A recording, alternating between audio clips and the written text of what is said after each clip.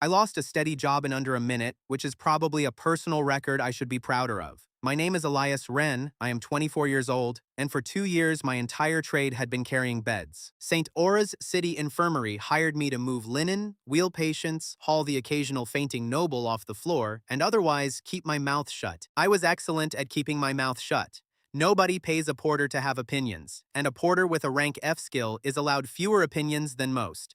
My skill has a name grander than it is: cradle tongue. When I directly hear the live cry of a child too young to talk in full sentences, I get one short caption, the single strongest thing that child feels right at that moment. Cold, hungry, loud, a place on the little body that hurts. That is the entire gift. No cause, no cure, no tragic destiny attached. People hear rank F and picture a battle mage who flunked out of something impressive. Then they learn what my skill actually does, and they laugh. And for years I laughed along, because honestly, it is a little funny. You learn to survive being a joke by getting very good at being useful in ordinary ways. I knew every squeaking wheel in that building and which corridors flooded when it rained. I was furniture that could carry other furniture, and I had made my peace with it. The morning this started, I was pushing a cart of folded sheets down the intake corridor, trying hard not to catch the eye of anyone who might decide I looked idle enough to be handed a chamber pot. Bed 9 was where a mother had been sitting since before dawn.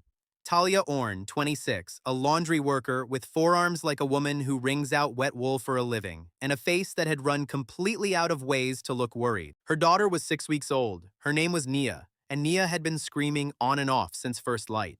Not the ordinary hungry scream. The other one, the high thin one that climbs straight into your back teeth. The sound a body makes when something is genuinely wrong and it has no words to tell you what. I knew that sound because I had personally wheeled that bed to 3 separate examinations already. A fever check, a hand to the forehead, a breathing check, an ear to the tiny chest. Then a slow search of her belly and skin for a bruise, a bite, a rash, anything. 3 examinations. 3 healers doing honest, competent, thorough work, and 3 clean results. Nothing wrong with her lungs, her gut, her skin, her temperature. By the 3rd round, the word colic had started drifting around the ward, which is the word healers reach for when they have run out of real words and still have a screaming baby on their hands. I was not supposed to be near that bed. My whole assignment was to deliver clean sheets to the far cupboard and leave without being noticed. But my cart squeaked, and the squeak made Nia flinch, and she gulped a breath to start up again, and she cried right into my ear from an arm's length away, and the caption landed. 3 words, flat and certain, like somebody reading a label off a jar. Left foot, 3rd toe, too tight. Now, I catch captions all day, and most are useless to anyone. Hungry, off a baby who is obviously hungry. Wet, from a wet child. But too tight, on one exact toe of one exact foot, is not a thing a room full of trained healers guesses by looking, because they had already been looking all morning. The healer at the bed was new to me. Mara Keene, 28, a dark green coat, a copper examination lens on a cord at her collar, and the worn-out patience of a person who has already told a great many desperate people no this week. I should have kept pushing my cart. I have never once managed to be that porter. So instead, I heard my own mouth open and say, out loud, to a licensed healer, check the left foot, the 3rd toe. It feels too tight to her. Mara looked at me the exact way you would look at a cart that had started talking. Then her eyes dropped to my sleeve, took in the porter chalk and the total absence of any license mark, and her patience went a shade harder. And who, precisely, are you? Nobody, I said, which was accurate. I carry the beds, but I have a skill that reports what very small children feel. And right now that child is telling me one toe on her left foot is too tight. I am not telling you why. I do not know why. I am asking you to look at one toe. Before Mara could decide whether to have me thrown out, the whole corridor got colder because Corvin Hale had arrived, Superintendent of St. Aura's. 46 immaculate collar, a man who reads any room as a column of costs and liabilities and almost always finds it wanting. Corvin ran on rules, and one of them was that untrained staff did not name conditions to patients or their families. On most days, a sensible rule, one that keeps porters from playing doctor and getting people killed. He told the ward the 3rd examination was concluded, told Mara to close the file, and told me without once looking at my face to return to my duties at once. A wiser man would have kept his wages. But Nia was still crying, still pushing the same 3 words into the back of my skull, and I had spent 2 years being told my one strange skill was a punchline. Something in me was done, being furniture, so I made an offer instead of an argument. I aimed it at Mara, loud enough that Corvin could not pretend the ward had not heard.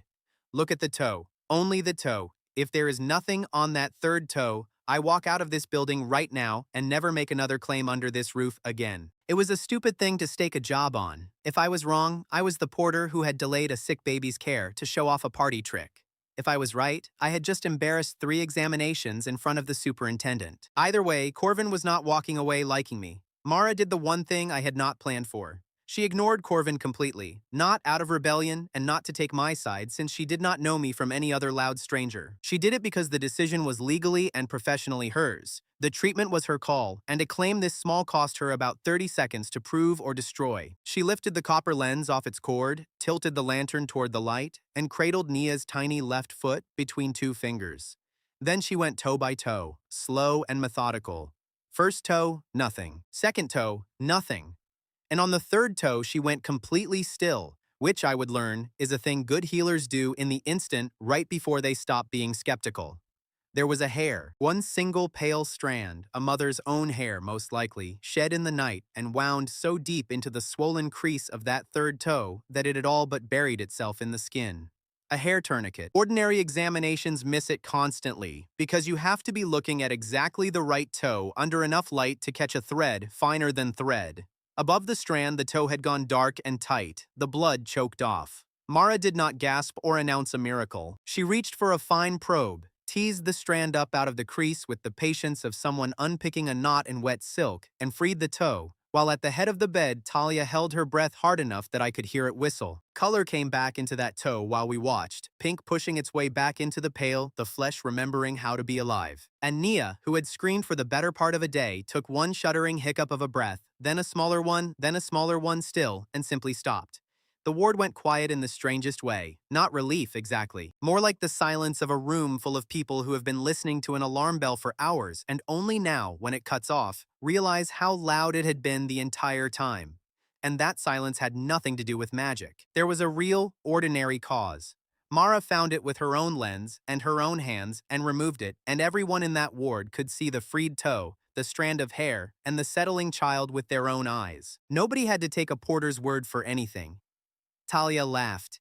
It came out cracked and wet, half a sob riding out on the front of it, because that is what a full day of terror does when it gets permission to leave. She looked back and forth between the toe and me like I had reached into empty air and pulled out a coin. I kept it honest. I told her the plain truth, that I am licensed to carry the bed her daughter was lying on, and apparently not licensed to notice which end of the patient was the one that hurt. That pulled a real laugh out of her, and dropped my own hammering heart rate by half.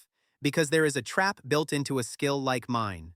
The moment you let people believe it is bigger than it is, you become a very lucky liar. I heard one feeling. Mara did the medicine. I wanted that line drawn hard in the first hour, before anyone in that ward got a single grand idea about what I was. Corvin got the grand idea anyway. Corvin's expression changed. His eyes moved from me to Mara's record, and then to the crowded paying ward. He had come down that corridor to silence a porter. Now he was doing arithmetic, and I was somewhere in the sums. He clapped, once, slow, the particular way powerful men clap right before they take something away from you. Remarkable, he said. Truly remarkable. A gift like this cannot be left wandering the wards on the arm of a porter. It belongs in a controlled setting, under proper supervision, directed toward the patient's best position to benefit. I did not care for a single word of it. Controlled supervision, best positioned to benefit. Those are the words spoken right before poor people stop being welcome somewhere. He made the offer to the ward, which was clever because said out loud in front of witnesses, it sounded like generosity itself. Real wages, a staff title with my name on it, a warm, dry cot in the residence hall, no more hauling linen at dawn. All I had to do in exchange was work only through St. Auras, on the infirmary's chosen patients, in the infirmary's chosen order, and 2 small conditions, tucked in among the 3 big gifts where he hoped they would not be examined too closely. Paying patients would hold priority for my time, ahead of anyone who could not pay. And every translation I ever gave from that day until my last would be recorded as the property of St. Auras, spoken only where and when the infirmary permitted it. For one honest breath, it sounded like everything I had wanted since the morning my skill got graded a joke. A title, a wage, warm people calling me remarkable instead of the cart guy. Then I looked at Talia, who could not have afforded a paying patient priority slot in 100 years of wringing out other people's wet wool, and I looked at Nia's freed little toe, and the entire offer curdled in front of me. Because if I had belonged to the infirmary that morning, under those exact rules, Nia would still be screaming. Talia had walked in poor and desperate, and under Corvin's priority system, poor and desperate waits at the back of a very long line until the coin runs out or the patient does. So I told him no, not a speech because he did not deserve one. I said that a clue about a frightened child is worth the most to the families who can pay the least, and I was not going to sign it away, so it could be rationed off to whoever bid highest. Then I added the part I actually cared about, because I could feel it already trying to slip loose in the retelling. The toe was not my save. I heard a feeling. Mara found the hair and freed it. If anyone in this ward gets the medical credit, it is the healer with the lens, and I will not let it get filed under some porter's magic gift. Mara's expression did something complicated at that. She still did not trust me, and she was right not to, since she had known me for the length of one rescue. Yet conditional respect is a different animal from trust, and I watched her skepticism slide one notch that way. Corvin's generosity evaporated on schedule. A man who offers you a cage and hears the word no does not stay warm for long. He said flatly that a porter who refuses supervision has refused his post, and that St. Aura's had no further need of my services. Dismissed, on the corridor floor in front of the whole ward, over one small toe. I have made worse decisions since that morning. That one still holds up. I was gathering the shreds of my dignity and my abandoned cart when Talia caught me at the ward door. She had heard every word, and she had a counter-offer that was somehow both far smaller and far larger than the one I had just refused. She owned a wagon. A laundry wagon, she said, almost apologizing for it. She hauled washing between the poor quarters and the river in it, and it went to exactly the streets and doorsteps where families like hers actually lived. Places no one from St. Aura's front desk had ever set a clean boot. Families who could not pay a priority fee to have their screaming babies simply heard. That wagon already reached them every week, on its rounds, and a wagon, she pointed out with the ghost of a smile, does not care in the slightest what rank your skill is graded. It was not a title or a wage or a warm cot. It was a rickety cart that smelled of soap flakes and river water and other people's laundry. And it was, without any competition, the single most useful thing anyone had offered me in years, because it went to where the need already was, instead of making the need come to a desk and pay for the privilege of being seen. I said yes before the sensible part of my brain could talk me out of it. Talia made one thing very clear, gently but immediately. The wagon was hers, her property, her livelihood, her name on the side, and it stayed that way. I was being offered a ride and a purpose and nothing more, and I have never once let myself forget the difference. Then Mara surprised me a second time. She had watched me refuse a cage and hand her the credit I was owed, and somewhere in her, something recalculated. She said, "If this foolish thing is going to happen, it happens with rules. Not requests. Rules." Her rules were simple, and I have kept every one of them from that day to this. Nothing without the family's clear consent. Nothing I ever claim gets treated as a fact until someone properly qualified has verified it. And on anything medical, anything at all, her judgment overrides mine, always, with no exceptions and no charming my way around the edges of it. I said yes to all three so fast that she raised an eyebrow. She was the only trained healer we had. She knew it, and that deal was the best thing on the table.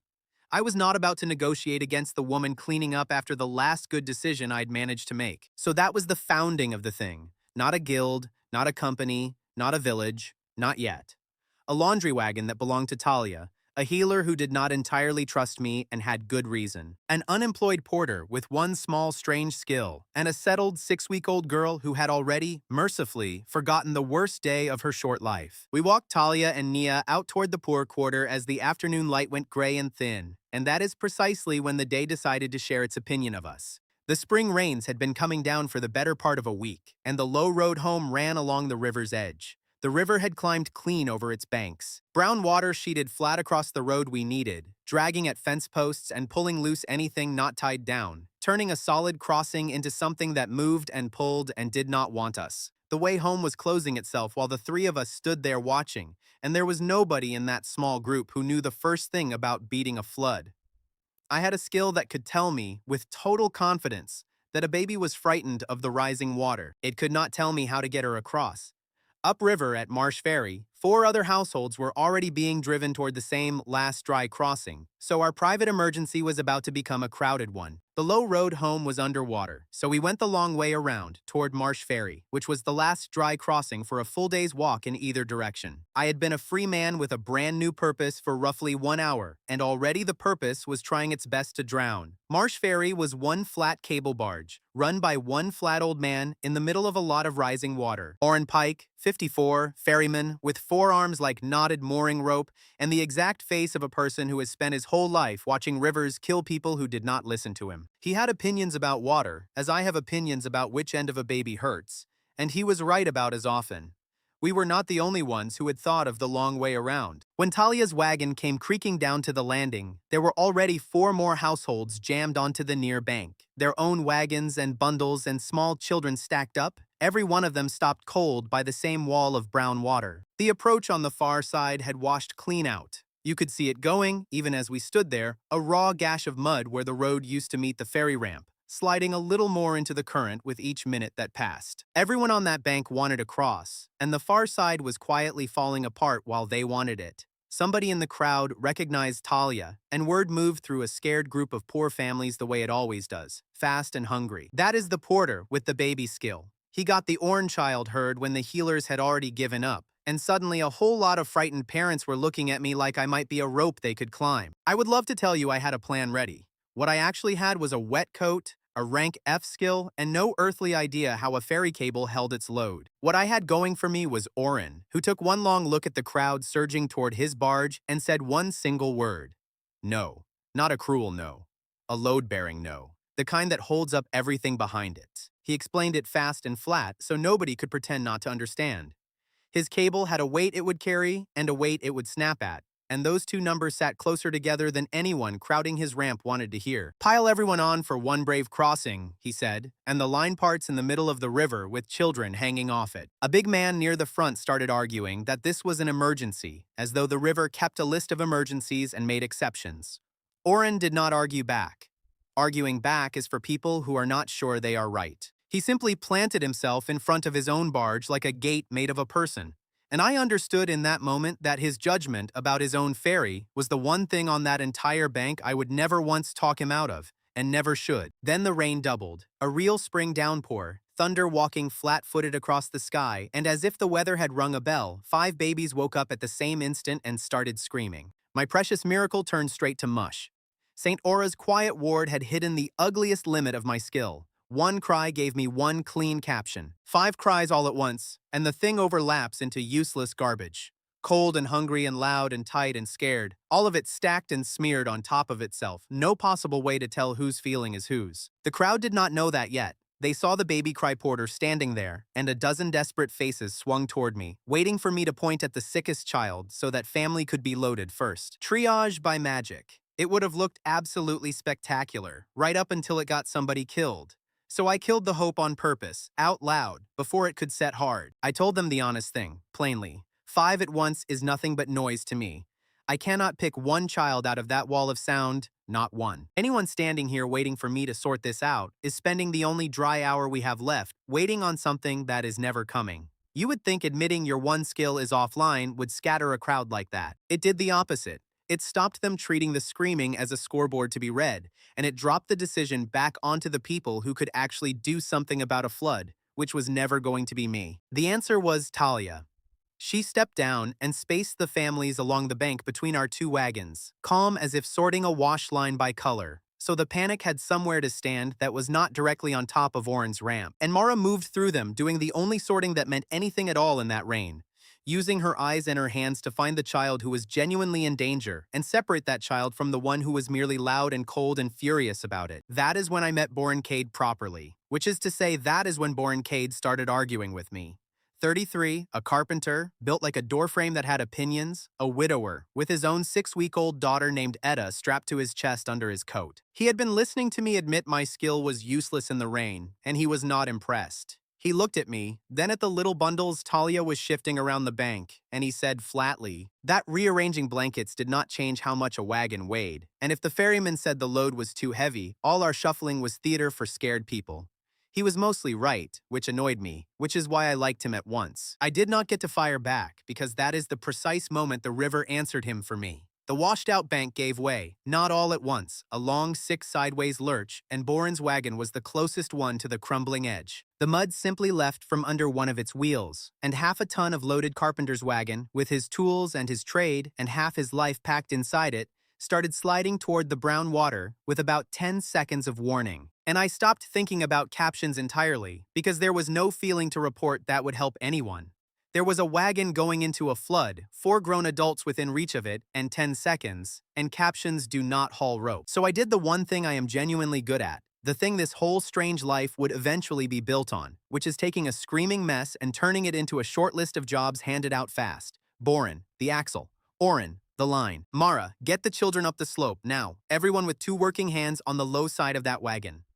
Boren was already moving before I finished, because a carpenter does not need to be told his wagon is his life. He threw his enormous body under the tilting frame and jammed a shoulder up against the axle, buying us the 2 or 3 seconds we needed, with nothing but stubborn mass and a refusal to lose everything he owned in one afternoon. Boren, who 1 minute earlier would not risk his precious cable for a whole crowd, moved instantly the second it was a child's father going into the water. He reset the ferry line and threw a loop of it around the wagon tongue as an anchor. Fast, sure, his big hands doing it without his eyes needing to check. His river rules were about not dying stupidly. They were never once about refusing to help. Mara had the children up the slope and clear of the slide path before I had finished shouting the order. And the rest of us, me and every parent with a free hand, got on the low side of that wagon and hauled, our feet skidding out from under us in the churned mud, dragging it back away from the edge, a hand's width at a time, until it sat in a rough, muddy half-circle on solid ground. We got it. Filthy, gasping, one wheel bent out of true, but out of the water. Boren sat straight down in the muck with Etta still shrieking against his chest and stared at his own wagon like it had personally betrayed the trust between them. And in the sudden quiet after, with the families now spread apart into that rough crescent Talia had built, one single cry came through to me clean. Just the one. Distance had done what I never could. It had pulled a single child far enough from all the others that the overlap finally broke, and I got one clean caption. Cold. And underneath the cold, wanting a familiar voice. A very particular flavor of scared, the kind a baby only gets when the one specific person it knows in the whole world is suddenly not there. Now that caption did not solve one thing on its own. It did not tell me the child's name, or the parent's name, or the reason for any of it. All it handed me was that somewhere on this bank there was a baby who was cold and missing one exact person. Talia solved it, because solving things is simply what Talia does. She had counted heads twice while spacing the crowd, as she counts everything, and she already knew that a mother had gotten separated in the collapse, swept up the bank in the chaos, still screaming a name into the rain. Talia walked her back down to the crescent, set her beside the cold, frightened child, and the crying shut off like a tap turned hard. It was a good moment, and I let it be one. It fixed one child. It fixed absolutely nothing about the ferry, which still sat there with its cruel little weight limit, a far bank still crumbling into the current, and 5 whole families who all needed to be across before the light went. Boren fixed that. He was a disaster with a baby and a genius with a load. Sitting there in the mud, he had already looked at his own bent wagon and seen the answer inside it. His wagon carried removable ballast blocks, weights he used to balance long timber on the road. Take the blocks off, the wagon rides lighter. Carry the blocks across separately, spread out, and you can run smaller trips under Oren's number. Oren heard the words counterweight and measured sequence, and he stopped being a gate, because now it was arithmetic he trusted instead of a gamble he hated. Not one heroic crossing that snapped his line and drowned children. A patient string of smaller loads, each one weighed, each one balanced, every single one of them under the number that mattered. He could say yes to that all day. So we ran the river Oren's way. Light loads, measured out, one careful trip at a time, ballast on and ballast off. Children carried across in the arms of parents who had just learned in a mudslide that they could trust one another. Every crossing stayed under the limit. No safety rule bent even a little. It was slow, and it was cold, and it worked, which is a sentence I would come to say about almost everything we ever built. Somewhere in the middle of all that crossing, Boren handed us the other thing we badly needed, which was permission to laugh. He had lifted Etta up to comfort her and pressed her tiny face against his soaked, muddy, tangled beard, and Etta took one horrified look at this wet stranger, apparently attached to her father's chin, and let out the single loudest scream of the entire night. Boren froze like a man caught committing a crime. He clearly had no notion of what he had done wrong. His own daughter despised his face, and the reason was a total mystery to this enormous, capable man who could save a wagon from a river. So he did the only thing his exhausted brain could produce. He tucked his dripping beard down inside his shirt collar to get it away from her, and stood there, bearded chin swallowed whole by his own coat, looking profoundly and personally betrayed by the universe. And the freezing, exhausted bank laughed. Really laughed. The kind that finally lets your shoulders come down from around your ears. A man who could haul half a ton of wagon out of a flood had just been comprehensively defeated by a baby who did not care for a wet beard, and somehow that one absurd thing made the terrible night feel survivable. I clocked it even then, cold and soaked as I was. Boren was going to be a problem and a gift wearing the same enormous body. Terrible instincts, incredible hands. If I could ever get the instincts sorted out, that man could build us anything we could dream up. By full dark, every household was across or safely sheltered on the near side, tucked dry under canvas, the children finally asleep. Two of the four other families thanked us in the morning and peeled off toward their own roads. They had homes and lives to get back to, and we were a wet stranger with a laundry wagon and a good story, not a place anyone belonged yet. And two of them stayed anyway. Boren, first, because a widowed carpenter with a baby. A bent wagon, and nowhere in particular to be, had just watched a wagon full of strangers save his entire life, and he decided he would rather travel alongside people who did that sort of thing than go back to doing it alone. And one more small, quiet household stayed with him, folk who had felt the exact same pull in the same flood and did not much want to face the next one alone. That made 3 traveling households and 2 working wagons, all huddled together under one shared stretch of canvas. And that was the first time the thing we were building had a shape you could actually point your finger at. Not a route, not yet. A small camp of people who had chosen one another in the middle of a flood, which is a stronger glue than most. Talia made it official in the smallest possible way, which is very her. She climbed up into her wagon that night, cleared out a corner near the front, and told me flatly that the porter cot and the little fold-down bench were mine now. Sleep there, work there, keep your strange skill and your lists of jobs there. She said it plainly, on purpose, so I would not get any ideas. The wagon was hers. Her name, her livelihood, her property, now and always. She was giving me a home and a workbench inside her wagon, not the wagon itself, and I understood the difference in my bones and have never once let myself forget it. People would later call it my wagon, although Talia owned every board and wheel. I lay on its porter cot listening to rain drum on canvas and 3 families breathing in the dark, doing the ugly arithmetic that keeps you alive. We had 2 wagons, 1 bent wheel to mend, and our dry food and blankets soaked down to about 4 days' worth after the flood had gotten into half of it. 4 days. That is how long our shiny little miracle had before it got hungry. A skill that hears cold babies does not put 1 loaf of bread into anyone's hands, and a laundry wagon does not earn much washing clothes for people who own only what the river left them. We needed money, and the only place a traveling band of nobodies earns money quickly is a market. So in the morning, we would point the 2 wagons at the nearest one and try to turn a rescued reputation into actual paid work. I fell asleep telling myself that markets were, at the very least, dry. I did not yet know that markets come with a flood all their own, and the one we were rolling toward had a showman standing in the middle of it, a man who was about to make my honest, unglamorous little skill look like the boring and unprofitable thing it truly was. The nearest market town was called Weller's Cross, and we rolled in with 4 days of food, 2 wagons, and a plan so simple it barely counted as one. Park somewhere useful, offer honest help, get paid enough to keep eating. Markets love honesty. That is a joke. Markets love a good show, and honesty is a terrible show.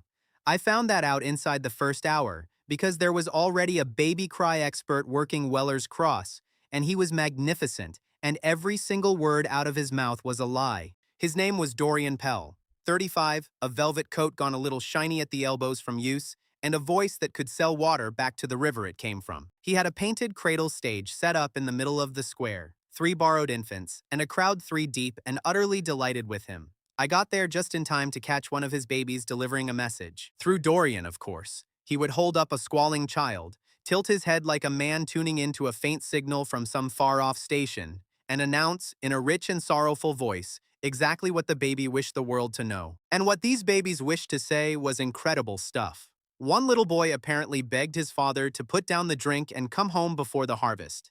A little girl solemnly forgave her grandmother for the harsh words at the well last spring. The third gravely accused a neighbor, by trade if not quite by name, of having crept out one night to move a fence post. The crowd ate it alive. They howled with laughter. They wept openly. They flung coins at the stage. It was the finest entertainment Weller's Cross had seen in a whole season, and it had the precise flavor and grain of the truth, which is the one thing that makes a good lie worth paying for. Then Talia got a hand on my back and pushed me forward, because we needed money too, and I got to perform my own version directly after his. A tired young mother brought me her son. I listened. I got one caption. Cold. That was all of it. Cold, on a chilly morning, off a baby wrapped in one thin blanket. So I told her, honestly, your boy is cold, try another layer on him. She did, and he settled, and it was completely correct, and it had roughly the dramatic power of a man reading out a grocery list in a flat voice.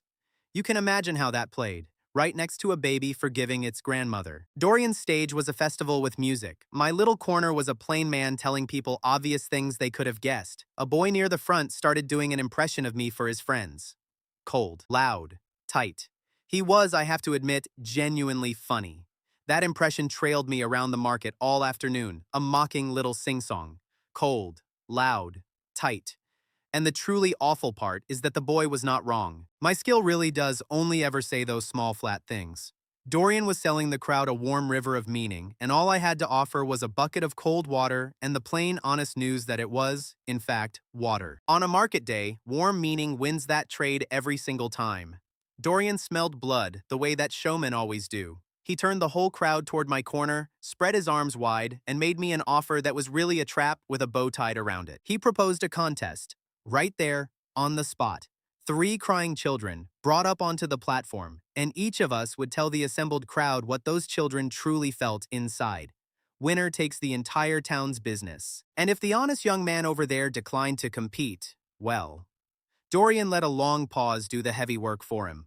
Why, he asked the crowd, would an honest man ever refuse a simple test, unless the honest man had something to hide? The trap had 2 clean walls. If I accepted, 3 frightened children went onto a platform before a screaming crowd, and the worst moments of their little lives became an act sold for coins. Say no, and I look like a fraud ducking a fair challenge. Every road leading out of that offer led out somewhere ugly.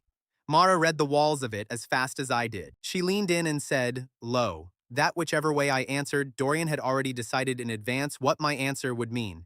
Perform, and I proved his invasive format was fair and worth copying. Refuse, and I proved his little slander that only frauds decline a test. The one move left on the board was to stop playing his game and start quietly taking apart the table it was being played on. She was right, and I hated that she was right, because in the moment it only felt like walking away a loser. I said no anyway, loudly, so the choice was clear to everyone watching. I told them I would not drag crying children onto a stage to perform their fear for a paying crowd. A scared child is a whole person, not a puppet on a string, and I did not care in the slightest how refusing made me look. It looked precisely as bad as you would expect. The crowd read my caution as guilt. Coins flowed toward Dorian's cradle stage, and our 4 days of food quietly became 3. I had protected 3 total strangers' children and lost us the market in the very same breath, and I stood there feeling extremely principled and extremely broke, which do not keep you warm. Talia was not standing there feeling anything, because Talia was working. While I had been busy being noble, she had been studying Dorian's stage the exact way she studies a wash line, looking for the one thing holding the arrangement up, and she found it. She leaned in close and told me, quiet and certain, that every single time Dorian delivered one of his perfect little messages, a young assistant near the back of the stage touched a rack of colored cards first. Every time, without fail. Card, then miracle. Never once miracle, then card. There was a system under the magic. Of course there was a system. Nobody alive guesses a forgiven grandmother out of thin air. The babies were props. The messages were written and memorized in advance. The colored cards were cues, telling Dorian which prepared speech to reach for next, and something behind the stage was feeding those cues to the assistant in the right order at the right moment. I stood there watching that assistant's hand hover over the color rack, and something clicked into place for me that had nothing to do with my skill. This was a machine, a clever, cruel, profitable machine built out of memorized speeches and painted cards and a length of hidden wire. And machines have parts, and parts can be jammed. I was never going to out-translate Dorian Pell. Talia could break his machine, but my skill could not prove one word of the fraud. I cannot hear a lie, read an intention, or pull the truth out of colored cards by listening to a child. I get cold off a cold baby and precisely nothing about the man holding it or his intentions, or his colored cards.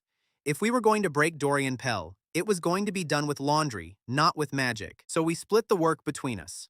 Mara planted herself firmly beside me and the families who had actually consented to be there, keeping every real child well out of whatever we were about to do. My job was to stay put, stay quiet, and stay clean, so that nothing we did could ever be called the same trick Dorian ran. Talia's job was the hunt. She drifted back behind the market's laundry stalls, following a thin line she had spotted running low along the ground. A bell wire strung from the cue rack towards somewhere out of sight. Pull the wire, ring a small bell, tell the hidden assistant which card to touch. That was the entire engine of the thing. She had almost reached it when a young man stepped calmly into her path. This was Meikle Doss, 21, Dorian's stage assistant, and the strange and important thing about him was that he was not really lying to anyone. He genuinely, sincerely believed the act was harmless. He told Talia to leave it be. The parents all go home comforted, he said. Where is the harm in a little comfort? Talia did not argue morality with him because Talia is not a morality kind of fighter and knows it. She just smiled, agreed that the parents did seem comforted enough, and while she talked, she was already doing the thing that would end Dorian, which was rearranging his entire world by a few feet. Because Talia's true weapon is that she moves heavy objects around for a living and thinks in terms of what sits where. She reached the marked blanket carts, the ones sorted by color to match the cue cards, and she quietly swapped 2 of them. Then she took one long, wet, heavy laundry sheet and hung it up to dry, casually, directly across that low signal line, so the bell wire now ran underneath a sagging weight of soaked cloth. Then she stepped back, folded her arms, and let Dorian do the rest to himself. He reached for his next triumph. He swept up a wailing child, tilted his head to the far station, tuned in to the great beyond, and delivered, with total, unshakable confidence, a lovely prepared speech about a lost brother coming home by winter. He committed to it completely, the way he always did. That confidence was his entire product, the only thing he was actually selling. The trouble was that his cue had not reached him. The bell wire was pinned flat under Talia's wet sheet. The signal lagged and stuck, and the blanket colors no longer matched anything at all. Dorian was announcing message number 4 while his own rack was still trying to tell him to deliver message number 2. He gave the wrong speech to the wrong baby in front of the wrong household at full ringing volume. And for one long second, nobody in that square understood what had gone wrong, and that included Dorian himself. Then the hidden assistant, panicking, yanked hard on the snagged wire to free it, and the wet sheet tore loose and took the rig down with it. Cue cards spilled and scattered across the wet cobbles. The concealed bells rang out naked in the open air. A whole stack of false cradle labels, little painted name tags for babies Dorian had never once met, fanned out across the stones at his feet like a losing hand of cards laid face up. For one held heartbeat, the whole square just stared at the scatter of it.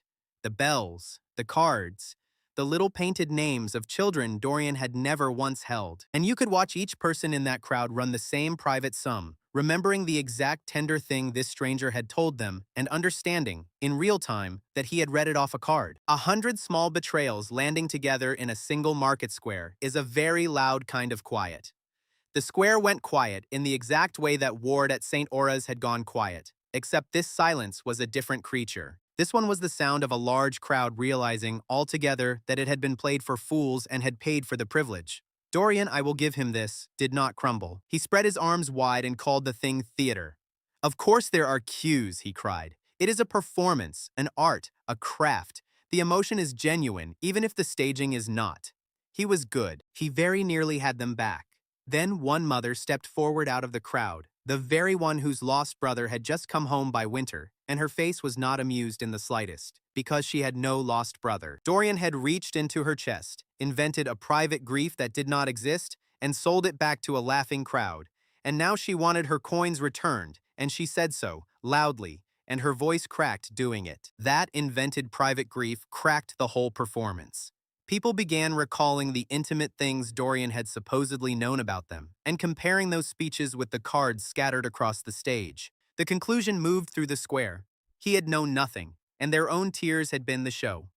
Laughter that had been aimed at me swung around and came down hard on Dorian. He lunged for the printing rack, ready to smash the evidence and salvage a little of the mystery. Mikkel stopped him while still loyal to Dorian, trying to keep his master from destroying the machinery that gave them a living. Mikkel stepped in and kept Dorian from destroying his own machinery because Mikkel still, honestly, in his heart, did not believe they had done anything truly wrong. He held the rig safe out of loyalty to a man he had not yet worked out he ought to leave. That small thing stuck with me and stayed. Our enemy's own assistant, carefully preserving the proof of the con, absolutely convinced he was performing a kindness. Mikkel stayed beside Dorian even after preserving the evidence, still convinced their comfort justified the deceit. When the coins returned to the cheated families, that misplaced loyalty remained available for Dorian to exploit again. Two households who had watched every bit of it decided that the honest, flat-voiced porter and his laundry wagon were worth following, and asked to join the three already traveling under Mara's consent rules. That took us to 5 traveling families and 3 nearby villages, having just seen with their own eyes what a con looks like when it falls apart, booked us for regular stops. Real bookings. Paid, scheduled, honest work, with the rule stated out loud and upfront that we did not put children on stages for crowds. It was a small positive balance, the first coin we had ever earned as a group, and I very nearly cried over it harder than I had over the reunion. Dorian did not run off. He gathered up his ruined cards, and he watched me from across the square while he did it, and I watched him learn something new about me in real time. He had discovered exactly what my honest little captions actually were. Short, cheap, unglamorous, true. And he had discovered that I could be beaten flat in a market by a better show. He filed both facts away carefully. He would be back with a smarter version of himself, and I knew it while I watched him go. That night, I lay on my bench in Talia's wagon and counted 3 villages and 5 families and a small handful of honest coins, and for the first time since the flood, the 4-day clock felt like it might not run all the way out on us. We had income. We had a name that had started to mean honesty instead of certainty, which are very different products. Talia summed it up while she banked the coins dry as anything. People will pay far more for a comfortable lie than a true worry, she said, right up until the exact moment the comfortable lie costs them something. Our whole job, the way she reckoned it, was to be the boring true thing still standing there in the square the morning after the comfortable lie had fallen over. I have never once heard the business we were in described better than that. We also had, thanks to all those exhausted parents booking us, a great many more crying babies coming our way than 3 tired adults and 1 rank F skill could actually handle through the night. Growth is a wonderful problem to have, right up until the 2nd consecutive night that nobody in the camp gets any sleep at all. Success very nearly killed us before any actual enemy got the chance to try. We had 5 traveling households, 3 booked villages, and 8 more families who had heard about the honest route and wanted in. Which sounds wonderful, right up until you sit down and count the number of adults in the camp who are allowed to sleep. The arithmetic was quietly strangling us. Babies do not keep a schedule. They cry in shifts through the dark hours, so there is never a clean stretch of rest. And we had 3 grown people who knew what they were doing, and one of those 3 was a healer who had to be sharp enough to make life and death calls by morning.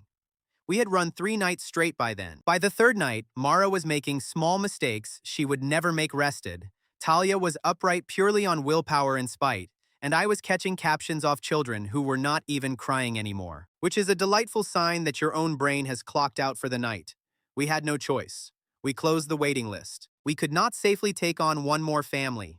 I remember the exact night the ceiling arrived, because a mother stood at our fire holding a colicky newborn and asked quietly whether we had any room left. And I had to look over at Mara asleep sitting straight up with her chin sunk onto her chest, and at Talia swaying on her feet by the wagon, and tell a desperate woman no. That word tasted like failure in my mouth. We had built the exact thing people needed, and then run headfirst into the hard ceiling of 3 tired bodies.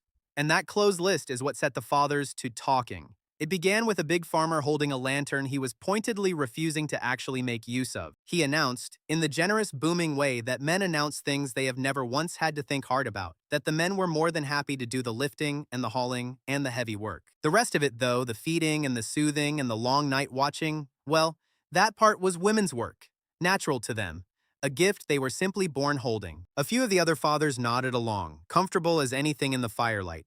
Mothers just naturally understand babies, they agreed, in the same easy tone you might use to say that water is naturally wet. It is a very convenient thing to believe, because believing it saves you the trouble of ever learning how. Most of the mothers in earshot were far too tired to be properly insulted. Boren was not too tired. Boren went very still, the same way he had gone still under his sliding wagon at the ferry, And I remembered something then, watching him. This enormous, careful man was a widower, raising his Etta entirely alone, and half the strangers he met on the road quietly treated him as his own daughter's temporary keeper, a stand-in holding the post until some real woman turned up to do the actual parenting. He did not make a speech about any of it. He just said, quietly, that he would take the entire night, alone. And the natural gift fathers found that idea hilarious. A carpenter volunteering to prove he could do women's work. And their laughter is precisely what handed Talia her opening. Because Talia had been watching the same slow disaster I had, and she has the instinct every good organizer is born with, which is to take an argument you cannot possibly win and turn it into a test you absolutely can run. Fine, she said, cutting clean across the laughter. A relay, stations through the night, real babies, real shifts, real work. The men so certain it was easy could line up and prove to everyone how easy it was. Mara set the one rule that made the thing safe instead of reckless. She would personally watch every single station, and the very instant a round crossed the line from merely embarrassing into actually unsafe for a child, she ended it. No argument, no appeal. The fathers were welcome to be humbled all night long. Not one baby was going to pay the bill for it. So we ran Father's Night, and it was a catastrophe from end to end, and it turned out to be the single most useful catastrophe of my entire life. The first station was the confident farmer, and his problem arrived instantly. He had cold hands, because he had spent the evening holding that lantern up in the night air to look impressive, and the very second those icy fingers touched a warm sleeping baby, the baby came awake screaming like a struck alarm bell. I got the caption off it clean and immediate. Cold. And not the weather. Him. His own proud hands were the whole emergency. He tried to argue with the baby about it, which is a thing panicking men do. He blew on his fingers, wiped them down his coat, insisted loudly that they were perfectly fine now, and reached back in, and the alarm went straight off again, louder than before. A grown farmer, losing a heated debate with an infant over the temperature of his own hands. Mara let it run exactly as long as it stayed harmless, then sent him off to the woodpile to warm up and think. The next father over had built himself a beautiful supply setup, everything lashed down tight with a series of elaborate decorative knots he was extremely proud of. Then his child needed a clean cloth at the worst possible second, in the dark, and he stood there half asleep, fumbling and swearing. Fighting a fancy knot his exhausted fingers could no longer remember how to untie, while the crying climbed higher and higher. Handsome knots, completely useless knots. The third father decided with great confidence that the correct answer to a fussy baby was simply more volume. So he sang, loudly, a booming, heroic lullaby pitched to carry across the camp, and the caption I caught off that poor child was blunt and instant. Too loud. The man was certain he was providing tender comfort. He was in fact operating a war drum 6 inches from a newborn's ear. I started to see the shape of the entire thing right about then. Every one of these confident men had built his station around impressing the room, the biggest lantern, the loudest song, the fanciest knots. And every single feature they were proud of turned out to be the exact thing making the baby cry harder. They had designed the work for a room of adults. Babies are the one crowd on earth that cannot be flattered, and all the way through it, I was completely uselessly correct. I could tell every one of those fathers what his baby felt at that moment. Cold, loud, scared. I could not tell a single one of them how to build a night that actually worked. My skill reports the leak. It has never once known the first thing about plumbing. Then came the moment I had not seen coming, which was Boren solving the problem completely by accident. Etta had been fussing at every polished station, along with everyone else's children. Nothing settled her. No trick, no station, no earnest effort. And Boren, exhausted and utterly out of ideas, finally stopped trying to perform fatherhood at her, and just went back to what his hands do all on their own without being asked. He sat down by his workbench in the dark and started tapping out the slow, even, unhurried rhythm a carpenter's hand keeps without thinking, the beat of a mallet that is not being swung yet, just kept. And Etta stopped, just like that. She settled straight into that steady, predictable, boring thump like it was the single safest sound in all the world, and she went quiet. Boren stared at his own hand like it had betrayed a household secret, because it had. The thing that soothed his daughter was not his authority as her father. It was not some deep natural bond, and it was not a special gift that women held and men lacked. It was a reliable rhythm, predictable, dull, endlessly repeatable vibration, the kind a half-asleep adult of any sort could produce with a tired hand. That was the unlock, and Borin, being Borin, immediately turned it into engineering. He warmed his big hands over the low coals before he touched anyone.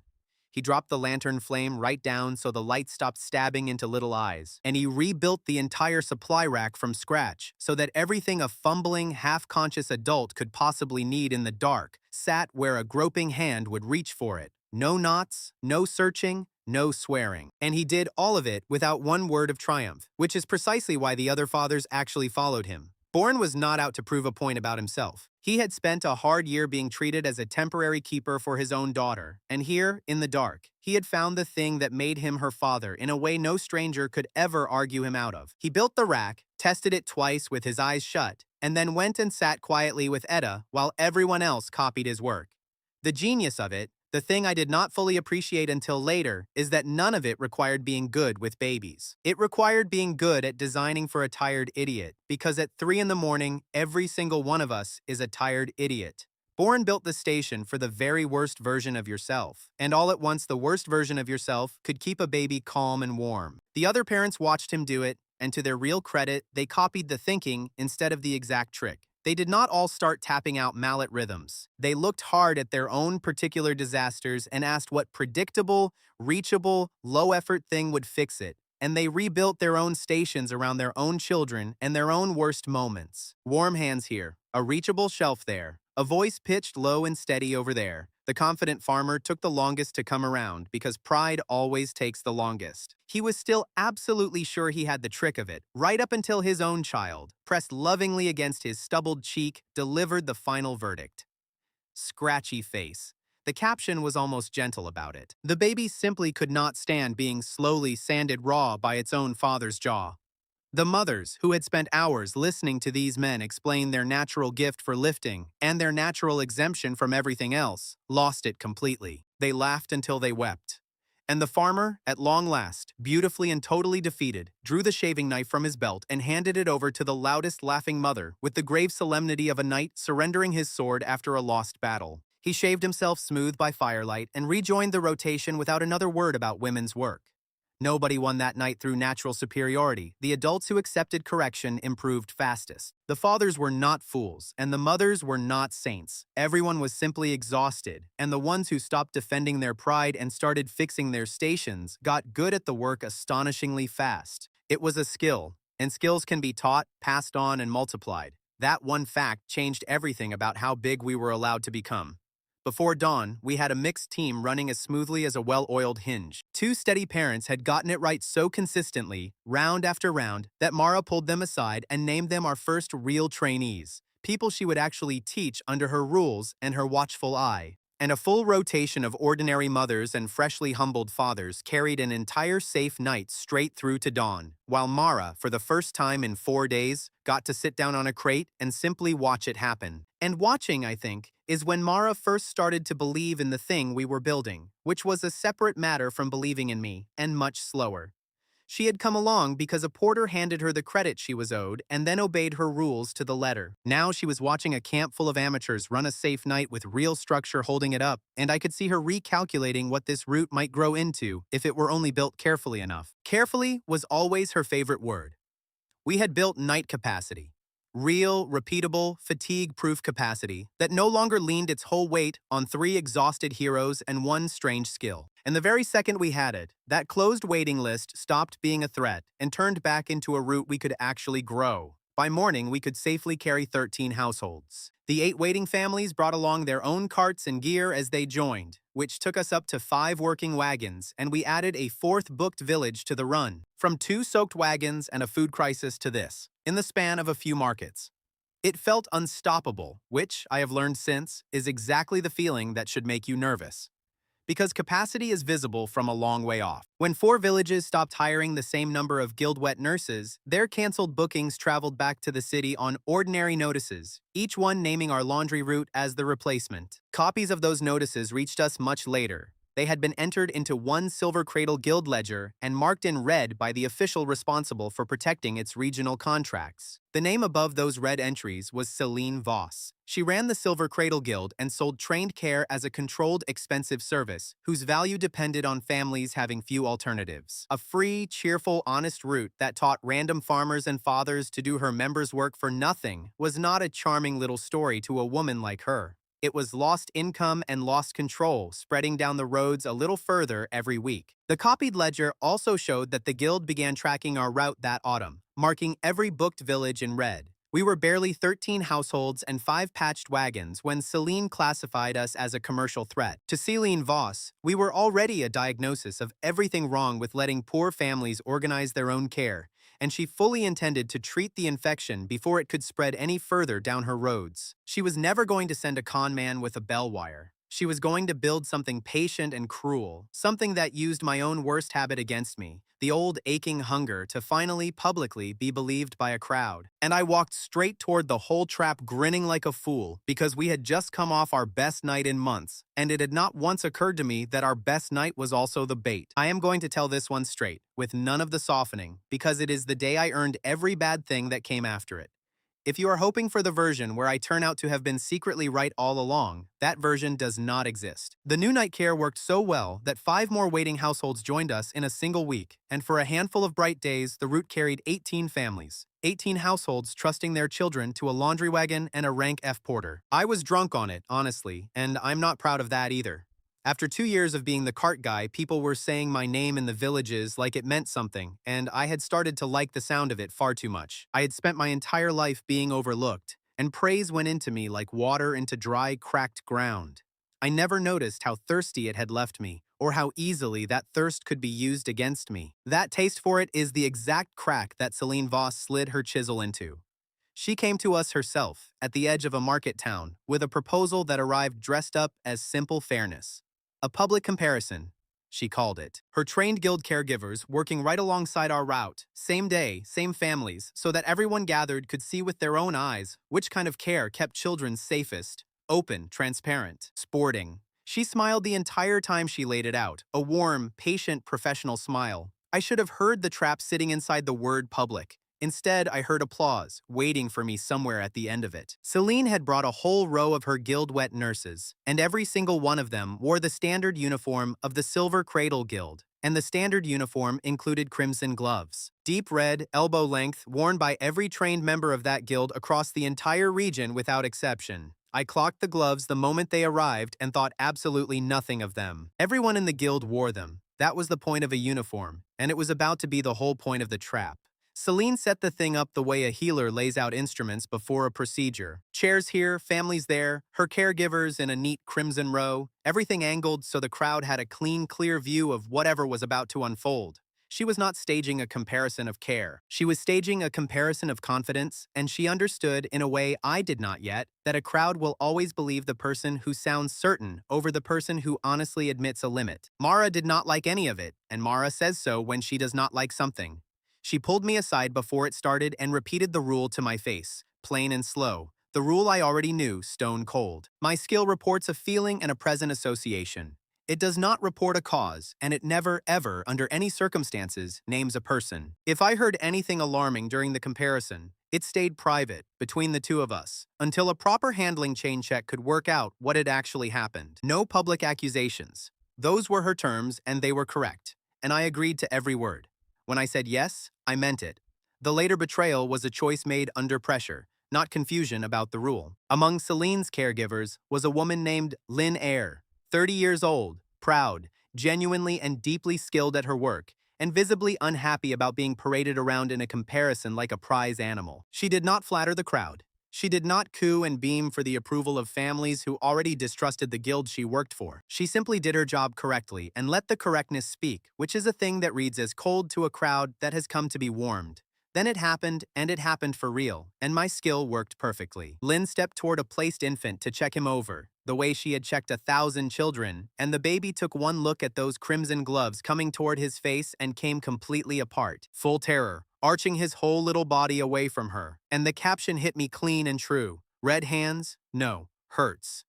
The feeling was real, but the words contained no name and no cause. Somewhere in that baby's short, difficult life, red hands had come to mean pain. The caption described a color and a feeling, not Lynn's hands, and dozens of Guild caregivers wore the same gloves. I knew that boundary while the child was still screaming. Mara had repeated it 10 minutes earlier, and a safer answer was already available, which made what followed my choice rather than my bad luck. I could have said, plainly, this child is frightened of red hands, and so we should quietly check every red-gloved handler this baby has ever met in private, starting with the procedures written on his own record. That road sat right there in front of me. It was Mara's road. It was slower, and it won no applause at all, and it was correct. Then Celine turned to me, in front of every family and every stranger who had gathered, and asked the only question she needed to ask. Would the honest translator protect this frightened child, she said, or would he hide behind vagueness while a scared baby screamed for help? And she let her hand drift, gently, almost regretfully, toward Lynn, and I looked at the red gloves and the recoiling child, and 18 families and a whole market square all waiting to see whether the porter with the miracle skill would finally, publicly, be someone who mattered, or would stand there mumbling that he did not really know. I chose to matter.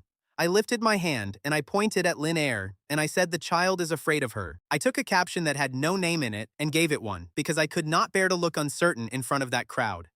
The honest answer and the applauded answer were both available, and I knowingly chose applause. The damage was instant. The mother snatched her infant back from Lynn like she was pulling him out of a burning building. Guild supervisors, embarrassed and scrambling to cover themselves, suspended Lynn's placement on the spot, right there in front of everyone. Mara made the market clerk write the exact caption beside my accusation before either could be softened later. Red hands, no. Hurts on one line, Lynn AR on the next. With an empty space between them, no evidence had crossed. Lynn asked her supervisor to seal the child's placement record and the names of every previous red-gloved handler. The supervisor locked the file, but he would not begin a public review while the square was shouting for someone to blame. One Guild caregiver refused to repeat that Lynn was dangerous. She said only that the child had reacted and the cause remained unverified, and the jeers she received showed exactly how little the crowd wanted accuracy after getting a name. And the crowd took my one sentence and passed it hand to hand as a settled fact. The porter heard the truth. That woman frightens children. Keep her away from yours. It spread across that market in a matter of minutes and did not stop. While it moved, Talia closed our booking board and returned every deposit taken that morning rather than profit from a crowd we had helped turn against an innocent woman. Coins left our box one family at a time. The line at our table vanished. 2 village representatives removed their route markers, and the bright public success I had wanted became a row of empty benches before Lynn left the square, with our necessary food order unsigned. Lynn stood in the middle of all of it with her face held perfectly still, which was worse to watch than crying. She had done nothing, and none of the practical losses around us came close to the damage carried in her name. She had followed correct routine on a child who feared a color she happened to be wearing, and a man who had never once met her had branded her a danger to children in front of her entire profession on the strength of a feeling. Somebody in the crowd called out, jeering, asking why a caregiver with nothing to hide would stand there looking so guilty. And Lynn turned her still face slowly toward the voice and said evenly that she did not look guilty. She looked like a professional watching an amateur set fire to her name and call it protecting a child. Then she went quiet again, and her quiet was the loudest thing in that whole square, and I could not make myself meet it. Mara reached me before I could enjoy a single second of my triumph. She did not shout, which somehow made it land harder. She asked me, very quietly, to repeat the caption, word for word. Exactly what I had heard, nothing added. Red hands, no. Hurts. I said it again, and this time she made me actually hear it. Red hands, not Lynn Eyre, not her name. Not any name at all. A color, a refusal, a pain.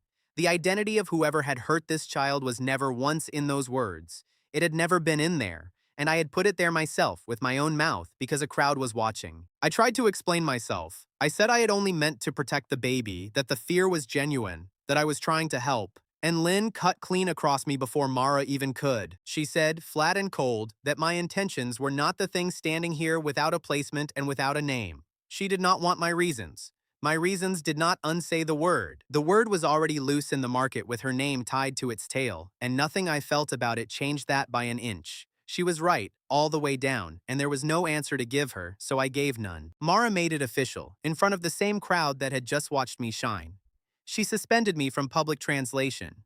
Not out of anger, which is important, out of exactly the cold professional judgment I had promised faithfully to respect and then thrown straight into the fire the first moment a crowd flattered me. Until further notice, my skill did not get spoken aloud in any public place. That was the ruling, and it was a fair one. And the thing between us, the careful, quiet, growing thing that had been slowly warming between me and Mara for weeks, went cold in her eyes right there in the square. She had taken a real risk on a man who cleaned up after his own recklessness, and I had just shown her the other man, the one who would burn a stranger to the ground for one bright moment of being believed. She did not scream at me. She simply stopped looking at me the way she had been looking at me. And that was worse than any shouting could have been. That night, Talia came and sat on the edge of my bench, and not to comfort me, because Talia does not hand out comfort a person has not earned. She sat there a good while in the dark, and then she said, simply, that the wagon was still mine, and the cot was still mine, and the work would still be waiting in the morning if I was willing to do it smaller and quieter than I had done it before. It was the only kindness I could stand to take, because it came with a price attached and expected me to pay it. The rest of it fell as it had been designed to fall, because it had been designed. 6 households, frightened by the ugly display and no longer sure who in that camp could be trusted, left the route by the next morning. 18 down to 12, gone in a night. And the suspended child, torn away from the routine of the caregiver he had actually been placed with, struggled badly with the replacement, cried harder, slept worse. And there was nothing clean or good I could do about any of it, because I was the reason it was happening. I went to that replacement caregiver and offered to help, and she told me, not unkindly, that I had done quite enough helping for 1 week. She was right, of course. The child did not know me. My captions could do nothing to soothe him, and my face only reminded everyone in the camp of the exact morning it had all gone so wrong. For the first time since the flood, I was genuinely, completely useless, and I had earned every last ounce of the uselessness. And Celine won the story. She won it without telling one single lie. She never once lied about the caption, or about Lynn, or about anything at all. What she did was build a stage where an ambiguous truth sat right beside a hungry crowd, and a man starving to be believed. And then she simply stood back and let me be the one to cross the line I already knew was there. Then she walked back toward the city, having proven her point about us beautifully, with witnesses. The Roots' famous listener was dangerous. He overclaimed under pressure. He had ruined an innocent trained woman standing on a whim. She had everything she came for. I keep the whole balance sheet of that morning because I made myself keep it, and I have never let it go. Lynn Ayer lost her placement and her standing. A frightened child lost the one caregiver he knew and trusted. 6 families lost their faith in us and walked away. Mara lost her belief in me and closed a door I had not even finished opening, and I lost the one thing I actually should have guarded with my life, which was the plain discipline to stand in front of a crowd and say the 3 hardest words in my whole trade. I do not know. 12 households, 5 wagons. My skill silenced in public by the only healer we had, and rightly silenced. That was the true accounting of it, and none of it was going to be undone by a clever trick or one good night's sleep. Some things you break, you simply do not get to unbreak, and a person's name in a market is one of them. Dorian understood all of that immediately, because other people's failures are his favorite currency to trade in. He turned up at the edge of our shrunken little camp inside a single day, smelling the opportunity on the wind, holding out to me the exact same poison I had just proven to the world that I would drink. A brand new suspect, he offered. Another distressed child. Another chance for the disgraced porter to point at a fresh villain and be a hero all over again, and win back everything he had lost in one bold, redeeming moment. He was offering me the same drug that had just wrecked everything I'd built, and this time he had wrapped it in even prettier paper. And everyone watching fully expected me to take it, because I had shown them all, loudly, the kind of man who takes it. I did not sleep that night. I lay on my bench in Talia's wagon and listened to 12 households breathing in the dark instead of 18. And I thought about Lynn's perfectly still face, and I made myself a promise there in the black. Whatever else I did with the ruins of my little reputation, I was never again going to point at another living human being on the strength of a feeling. Not ever. The only remaining question was whether anyone at all would still be watching by the time I got the chance to prove I meant it. The first thing I did the next morning was the hardest thing I have ever made myself do, which was nothing at all, not one confident public word. I handed over every public translation duty to Mara and the scoped helpers, and I obeyed the suspension with no clever little workaround, no whispering a caption to a friend who then said it aloud for me. If my skill was going to be spoken in a crowd, it would not come out of my mouth, and it would not happen until someone properly qualified decided it should. You have no idea how much a loud man wants to talk until he is told, correctly, to be quiet. Every instinct I had screamed at me to fix it, to explain, to earn the room back with one more clever moment. And every one of those instincts was the exact thing that had ruined Lynn. So I sat on my hands and I learned to shut up, and it was miserable. And it was the beginning of the only true growth I ever managed. The camp treated me differently that whole week, and I deserved every bit of it. Families who had cheered my name in the villages now went quiet when I passed their fires. A few would not let me near their children at all, and I did not blame them for a second. So I hauled water and mended harness and kept my head down, a porter again, which is exactly what I had been before I let a crowd talk me into believing I was something more. It was strange work that week, writing down only what I saw and none of what I guessed. My whole gift is a guess in a way, a single feeling with all its reasons torn clean off. And here was Mara patiently teaching me that the feeling was the least useful thing in the room, that the ledger dates and the handler names and the physical timing were the parts that would actually hold up under any weight. I filled page after page with times and places, and not one single conclusion. I went looking for Lynn to apologize privately, which was of course the wrong instinct, and she told me so at once. She heard me out for one sentence and then stopped me cold. A private apology, she said, mends a private wound. Mine was not private. My placement was taken in a public market. My name was ruined in front of the guild. A quiet sorry whispered in a wagon repairs none of that, and she was not remotely interested in helping me feel better about myself. She was right, and I was slowly learning to close my mouth when she was right, so I did. What Lynn wanted was correction, in public, where the harm had happened, backed by real proof, in front of the same people who had watched me brand her. And proof was never going to come from my skill. It cannot. So we did it the slow, unglamorous, correct way, the way I should have wanted from the very first morning. Talia rebuilt the handling sequence like she was retracing a tangled wash order. Every single hand that had touched that frightened child in the days before the comparison, laid out in order, who held him and when and where.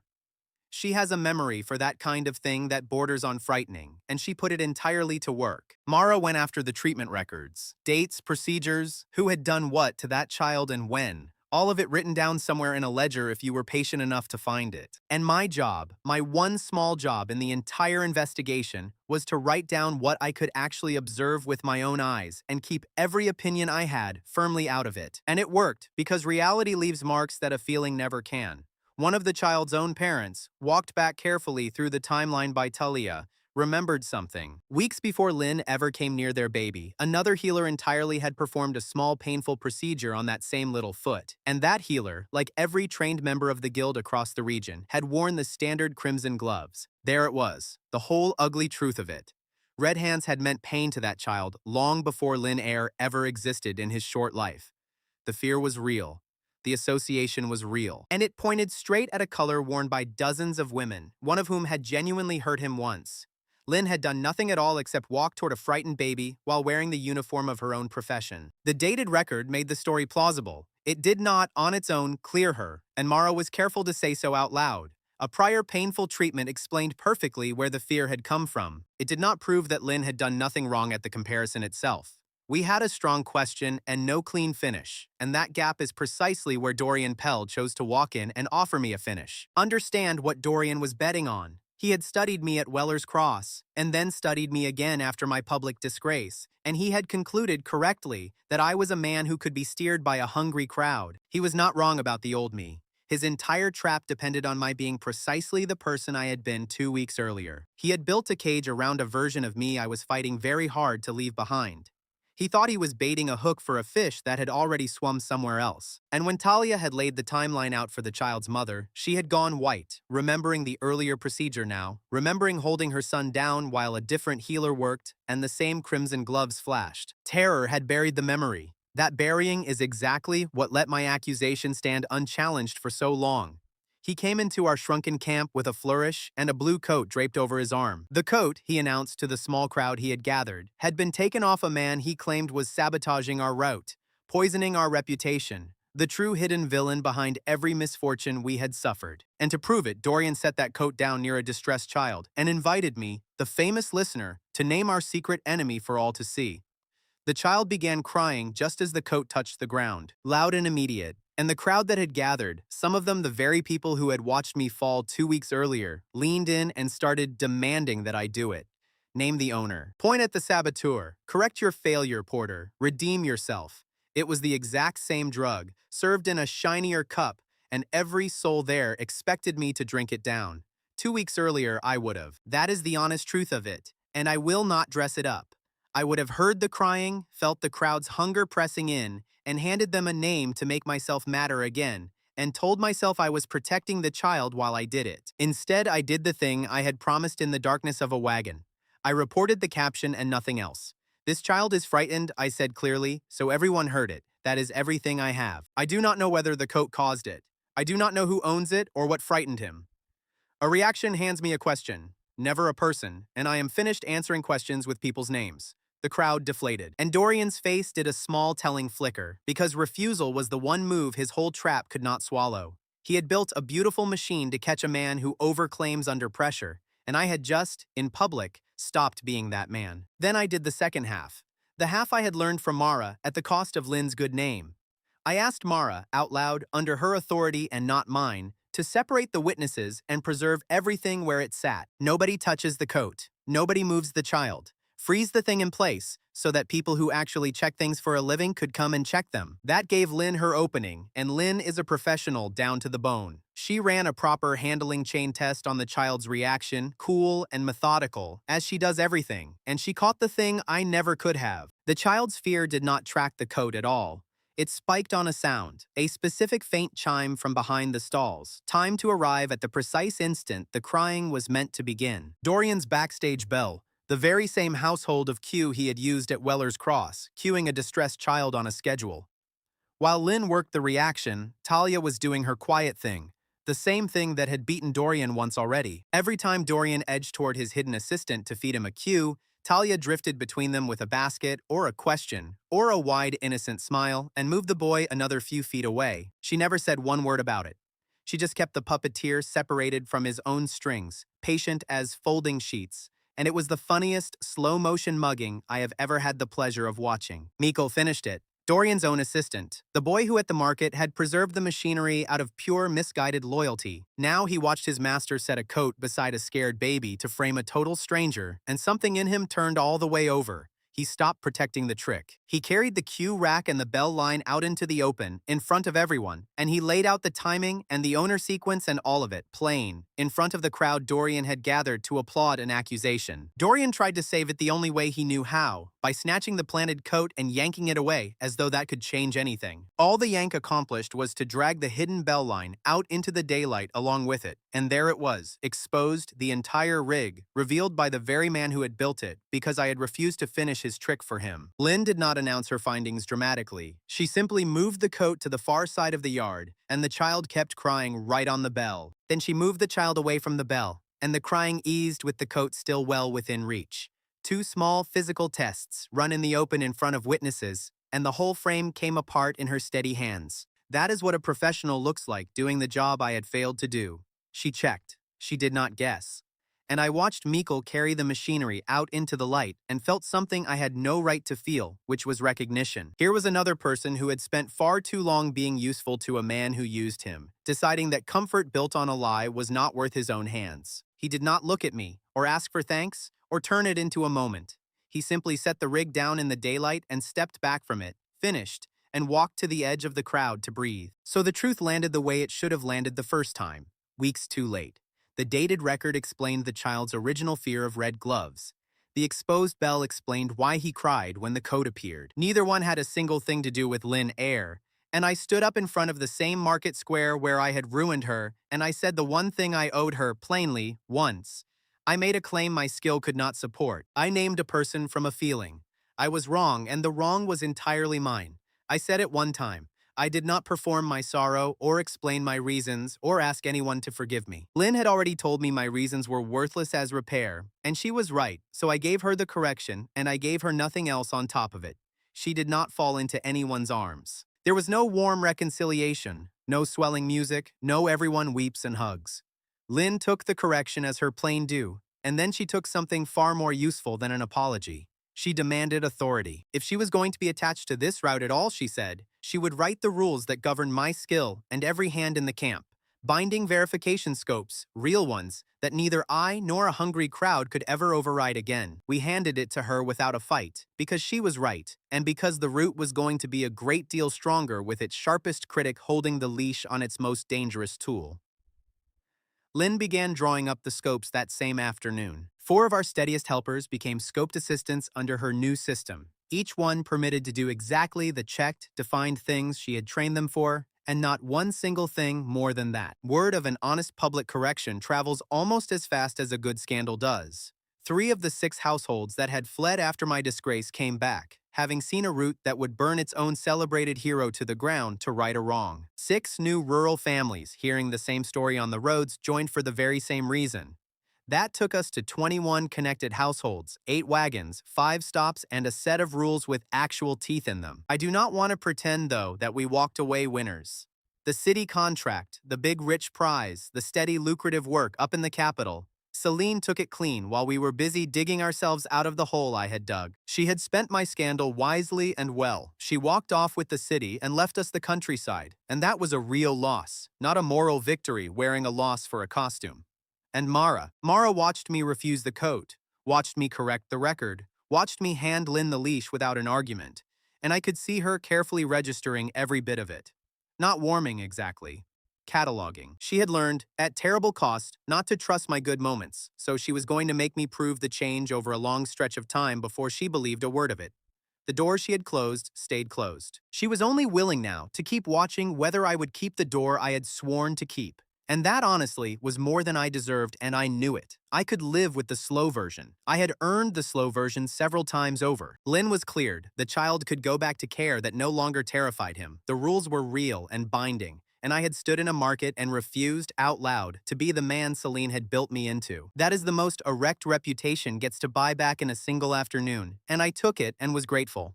The trouble with mending a route, of course, is that a better route is a bigger target on the map. Those 6 new rural families had come off the eastern estate lands, and their old landlord did not think of them as families who had chosen to leave. He thought of them as property that had learned to walk off on its own, and that landlord owned the only obvious bridge between us and the rest of our stops, and he had already decided, before we ever reached it, to close it in our faces. Autumn came in cold, and the route came to a wall, and the wall was a bridge. Those 6 rural families I picked up after Lynn's correction had come off the eastern estates, and behind them came more. The estates were run by Baron Othmar Halvek, 52, a man who looked at tenant families and saw livestock that had learned to walk off on their own. Word had spread across his lands that there was a route that treated poor families like people, and his people were voting with their feet, so a lot of feet showed up. Every arriving household carried its own wagon papers and release mark. That mattered because Halvek could challenge their route, but he could not honestly call those family-owned vehicles estate property. Before the bridge, our 21 connected households and 8 wagons met the estate's 22 households in 11 family-owned wagons. The combined column was suddenly too large to improvise. Put together, that made 43 households and 19 wagons trying to reach the same side of one river, and every one of us had to cross Halvek's bridge to do it. These were not strangers to us anymore. Over the past weeks, the estate families had been slipping off Halvek's lands in 1s and 2s, drawn by the same thing everyone was drawn by, a route that treated a poor household's sick child as a person worth hearing. Word had crossed the estate wall the way water crosses a wall, slow at first, and then all at once. Halvek had watched his labor force develop opinions, and he did not care for it in the slightest. A baron measures his wealth in bodies that stay put and work the land, and ours was a service that quietly taught those bodies they could leave and still keep their children warm through a winter. To him, we were not a charity. We were a leak in the side of his whole estate, and he meant to plug it at the one place he owned that we could not simply walk around. Or so he believed. Halvek knew that too, which is why the bridge was sealed. Armed guards across the approach, a chain, and orders. His captain ran the gate, a hard, careful man named Darrow Vey, and Darrow delivered the terms without any joy in them. The terms were simple and cruel. Passage was available. To individuals. Any family willing to sign back onto the estate rolls, return to Halvek's housing and Halvek's labor, could cross today, safe and warm. Everyone else could sit on the wrong bank and watch the weather turn. He was not blocking the bridge to stop us. He was using it to reel his runaways back in, one desperate household at a time. I watched Darove deliver those terms, and I watched him hate them. He was a hard, careful, disciplined man, the kind who follows an order because following orders is the thing that holds a rough world together. And there is a difference between a man who enjoys cruelty and a man who carries it out because it is his job. And Darrow was plainly the second kind. His voice never once rose. His face never moved, and something behind his eyes was keeping a private count of every family he was being told to break. The parents around me heard the terms and did the math, and it was a cruel little sum. Cross today, warm and safe, by signing your whole household back into the exact life you had just risked everything to escape. Or sit on the cold bank with your children and wait for winter to make the choice for you. Halvik had not sealed the bridge to stop us from moving. He had sealed it to make surrender look like mercy, which is a far uglier thing. The families held on the far side of that chain had children, and the parents nearest me kept looking at me the way crowds do, waiting for the porter to hear something and fix it.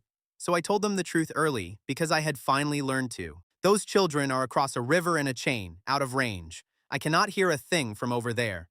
Distance shuts my skill off completely, and reassurance cannot change that limit. That admission cost me nothing and saved me from a lie, and it freed everyone to do the actual work. And the actual work was Talia's kind of work.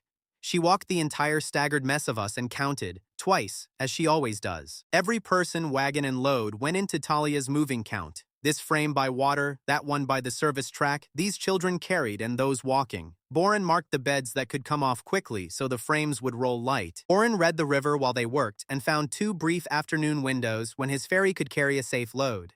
He cared about current and weight, not how clever the plan sounded, and his limit governed every route we drew. He was not interested in our clever plan. He was interested in the current and the weight and the 2 brief stretches of afternoon when the water would permit a safe crossing and not one moment past it. Whatever we built, it had to fit inside Oren's 2 windows. Because Oren's windows were the one wall in this whole business that nobody, not Halvek and not me, was ever going to argue open. Then a baby cried, inside one of our own covered wagons, and for once the skill gave me something I could use. The child was not hungry or hurt. The child was reaching for a sound, a specific bell, a familiar chime it knew, ringing faintly from somewhere across the river. The caption gave me the direction and the object. A bell that way, and a baby that wanted whoever rang it, nothing more. No name, no face, no story. Just there, and that. Talia took that scrap and turned it into everything. Because Talia knows households the way she knows wash. She knew whose bell that was. It belonged to a woman named Lisa, held with her nursing child on Halvek's side of the chain, separated from her own people in the sorting. And Lisa, it turned out, was Captain Darove's sister. Darrow kept that last part to himself. Talia knew it anyway, from the ordinary web of who is related to whom, that a route builds over time, and it changed the shape of the problem. My skill had only told me a baby missed a bell. Talia's ordinary knowledge connected the bell to the captain's sister. My contribution stopped at the child's direction and the familiar object. Every name and relationship came from Talia. It gave me a direction and an object. A bell that way, wanted by a crying child. That was all of it. It did not tell me the child's name, or Lisa's name, or that she was anyone's sister at all. My gift heard a baby miss a familiar sound across a river, and there it ended. Everything else came from Talia. The web of who knew whom, the memory of one particular bell, the fact of a family tie between a held mother and the captain at the gate. All of it came out of a laundry worker's head, and none of it out of any magic. I have watched people credit my little skill for things Talia did 100 times since that day, and every time it happens, I think of this bridge, where a feeling pointed at a sound, and a woman turned that sound into a lever long enough to move a baron's captain. Lisa was the one who made it impossible to ignore, offered individual passage, the chance to cross alone with her infant if she abandoned the rest of her household. She refused. And then she did something braver.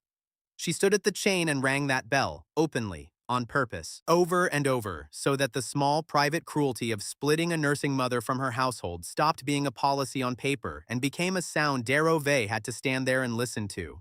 His own sister ringing a bell he could not unhear. I watched it land on him. He did not break, he was far too disciplined for that. His grip loosened on the chain, and for the first time all day, he looked away from the waiting families and toward Halvek's riders. While Lisa held the gate's attention, we ran Talia's real plan. And her real plan was a magic trick built out of laundry. She assembled a convoy at the bridge, A big, obvious, slow convoy. Wagons lined up, piled with bundled washing and stacked cradles and heaped canvas. The fat, juicy target Halvek expected us to be, all of it aimed at the sealed crossing like we meant to force it. It looked like our whole community, packed and ready to push. It was almost entirely empty. The bundles were laundry. The cradles held blankets. The wagons were unloaded frames with the beds stripped off. Meanwhile, the actual people, 43 households of them, walked quietly downhill in ordinary little work groups, carrying their own children, heading for Oren's ferry, looking for all the world like farm hands going to a field. Oren stripped the beds and weight off the frames so they could roll fast and light along a muddy service track that skirted the bridge entirely. Oren started his measured crossings, one careful balanced load at a time, inside the windows he trusted, never once bending the limit that had made him say no in a flood. And the parent night teams, the ones who had learned in Father's Night to move calmly through chaos, carried the smallest children across on their own. No drama, no bottleneck. It took Halvek's riders far too long to notice that the frightening convoy massed at the bridge was not actually going anywhere because it had never been meant to. When they finally did, when a rider spotted the actual movement down near the ferry, they made the choice Talia had built her entire plan to force. They abandoned the bridge approach and galloped for the water to stop the people. The bridge Halvek had committed all his force to controlling was now guarded against a pile of empty baskets. His riders reached the decoy convoy and tore into it, producing the first genuinely funny moment of that miserable day. Grown armed men, dead serious, ceremoniously unwrapping bundle after bundle of wet washing looking for smuggled rebels, holding up somebody's underthings to the light, poking cradles full of folded blankets. They searched our laundry like it might be armed. One guard held up a stranger's nightshirt, examined it gravely for concealed weapons, and set it carefully aside with the seriousness of a man defusing a threat. Another shook out a folded blanket, as though a rebel might drop out of it. They were not fools, these men. They had simply been sent to guard the wrong thing with total commitment, and total commitment aimed at a laundry pile looks this ridiculous from the outside. Meanwhile, the true work went quiet and fast down at the water and along the muddy service track. Oren ran his measured loads, each one weighed, each one under his number. Bourne's stripped frames rolled through the mudlight enough for 2 men to push. And the parent night teams, the ones who had learned at Father's Night to move calm children through chaos, carried the smallest ones across without a single wail loud enough to draw a rider's eye. The entire community walked out from under Halvek's nose while his men frisked a bedsheet. Boren, escaping along the service track with a stripped frame, actually stopped. He had spotted that one of the dummy loads was tied badly, a sloppy lashing that offended him personally, and this enormous man crouched in the middle of an escape to correct a decoy knot he would never see again. He was muttering that if we were going to fool a baron, we could at least tie a proper hitch. Talia had to physically drag him back into motion. By the time the riders sorted out that they were fighting a laundry pile, the light frames were through on the service track and Oren was closing his final crossing. He brought the last family load over inside the window and not 1 inch past it. The river got its due and no child paid for our hurry. Oren did not gamble once. He never does. Then came the moment that mattered more than the bypass. Lysa's household, reunited on our side, whole again, was still technically within reach of the chain, and an order came down to take her nursing child back as an estate dependent. And Darove, standing right there, looked at his sister and her baby, and the household we had just pulled back together, and he refused to carry it out. He did not switch sides, he did not free us, or fight his own men. He simply would not be the hand that dragged a nursing child away from its mother, and he said so, out loud, in front of the other guards.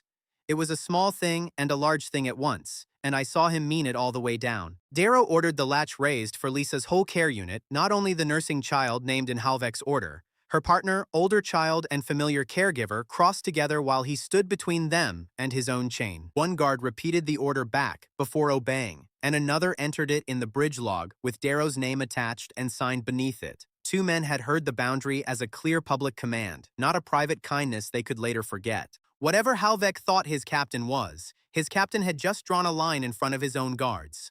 They heard him refuse the order, and Lysa heard it too. From that afternoon on, nobody could pretend Darrow had never chosen where his obedience ended. Lisa found me afterward, on our side of the river, her child finally asleep against her shoulder. She did not thank me exactly. She said the bell had been their mother's, and that she had rung it at the gate for her brother more than for us, so he would hear a sound their mother used to make. And remember, they had been a family before he had ever been a captain. I have thought about that a great deal since. She did not win her crossing with a weapon. She won it by making one hard man remember who he was underneath his orders. When the counting was done, all 43 households and all 19 wagons were on our side of the river, reunited, cold, and free. Halvik had spent guards, riders, and a full day defending a bridge nobody needed anymore, and had seized a great victory over a stack of empty cradles. His chain still controlled the bridge, but our families no longer needed that bridge. The guards could keep defending their exact post while every household crossed beyond their reach. Halvik had built his strategy on one owned crossing. Once Oren's ferry and our stripped frames carried the column around it, his concentrated force became a line of men guarding a chain for no reason. Halvek celebrated over empty baskets, while his tenants watched their families reunite downstream. The spectacle exposed the weakness in his method. Every ounce of power had been fixed to property people could bypass. Roads, bridges, winter stores, the fear of his own tenants. And we had just shown a valley full of those tenants that a thing a man can own is a thing you can learn to go around. Now we were 43 households strong, 19 wagons, 6 dependable stops, 4 scoped assistants, and entirely without a home. Winter was a week or two off, and none of these people had walls. The only shelter within reach was an abandoned fairground up the road, a dead cluster of ticket halls and animal sheds called Rill Fairground, and we chose to winter there together rather than scatter back into Halvek's hand. We rolled in at dusk, 43 households looking for warmth, and I remember thinking the big central hall looked solid enough to save us. I am not good at judging buildings. The first hard freeze was already in the air, and the biggest roof over our heads was one cold night away from trying to kill us. Rill Fairground had been dead for years. A ticket hall with a sagging roof, a row of animal sheds, a grandstand gone soft with rot, and a big central hall that looked, to my untrained and freezing eye, like salvation. 43 households, one hard freeze coming, and the biggest roof for a day's travel. Easy call, I thought. I am always wrong about buildings. The land was not ours to just take either. It belonged to the Railroad Cooperative, and their treasurer turned up almost as fast as we did. Savamero, 58, sharp as a tally stick, with zero patience for sad stories used as levers. She had walked the 2 hours from her own house in the cold to make sure a pack of strangers did not burn her cooperative's property down or fall through its rotten floors, and I respected her for it before she had spoken 10 words. Savamero did not owe us a roof. She owed her cooperative a treasurer who would not hand its land to the first sad story that rolled up in a wagon. And we were a very sad story that afternoon. 43 households, most of them worn down to the bone from the bridge, children fussing, the light already going gray, and a wind coming in off the north with the first real teeth of winter in it. You could smell the freeze riding on that wind. Every parent in the caravan understood that a bad night in that yard meant a child who did not wake up, and that particular knowledge makes people reach for the nearest big roof and stop asking hard questions about it. Sava let us shelter for the emergency and inspect what we needed. What she flatly would not do was call that central hall safe just because there were cold children under it. Cold children do not make a rotten beam strong, she said, and she was not going to sign her cooperative's name onto a roof she had not tested. I did not love hearing it. She was completely correct. We had a witness for all of this. A guild surveyor named Calder Rusk had followed us up from the road, and he was not there to help. He set up a neat little inspection tent, took out a neat little ledger, and began counting us like a man tallying a shipwreck. He predicted cheerfully that we would be begging the Silver Cradle Guild for proper beds before midnight. He had come to write our failure down. Inside the central hall, the failure looked likely. 43 families crammed into one echoing space, and the crying started to stack. Overlap, again, my old enemy. Too many cries at once, all of it mashing into noise, my skill useless in exactly the moment everyone wished it worked. I said so fast, so nobody waited on me. The idea that saved us did not come from me, or Talia, or Boren. It came from a nervous young woman named Para Dain, 19, a former inn servant who had joined off the estate roads and apologized roughly every third sentence. She kept starting to speak and then swallowing it, until she finally got it out in a rush, half an apology already attached. She pointed at the old game stalls along the walls, the ones with heavy faded curtains still hanging. Those little booths, she said, made quiet pockets. Split the families up into the small curtain spaces instead of piling them in one loud hall, and the noise would stop stacking and the babies would settle, and maybe I could even hear again. Then she braced like she expected to be laughed at. Nobody laughed. It was the best idea in the building. Before I could even tell her so, the hall made the argument for her. A roof brace cracked. Not a collapse, a warning, a hard splitting groan straight down the center beam. And everyone in that hall understood in one heartbeat that Sava had been right and I had been an idiot. We got 43 households out into the freezing wind in about 90 seconds. No shoving, because the father's night training meant people moved through chaos in order. 90 seconds, and then we were all standing in a freezing open yard at dusk, a condemned hall groaning behind us and no plan in front of us. A few estate families looked at me as though I had personally guaranteed that roof, which my confident face nearly had. They could scatter towards separate roads or trust one another in the freezing yard. The crisis broke in our favor because we had spent months building people who knew their own jobs cold. I contributed nothing to that first decisive minute. Nobody stood waiting for me to have an idea. Bourne was already at the grandstand. Talia was already hauling wagons. Para was already pointing families toward the curtained stalls she had spotted. The community I had been proud of assembling no longer waited for my permission to save itself. Standing in that yard, I felt relief mixed with the sharp embarrassment of having no useful order left to give. So now we were outside, in the cold, with a hall we could not use and a surveyor scribbling gleefully in his tent, which is when the actual community showed what it had become. Boren went at the grandstand, like the professional he is. He did not trust how the boards looked. Looking is how you die under a roof. He tested them, one by one, flexed them, listened to them, and marked a full half of them unusable with a chalk line, salvaging only the wood that had earned it. Ugly, slow, honest work, and it meant every board we did use would actually hold. Talia turned the wagons into architecture. 19 wagons pulled into a tight crescent with their backs to the wind, a curved wall of timber and canvas that broke the worst of the gale, and every laundry sheet we owned came out, hung this time as interior partitions instead of washing, splitting the sheltered space into the kind of quiet bays Para had described. Her idea, built at scale in the dark. Then we got help from a direction I did not expect. 9 households of old fair workers had been squatting in the better sheds nearby, and they came out with the one thing we were desperate for: stovepipe, straw, extra hands. They offered it all in exchange for equal shelter in our crescent, an even trade, and we took it gladly. 9 more households, right when we needed heat. The fair workers drove a fair bargain, which is the only kind Sava would have permitted anyway. Equal shelter for equal contribution. Their stovepipe and straw and hands, our warmth and our partitions, and our night care for their children too.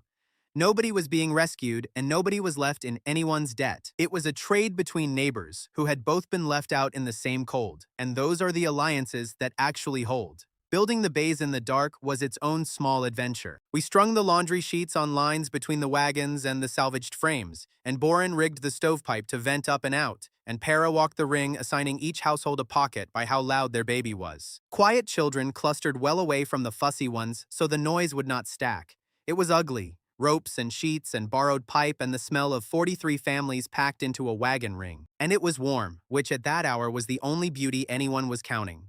We got stoves going in the bays, and for about 20 minutes it was almost cozy, and then the wind changed its mind. A gust shifted and shoved smoke back down one of the stovepipes, and it poured into a bay full of families. The children in there started crying, and for once, spaced out in their separate quiet pockets, a couple of those cries came through clean to me. Eyes burn, air bad. Now that is all I got. Eyes burn, air bad. My skill did not tell me the draft had reversed or which pipe or how to fix it. It told me 2 small people felt smoke. That was a flag on a problem, and nothing more. Boren took the flag and did the true work. He did not guess. He went to that bay, felt the air himself, traced the draft with his own hand and a bit of loose straw, found the pipe the wind was backing up, and rehung it to draw the right way. My caption said something is wrong here. Boren found what and fixed it. That division of labor is the only reason anyone trusts my skill at all. And the reverse draft was not the only thing the wind tried that night. It found every gap in our thrown-together shelter, every loose sheet and badly seated pipe, and it tested them one at a time, all night long, like a thief trying doors. A partition would suck flat against a wagon, and a bay would go cold, and someone would shout, and Boren or a fair worker would already be there, repegging it before a child had time to feel the chill. It was not a building. It was 43 families and a wall of 19 wagons holding a shape against a gale by sheer stubborn attention. Hour after hour, refusing to let one single bay go dark. I did what I could, which was small and constant. I carried warmed stones from the stoves out to the coldest bays. I held sleeping babies while exhausted parents dozed a half hour with their backs against a wheel. I passed word between the pockets so nobody felt cut off and forgotten in the dark. None of it was heroic and none of it needed my skill. It was the plain work of a night that a great many people survive only because a great many other people refuse to sleep. And I was, for once, entirely content to be one more pair of ordinary hands in it. Para, meanwhile, had stopped apologizing because there was no time. She took charge of the 9 new worker households and slotted them in by task, some to muffle noise, some to tend heat, some to help Boren's repairs, while Mara moved through every bay, owning the one thing that was hers alone, whether each child was actually safe. Para directed people twice her age and noticed that they listened when her instructions were useful.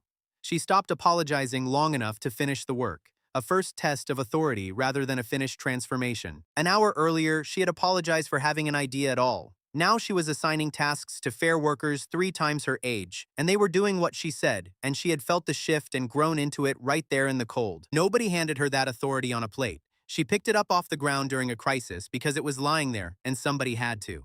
And Calder Rusk, our failure recorder, got a lesson in weatherproofing from the weather. His neat official inspection tent, the freestanding one he had been so smug inside, caught the same gale that our crescent was breaking, and it folded flat like a bad card trick. There he stood, ledger clutched to his chest, in the open wind, beside the only warm shelter for miles, which belonged to the people he had come to watch fail. He had to ask to come into the wagon ring he had described an hour earlier as temporary chaos about to collapse.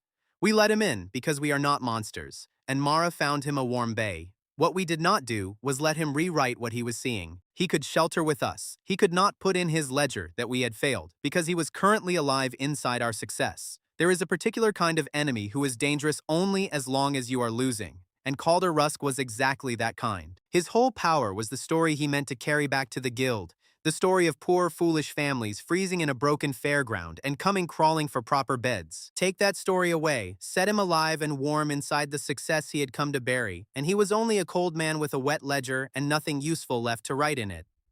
Sava watched every bit of it, not the sentiment, the substance. She watched Boren condemn half a grandstand, watched the draft get physically traced and fixed, watched the wagon crescent hold a gale, watched Para run a safe rotation. She checked the tested repairs with her own hands, because she trusts her hands and no one's story. Before the night reached its coldest stretch, all 52 households were warm. Warm in separated bays, under partitions of drying sheets, behind a wall of 19 wagons, heated by borrowed stovepipe, safe because we had condemned the pretty dangerous building and built an ugly safe one instead. Nobody had frozen, nobody had been crushed. The surveyor sent to bury us was asleep in a corner of the thing he came to mock. In the morning, Sava made her decision, and she made it on the right grounds. We had not asked her for free land, or begged, or leaned on the children. We had shown her physically that we could occupy her cooperative's property safely, test what we used, and repair what we broke. So she granted us paid temporary winter use of the fairground. Not a gift, a lease we earned by proving competence, which is the only kind of deal that ever holds. I have thought a great deal since about why Sava said yes, because it turned out to be the hinge the whole rest of our lives swung on. She did not grant us that lease out of pity. Pity was the one thing that would have made her refuse us on the spot. She granted it because we had shown her, with our own hands, across one freezing night, that we were the kind of people who condemn a dangerous roof instead of praying under it, and repair what we break, and pay what we owe. That is a thing a treasurer can put her name beside without losing sleep. And it mattered enormously that it was a lease at full value and not a gift, even though the price bit deep into us. A gift can be taken back, questioned, resented, held over your head forever. A thing you paid honest money for at the honest going price is yours to stand on, and no baron or guild can ever say you were only a charity case squatting on someone's kindness. Sava taught us that in one hard sentence, and we ended up building everything that came after right on top of it. 52 households now, 19 wagons, a paid roof of sorts, and 9 new worker families who knew stoves and straw. We had walls, barely. We also had a lot less fuel and a lot less dry cloth than we started with, because you cannot heat 52 households through a freeze for free, and every partition we hung was a sheet we were not sleeping under. I lay in my bay that night doing the thin arithmetic of survival, and it added up to a group that was safe tonight and stretched dangerously flat for tomorrow. We were warm and nearly out of everything that made us warm. Meanwhile, riders carrying questions from 6 villages were already following reports of the family camp back toward Rillhaven. At dawn, 6 village markers appeared on Talia's intake board, and distant wagon columns were visible on the southern road. We had barely survived being 43. Now a crowd was already traveling toward our thin walls. They called it the Market of 100 Cries, and honestly, nobody counted because you do not count a flood while it is drowning you. What I can tell you is that 6 villages emptied toward us at once, more than 90 registered children, plus a swarm of little siblings nobody had written down, all arriving on the same cold, bright morning, all at the same warm camp. Word of the 52 households who survived the freeze had done its work. And now, the reward for surviving was a tidal wave of families expecting the miracle route to have room. We did not have room. We had a wagon ring, thin reserves, and a rank F skill that shuts off the instant more than a handful of babies cry together. You have to picture the actual size of it, because the numbers do it no justice at all. 6 roads into the fairground, and up every single one of them came a village. Whole families walking since before dawn with their sick children and their hopeful faces, all converging on the same open ground at the same hour. By mid-morning, there were more small children in that field than I had ever seen in one place in my life, and every one of them had traveled hard, and a great many of them were tired and hungry and starting to cry. The sound of it reached us before the people did. Not one baby, not 5. Hundreds, rising and falling across the grounds like weather rolling in. My skill did not merely fail in that.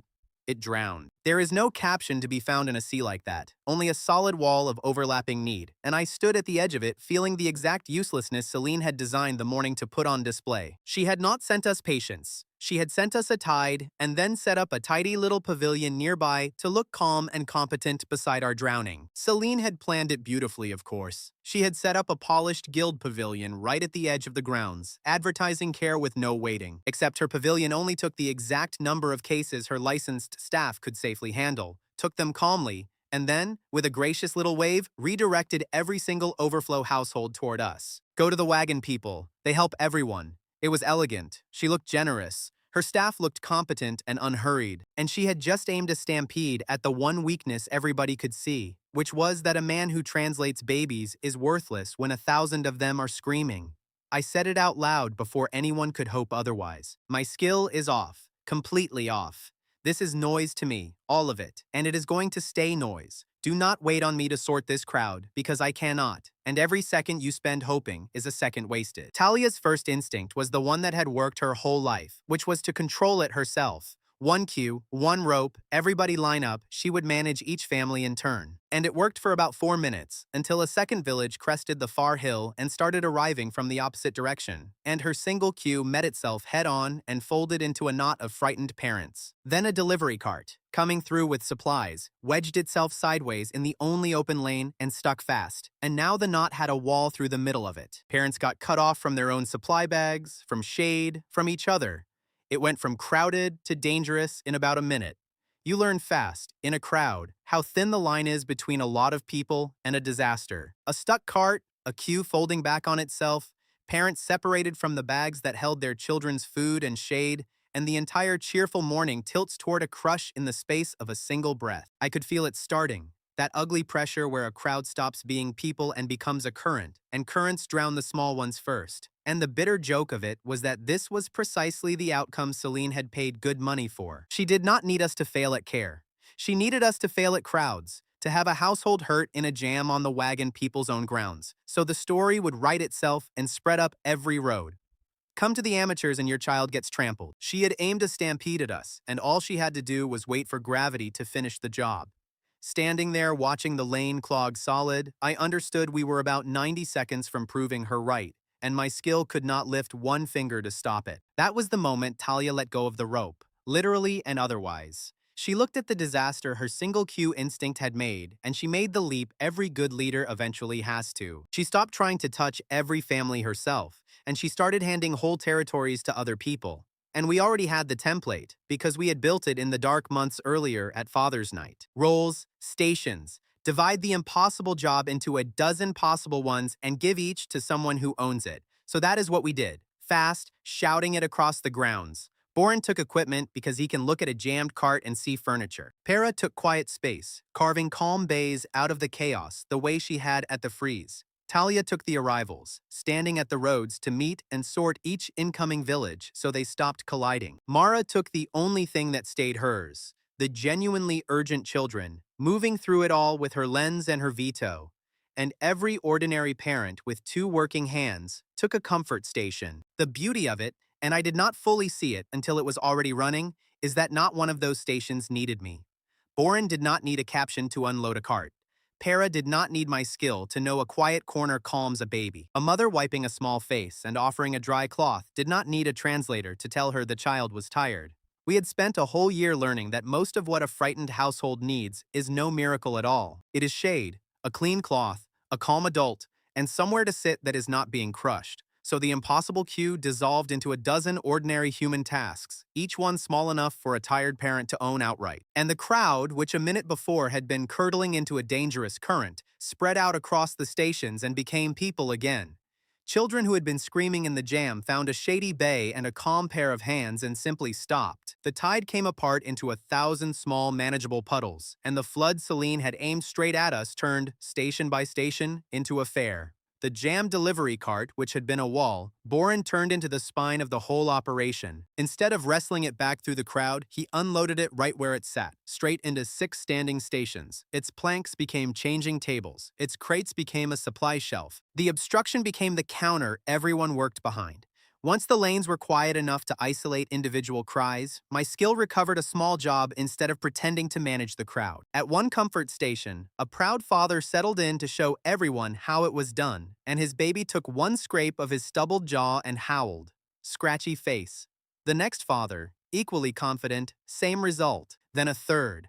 3 grown men defeated in a row by the exact same tiny verdict, and the mothers running the nearby stations were weeping with laughter. And that laughter did something crucial. It turned a terrifying, overcrowded morning into a festival. A grandmother nearby was singing to a fussing infant, and by singing I mean bellowing, a lullaby loud enough to reach the next village. Her baby gave me one flat caption, too loud.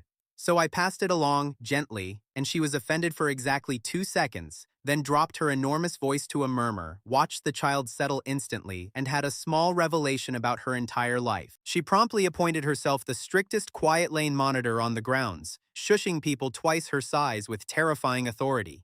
That grandmother became a legend of the grounds inside an hour. She patrolled the quiet lanes like a sergeant, and grown men who had raised 6 children dropped their voices when she looked their way.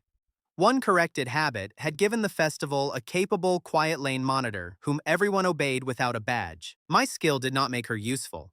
It handed her one small true fact about her own booming voice, and she did all the rest herself, turning a lifetime of well-meant bellowing into a genuine talent for keeping a nursery calm. That is the true shape of what the gift is actually good for when it is not busy ruining lives. It is no management tool, and it is no diagnosis. It is a way to hand one ordinary person a single true thing they could not otherwise have known, and then get out of the way while they build something useful out of it with their own 2 hands. The captions never ran that festival. People did.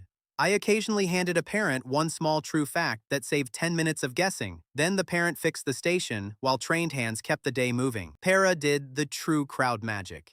She moved families between the quiet bays and the busy ones, thinning the noise wherever it stacked, so that the overlap kept breaking into single, isolated cries instead of one solid wall of sound. By keeping the density down, she kept most children calm, which meant most families never needed a caption or a healer at all. They just needed a shady spot, a clean cloth, and an adult who was not panicking. Somewhere in the middle of the festival, I looked over at Celine's pristine pavilion, and I started laughing because her plan had eaten itself. Her own scheduled families, the ones waiting politely for their appointments, had wandered over into our shade, our changing tables, our comfort stations, because ours were better and open and free to use. Her clinical staff could not forbid their own clients from standing in a safer, calmer space run by amateurs. They would have looked absurd trying. Her staff stayed busy and competent, doing the licensed work that was genuinely theirs. That never stopped. What collapsed was the story Celine had come to tell, that the wagon people would drown in the overflow she sent them. Instead, the overflow turned into the best-run family festival the region had ever seen, and her own overflow of waiting parents was enjoying it. Sava was there too, watching, and Sava does not do sentiment. She waited until the danger had passed, and then asked the only question that keeps a thing like this alive. Where does this become sustainable? Charity feeds no one twice. And Talia, who now understood delegation in her bones, had the answer ready. Talia started with the 6 villages already represented on the field, then refused a 7th man who offered double payment for an immediate weekly stop. We did not have the wagons or trained hands for 7 promises. Saying yes would have filled the cash box that afternoon and broken the schedule a month later. Talia left his money on the table and offered a winter capacity review instead of selling a visit we could not deliver. Para laid 6 wooden markers across the route map and moved them until no crew served 2 distant villages on the same day. The representatives argued over market days, ferry windows, and whose stop had to move first. That argument was useful. They were no longer buying a miracle from Elias. They were negotiating a calendar with one another, and every compromise left a route ordinary people could repeat after the tents came down. One representative tried to reserve the first arrival by sliding an extra coin under his marker.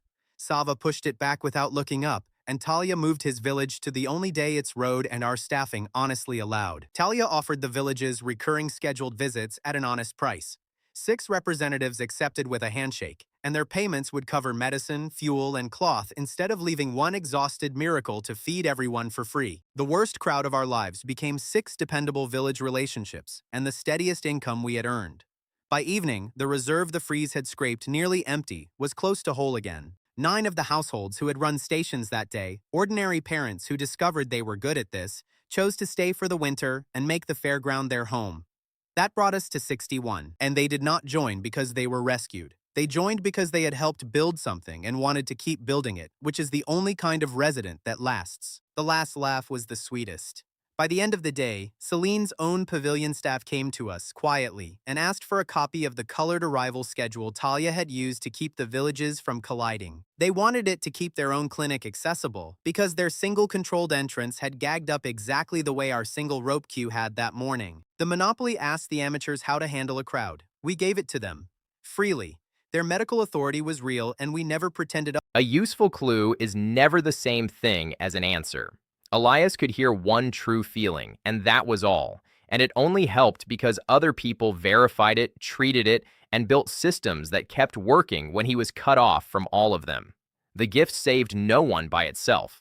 Shared authority did. Trained hands did. A woman with a wagon and a chalkboard did.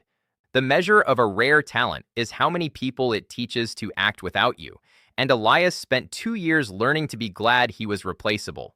He ended useful, loved, and ordinary, and a child who once could only cry looked up and told him in plain words what she wanted. Otherwise, so there was no reason to hoard a traffic plan. 6 household lanes kept running under resident leadership, and the guild kept its licenses, and both were true at once, and Celine had to stand in her tidy pavilion and watch the people she called dependents teach her people how to move a crowd. 61 households, 6 paying villages, a reserve nearly full again, and Talia finally trusting other hands. It was, without question, our best day, which is why I could not shake the cold feeling in my chest as I looked at the wagon ring holding all of it.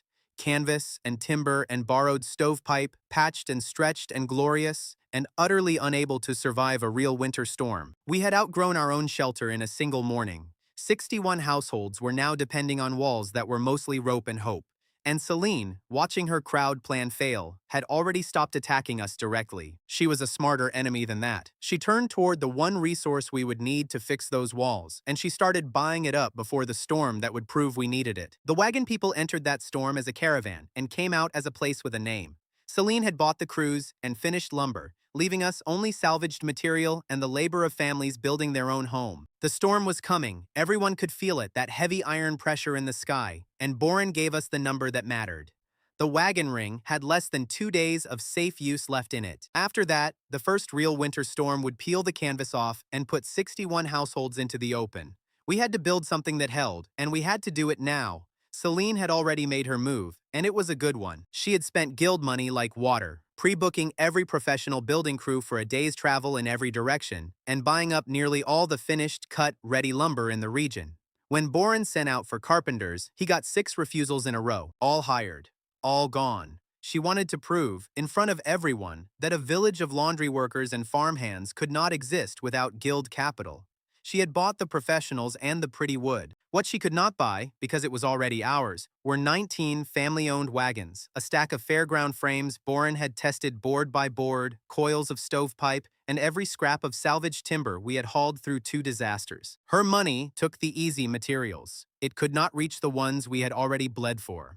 That is a lesson I have never let go of, standing in that cold field, watching Boren count our poor little pile of salvage. Money is fast, and money is powerful, and money buys the easy things. It buys the finished lumber and the trained crews and the ready-made annex on a wagon. What money cannot buy on 2 days' notice is the thing you already made with your own hands and hauled through a flood and a bridge and a freeze. Celine had a fortune. We had 19 wagons, some tested frames, and a stack of boards with our own sweat dried into them. And it turned out that was the pile that mattered. Because you cannot build trust in 2 days either. And trust was the one material Celine had forgotten to buy. Her crews were strangers who would work for coin and leave in the morning. Ours were families who would stand in a storm all night because the thing they were building was going to be their own home.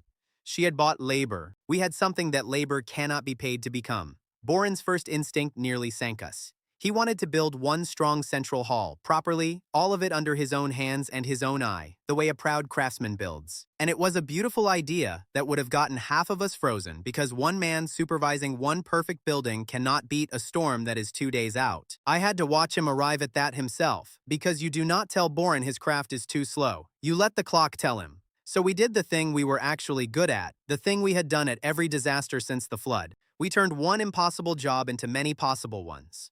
I ran a skill call across the camp, and by skill I do not mean mine, I mean theirs. Who here builds boats? Who frames a wall? Who fixes carts? Who works stove and flue? Who roofs? Who sews heavy canvas? Who can simply lift? The hands came out of the crowd like I had rung a bell. Boat builders who knew ribs and curves. A woman who had reframed her own cottage twice. Cartwrights, a retired roofer, sailmakers who could sew a wall out of cloth. Trades we did not know we had, hidden inside families we had been treating as mouths to feed. That was the humbling part, and the wonderful part, both at once. For months I had looked at these families as people who needed us, a long list of children to keep warm and mothers to reassure.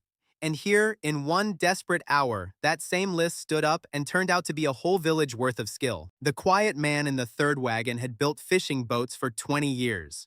The woman I had thought of only as somebody's exhausted mother had framed and roofed her own cottage after her husband died. We had been hauling a treasury of trades around and calling it a burden. I have tried never to make that mistake again since that night.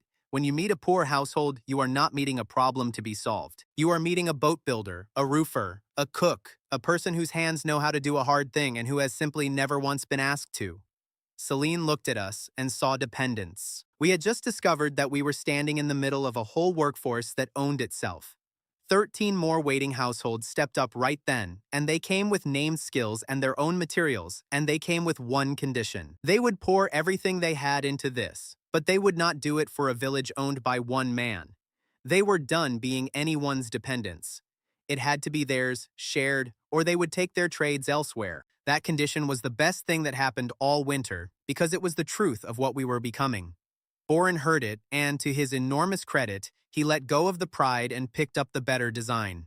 He redrew it all on a board by lantern light. Not one perfect hall. 24 new heated bays, small and quick and warm, plus one common hall for meals and training, all of it stitched onto what we already had. The tested game stall partitions, the salvaged sheds, the 19-wagon ring. A settlement grown from the bones of a dead fairground. And the genius of it, the thing that let 100 amateur hands work at once without it all collapsing, was that Boren standardized only the connections. Every team could build its section however its trade knew best. Boat rib or cottage frame or cart joint, as long as the edges met one common measurement. Standard joints, removable pins, sections that clicked together no matter who made them. He gave up controlling how each piece was built so that all the pieces would still fit. What followed was the most beautiful chaos I have ever stood in. A dozen teams working at once across the fairground, each in its own trade's language, boat builders bending ribs, cottage framers squaring walls, a sailmaker stitching a canvas roof, and none of them building the same way as their neighbor. It should have been a disaster of mismatched parts. It was not, because every one of those wildly different sections ended in the same standard joint. And so they all came together at the edges, as though they had been drawn by a single hand. That is the trick I think about most from that whole night. Boren did not force everyone to build his way. He would have failed if he had tried, because you cannot teach a boat builder to frame like a carpenter in one afternoon. Instead, he let every trade do the thing it did best, and he controlled only the single place where the pieces met. Standardize the connection and free the builder. 100 imperfect pairs of hands making one strong thing, because all they ever had to agree about was the edges. Talia divided the materials the same way, by connection standard and need, never by status or by who had shouted loudest. Every board went where it fit, and Mara walked the plan first and marked the areas that had to stay clinically clean, the spaces where sick children would be cared for. Drawing a hard line the builders were not allowed to cross with their mud and sawdust. Her veto extended to the blueprint. Then a gust ripped a roofing sheet loose and sent it sailing across the fairground like an escaping kite. The crew's response killed Celine's theory. 3 separate work teams, rivals who had been quietly competing all afternoon over whose section was tighter, all dropped their tools and ran the same direction at once to catch that flying sheet before it tore. They caught it together, 3 crews, 1 sheet, cursing and laughing, and after that nobody was keeping score anymore. My skill did its small part. In one row of new bays, several children started fussing, and the ones spaced far enough apart gave me the same thing: wind. From the left. The same side over and over. That did not tell me what was wrong. It told Boren where to look. He went along that left wall feeling for the leak, found an unsealed joint whistling cold air, and sealed it, and then, because he is who he is, he turned it into a race, challenging the other bays to find their own bad joints faster than his crew had. Grown builders sprinting between half-finished walls hunting drafts. My caption pointed at a wall. Boren's hands found the gap. Not everything went smooth, and the best moment was a mistake. One team had built a wall a hair out of true, and as the sections came together, that crooked wall started pushing the common roof off its line. It could have hidden it. Instead, the crew that built it owned it, out loud, in front of everyone, tore their own wall back down, and rebuilt it straight while the clock screamed. No blame, no cover-up. Boren chalked the failed angle onto the common board so the other crews could check their walls before raising a roof. One admitted mistake prevented 3 more and saved time instead of wasting it. Just people who cared more about the roof holding than about looking good. Sava was there the entire time, doing her arithmetic. She watched residents throw in money, materials, and labor, each contribution declared at honest equal value, and she watched Talia tally it, and she confirmed the thing that turned this from squatting into ownership. The pooled value reached the full price of a long-term lease. Nobody was getting free land.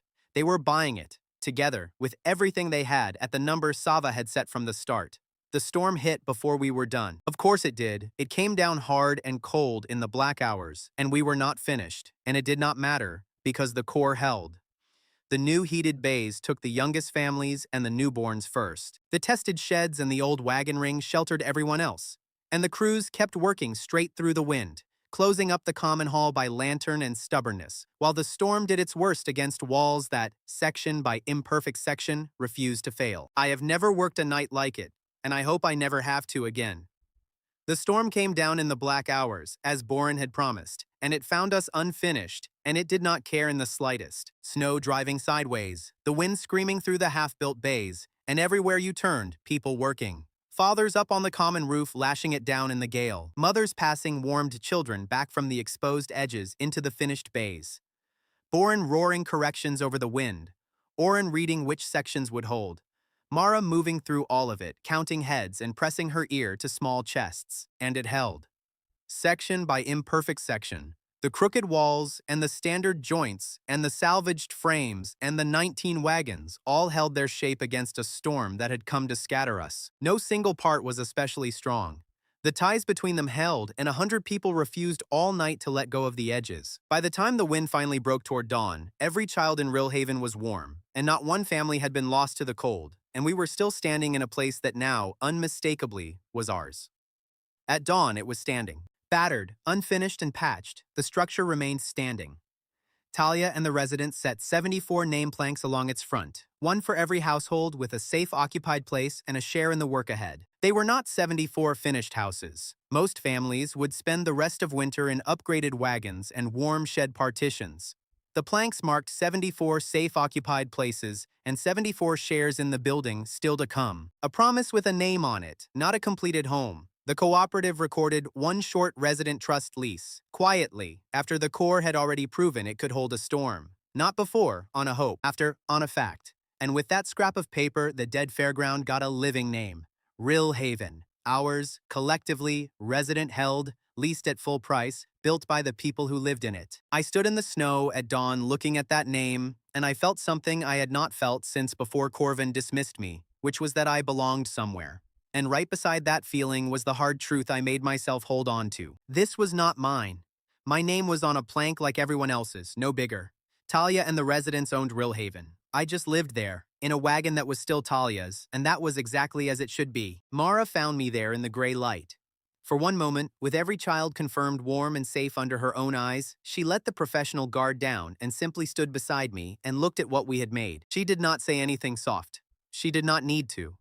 It was the first quiet moment we had shared since the day I ruined everything, and she gave it to me only after the last child was accounted for. That was very Mara. I let myself have that 1 minute, and then I made myself set it down, because a wrecked reputation does not get to keep too many warm feelings all at once. I have kept the memory of it, though. Mara standing beside me in the gray dawn, not forgiving, not romantic, simply present, letting a year of watching me keep my word add up to one quiet minute at the edge of a village we had built together. It was the first time since the market that she had chosen to stand near me when she did not have to, and I knew what it cost her, and I did not waste it with a single word. Then Celine arrived, right on schedule, with a train of hired builders and a prefabricated guild annex, expecting to find a frozen failure begging for rooms. She found 74 name planks and a settlement that had already survived the night without her. Sava met her, and Sava is the one who gets the last word in matters of property. She looked at Celine's expensive crews and made them an offer that flipped the attack inside out. Rillhaven had plenty of unfinished work waiting for spring. The guild's builders were welcome to bid for it, as paid contractors, under the residence schedule and the residence terms. Celine's capital could sell repairs to Rillhaven. It could not buy Rillhaven or the people in it. Her builders either worked under resident terms or took their untouched annex back down the road. The wagon people had a home with a name and a lease and a common hall, resident-owned and storm-tested, and no baron or guild or superintendent could ever again treat us as a thing that would simply move along. We had roots now. Roots make you easier to find. Celine understood that faster than we did. She stopped trying to stop us from existing, because we plainly did, and she turned instead to the roads that connected us to the wider world, the lodging and the routes that let Rillhaven be more than one snowed-in dot. If she could not knock the settlement down in a single storm, she could try to strand it slowly instead, one closed road and one empty inn at a time. Spring came, the roads opened, and Celine stopped attacking Rillhaven and started attacking everything that connected it to the world. Her first target was an inn, and the first casualty was a woman named Yara Holt. Yara ran a good inn on the northern road. 41, tough, proud of her work, 30 clean heated rooms, and a full kitchen. She had a big convoy booked, the kind of booking a northern inn lives on through the lean months, and she had done everything right. Rooms warmed, staff hired for the week, food cooked and waiting, and the convoy never came. Celine had one cancellation right in a contract somewhere and 2 exclusivity deals up north, and she used them to simply redirect the whole convoy past Yara's door without a word of warning. Legal, quiet, complete. By the time Yara understood what had happened, she was standing in a lamplit inn with 30 empty rooms, a paid staff, a kitchen full of cooling food, and ruin doing the arithmetic in her head. To understand why that was a killing blow, and not merely a bad night, you have to understand how the guild owned the roads. Celine did not run every inn herself. She did something far cleverer. She controlled the big convoy bookings, the reliable seasonal trade that let a northern innkeeper survive the lean months, and she handed those bookings to inns that stayed loyal and yanked them from inns that got ideas. Yara had gotten ideas. She had started letting our route's families stay cheap, and this empty inn was her lesson. An empty inn on the northern road in early spring does not stay an inn for long. Yara had staff to pay, food already bought and cooking, cordwood already burned to warm 30 rooms for guests who would now never arrive. Every hour those rooms sat dark, she sank a little deeper, and Celine had the patience to let her sink slowly, as a warning to every other innkeeper watching from down the road. Cross the guild, and this is the quiet, legal, complete way you are ruined. We turned up on that same road by accident of timing. 4 traveling households were caught out after their own usual lodging further along had shut down, and they could not begin to afford guild rooms. They needed somewhere warm, and here was an inn blazing with light and utterly empty. So I did the obvious thing and offered Yara 4 paying families. and Yara, to my surprise, nearly threw us out. She did not want charity, or pity, or 4 families rattling around a hall built for 40, while she went bankrupt slowly instead of fast. 4 rooms let out does not save an inn sized for a convoy, she told me, and she was right. The math was cruel. Talia, though, was already 3 steps ahead because she had worked a year building the thing this needed. We had a relay, 6 stops linked by bell and courier, a network that could pass a message to every stop before noon. And within a half-day's cart ride of Yara's Inn, there were families, plenty of them, who would happily pay for a warm, safe night if anyone told them it existed.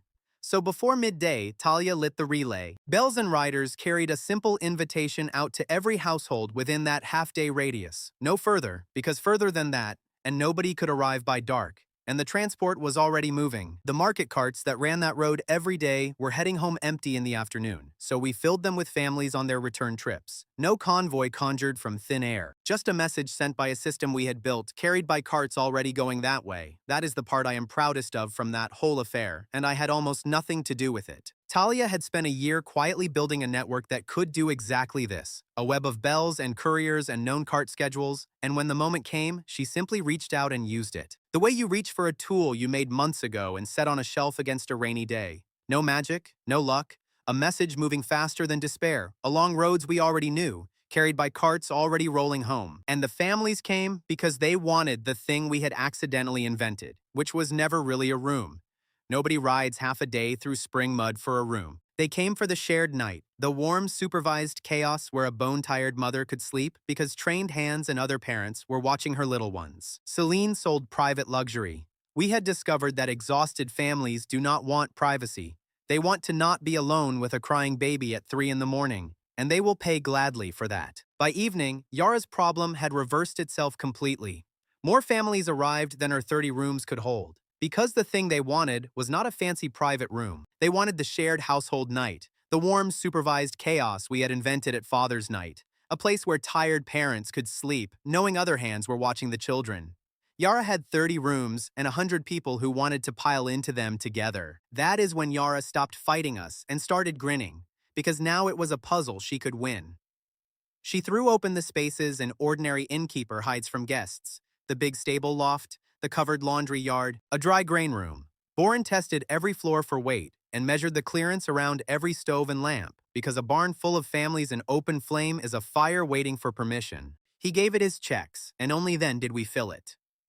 Watching Yara throw open those hidden spaces was watching a good innkeeper stop thinking like a guild inn and start thinking like a home. A proper guild establishment hides the stable loft and the grain room away from paying guests, because they are not grand enough to charge coin for. Yara looked at the same spaces and saw dry, warm, safe places where a family could sleep, and once she stopped being ashamed of them, her useless, empty inn suddenly had twice the room it had that morning. Only after Boren's checks did a single household climb a ladder. We made the hidden rooms genuinely safe before filling them, and then my ridiculous skill earned its supper one small complaint at a time. A baby put in the room beside the kitchen bell told me flatly, too loud every time the bell rang for orders. So that family moved. A child in the corner by the back stair gave me cold, and we found a draft nobody had noticed, and that room got reassigned. And one grand feather mattress produced more sneezing than sleeping, so out it went. Every little caption just rearranged the lodging until everyone landed somewhere that worked. The best comedy of the night came from a self-important merchant who had somehow ended up in the mix and demanded, loudly, the very quietest room in the house, as befit a man of his standing. He got it. And then that man of standing began to snore. A cathedral of snoring, a snore you could feel through the walls, and within the hour, 2 entire families had crept out of the nearby rooms and requested, please, anywhere else, even the hayloft. And they went up to the loft, delighted. Little Nia, past her first birthday and standing on wobbly legs, watched families climb the loft ladder. She pointed after them and said one ordinary word without crying or producing a caption. Up, just up. No crying. No caption. My skill gave me nothing, because it does not work on a calm child speaking a word she chose. She simply wanted to go up where the fun was, and she said so, like a person, and I nearly sat down on the floor. Talia caught my face and laughed at me, but she had gone a little wet-eyed herself. The first rescued child, the 6-week-old with the hair in her toe, was becoming a small girl who could tell us what she wanted with her own voice. Talia saw more than my wet eyes. She drew a large upward arrow on a scrap of board, fixed it beside the ladder, and repeated Nia's word. Families who could not read Yara's room notices understood the route immediately. Nia spent the next 10 minutes pointing at the arrow and announcing up to every arriving household with grave authority. Her ordinary word became a useful sign, and she accepted payment in one raisin from each grateful parent. The grand merchant mistook the arrow for a route to a private suite and marched up with 2 porters. Nia blocked the ladder, pointed at the hayloft, and said no. The hall laughed while Yara sent his feather mattress to the grain room. The arrow took pressure off Yara's exhausted staff. Parents reached the loft without stopping a runner for directions, while the quiet rooms remained clear for households carrying sleeping or distressed children. I needed no caption to understand Nia, and nobody needed my voice to understand Talia's sign. The smallest person in the inn had helped simplify the route by saying exactly what she wanted. Then the sky opened. An evening downpour hit hard, and the yard path that connected half our overflow spaces to the kitchen turned into a running stream. Suddenly, meals were on one side of a small flood, and families were on the other, and the warm, easy night became a moving indoor puzzle in about 5 minutes. We solved it the way we solve everything, by rearranging the furniture faster than the problem could spread. Para and Yara flipped the long serving benches into dry raised household bays right there in the main hall. Talia rerouted every plate of food through the stable door, the long way round, out of the rain. The storm tried to split the inn in two, and we just folded the inn around it. By full dark, every soul in that building was dry, fed, warm, and asleep in a space no proper guest would ever have chosen. Loft, grain room, laundry yard, and benches gave Yara her best night of business in a year. Celine's lodging assessor arrived at that exact point, expecting the empty failure his instructions had prepared him to record. He had come on Celine's schedule to photograph a dark, empty inn, documentary proof that any lodging outside the guild's control would sit useless and dependent. He stood in the doorway with his rain cape and his notebook and looked at 30 rooms plus a loft plus a grain room plus a yard, every legal space occupied, paid for, and frankly safer and warmer than the rooms his mistress had emptied. He had come to record a failure and found a full house singing. He wrote down what he saw because that is his job, and what he saw was that the abandoned inn was worth more than the booked one because the people Celine threw away had redesigned how it worked. The assessor's wet notebook recorded the opposite of Celine's prediction. She had emptied the inn to prove that lodging outside her control was worthless, and it would have been worthless if we had tried to run it her way, as 30 private rooms for grand guests who never came. Instead, the families she threw away looked at the very same building and found a completely different use hidden inside it, one worth more than the booking she had canceled. You cannot ruin a thing by taking away its old purpose if the people left standing in it are clever enough to hand it a new one. In the calm after, Yara made her choice, and she made it plainly.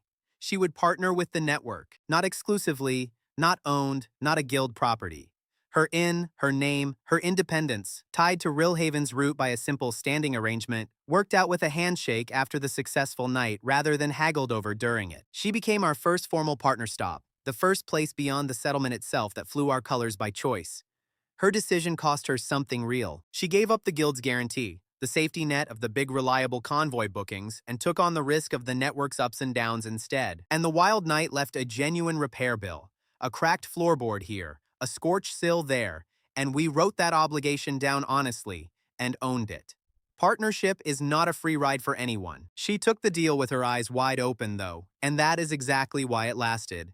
Yara Holt did not become our partner because she loved us or owed us anything. Before signing, she crossed out our request for unlimited emergency beds and replaced it with a number her floors, staff, and stove clearances could actually support. Talia accepted the smaller promise because it could be kept. Yara also reserved the right to turn away any arrival that exceeded Boren's fire limit, even if refusing cost her our business. A partner willing to say no before danger was worth more than a warm door promising everyone everything. She became our partner because she had run the numbers cold and decided that a network of families who genuinely needed her stable loft was a better bet than a guild that would empty her in on a whim to make a point to the neighbors. She traded a leash for a risk, judged it a fair trade, and a partnership built on that kind of clear-eyed arithmetic does not blow away in the first hard wind. The faded stable room sign had marked the cheap space no proud guest wanted. After that night, families requested the loft by name, grinning as though the hay were a luxury, and Yara left the sign up out of stubborn joy. 4 of the traveling households, the ones stranded that first evening, had seen enough. They chose to make Rillhaven their home, taking us to 78 resident households. The guild's monopoly on respectable lodging had a crack in it now. A warm, humble room people chose for themselves had beaten an empty, polished inn that treated shelter as permission to control them. There was a warm alternative on the northern road, resident-friendly and independent. And the story that only the guild could keep you safe had a snoring merchant and a full hayloft laughing at it. Dorian heard about it too, wherever he had crawled off to after the market, and he took entirely the wrong lesson from the affair. He watched us build a reputation on visible, honest rules, on marks and methods people could trust, and he decided the smart play was to counterfeit the trust itself. If Rilhaven's approval meant something now, he was going to print it. Dorian came back wearing our own reputation like a stolen coat. Somewhere in his wanderings, he had figured out that Rilhaven's honesty had become valuable, that our red mark meant something to families now, and he did the only thing a man like him ever does. He printed it. 4 counterfeit stops appeared along the roads, each one dressed in red emblems that looked just enough like ours, each one selling the old poison, long flattering baby translations delivered by imitators in official-looking costume. And people believed them because the red mark told them to. That is what made this attack cleverer and nastier than his old stage act had ever been. A year earlier, Dorian had sold flattering lies with his own charm. Now he was selling them under our name, wearing a copy of the trust we had bled to build. When a family saw that red mark, they had learned correctly that it meant honesty. Dorian had simply painted the same red onto a lie, and their own hard-won trust became the exact thing that fooled them. And the lies had teeth now, because we had made the mark matter. When one of his counterfeit stops told a mother that her neighbor had wished harm on her child, she believed it, because the red seal had never once steered her wrong before. Fake certainty in our colors was walking into villages and setting neighbor against neighbor, and every accusation carried our reputation along behind it. He had found a way to weaponize the one thing we owned that we could not lock in a box, which was our good name on the roads. We knew it had gotten dangerous when a household arrived at Rilhaven repeating an accusation, a nasty one aimed at a neighbor, that they said had been certified by the red seal. Our seal. A thing we had never touched was speaking in our name and telling families to distrust each other. I did the thing I always do now, the thing that would have saved everyone a year of grief if I had done it in the beginning. I told the truth about my limits, loudly. My skill hears one feeling from one crying child. It cannot tell you who is trained, who is honest, or who printed a red mark on a cart.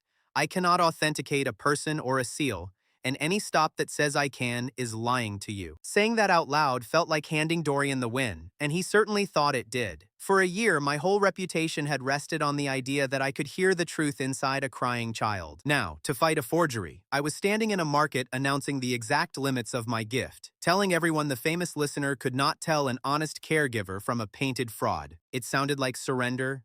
It was the opposite of surrender, because a lie has to claim it can do everything, and the truth only ever has to admit what it cannot. Dorian's product was certainty, and certainty is brittle. My product had become honesty, and honesty bends without snapping. That was the moment I told a crowd plainly that my skill could not authenticate a seal. I had said the one thing no counterfeiter could ever afford to say, and the whole contest between us stopped being about who sounded more magical, and started being about who was willing to tell you the truth about their own limits. Dorian had been counting on that admission. He turned it into a challenge, a grand public certification contest at the spring rain market, all his stops against ours, and he was sure my confession of limits had already handed him the win. If the famous listener admits he cannot verify anyone, why trust his mark over mine? He had built a clever trap. He had forgotten who he was fighting, which was a laundry crew and a healer with rules. Mara set the terms that kept it clean. Only consenting families. No child pushed into distress for a show. And the instant any stimulus upset a baby, she stopped it. Inside those rules, we did not try to out-translate the fakes. We ran a test the fakes could not survive, because we changed reality on them faster than their scripts could follow. A true caption tracked the living child in the present. When Mara changed one consented child's real condition, the felt sensation changed with it. Dorian's printed speech continued unchanged. A fake speech is printed in advance, matched to a marked blanket and a hidden bell, and it says what it says no matter what the child in front of it actually feels. So we built a test out of that one simple fact, and it was beautiful in its cruelty to a fraud. A true reading follows the living child through every change. A printed page cannot follow anything, because it was written yesterday for a blanket and not for a person. All we had to do was change the world faster than Dorian's imitators could reprint their speeches, and let the crowd watch the gap crack open. Mara held it all to her rules, which is the only reason I could stand to run it. Only families who chose to take part. Not one child pushed past, fussing into real distress, and the instant any baby crossed that line, she stopped the round cold, contest or no contest. We were not going to beat a man who used children as props by using children as props ourselves. We beat him inside a fence Mara had built, and the fence was the point. So Talia started rotating the world under Dorian's imitators. She swapped the marked blankets between families between rounds. She moved the handlers around. Para changed the conditions too, shifting families between sun and shade, quiet and noise, warming a cold child here, cooling a stuffy one there. Every round, the actual sensations of the actual babies moved, and the imitators kept reading their old scripts to the wrong families. The prepared speech for the blue blanket got delivered to a child now under the green one.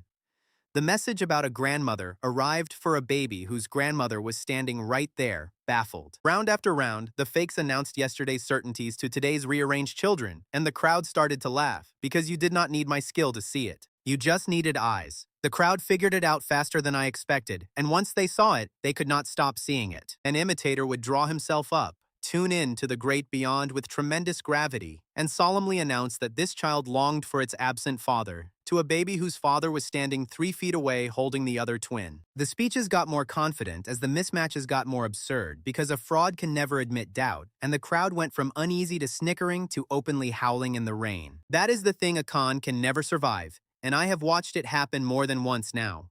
It is not anger that kills a fraud. Anger it can work with. Anger it can twist into a story about jealous rivals. What kills a fraud is laughter, because you cannot be frightening and ridiculous in the same breath. And the moment a whole rain-soaked market is laughing at your solemn wrong answers, your certainty is dead and there is no reviving it. Dorian felt it slipping and did the ugly thing. He ordered Mikkel to save the act by keeping one already upset child back behind the stage, a reliable source of real crying to cue the next round on schedule.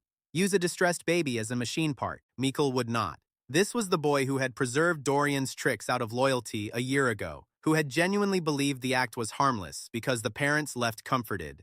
He had watched that belief die by degrees, and this was the last of it. He took the upset child straight back to its family instead, and then he picked up the entire cue rack, the bells, the marked cards, the machinery of the lie, and carried it out into the open where everyone could see. Then the sky, which had been threatening all morning, delivered the finishing blow for free. The rain came down hard, and Dorian's entire counterfeit empire was printed in cheap red dye. It ran, all of it. The red emblems on the imitators' cloaks bled down their fronts in long pink streaks. The painted red seals on the counterfeit signs dissolved and dripped. Dorian's borrowed authority literally melted off him and pooled in the mud, while his imitators stood there addressing the wrong blankets in soggy, ruined costumes, looking like what they were. And our mark did not run because our mark was never dye. It was a physical thing, burned and cut into the actual shared equipment. A method you could feel with a thumbnail, part of the tools themselves. The rain that destroyed the fakes did not touch it. The counterfeit was a painting. The true one was a scar in the wood. I have kept that image because it says everything about the difference between what Dorian sold and what we had become. A painting on the surface and a scar in the wood. His authority was color laid on top of a lie, and the first hard rain washed it straight into the mud. Ours was a mark cut into the actual tools by the actual hands that used them, and no weather on earth could reach it, because it was part of the thing itself. And Mikkel, standing in that same rain with the cue rack in his arms, made the choice that ended his old life for good. This was the boy who had once preserved Dorian's machinery out of a genuine belief that comfort, even false comfort, was a kind of kindness. He had watched that belief rot for a year, one used child at a time, and now, with the master ordering him to hold a distressed baby backstage as a living cue, the rot finally reached the root. He set the child back with its household, gathered up the apparatus of the lie, and carried it out into the daylight, and he did it with the flat calm of a man who has finally, completely, stopped arguing with himself. Dorian did the only thing left, which was run for it, and he grabbed the printing plate as he went, the master plate that stamped all 4 counterfeit seals.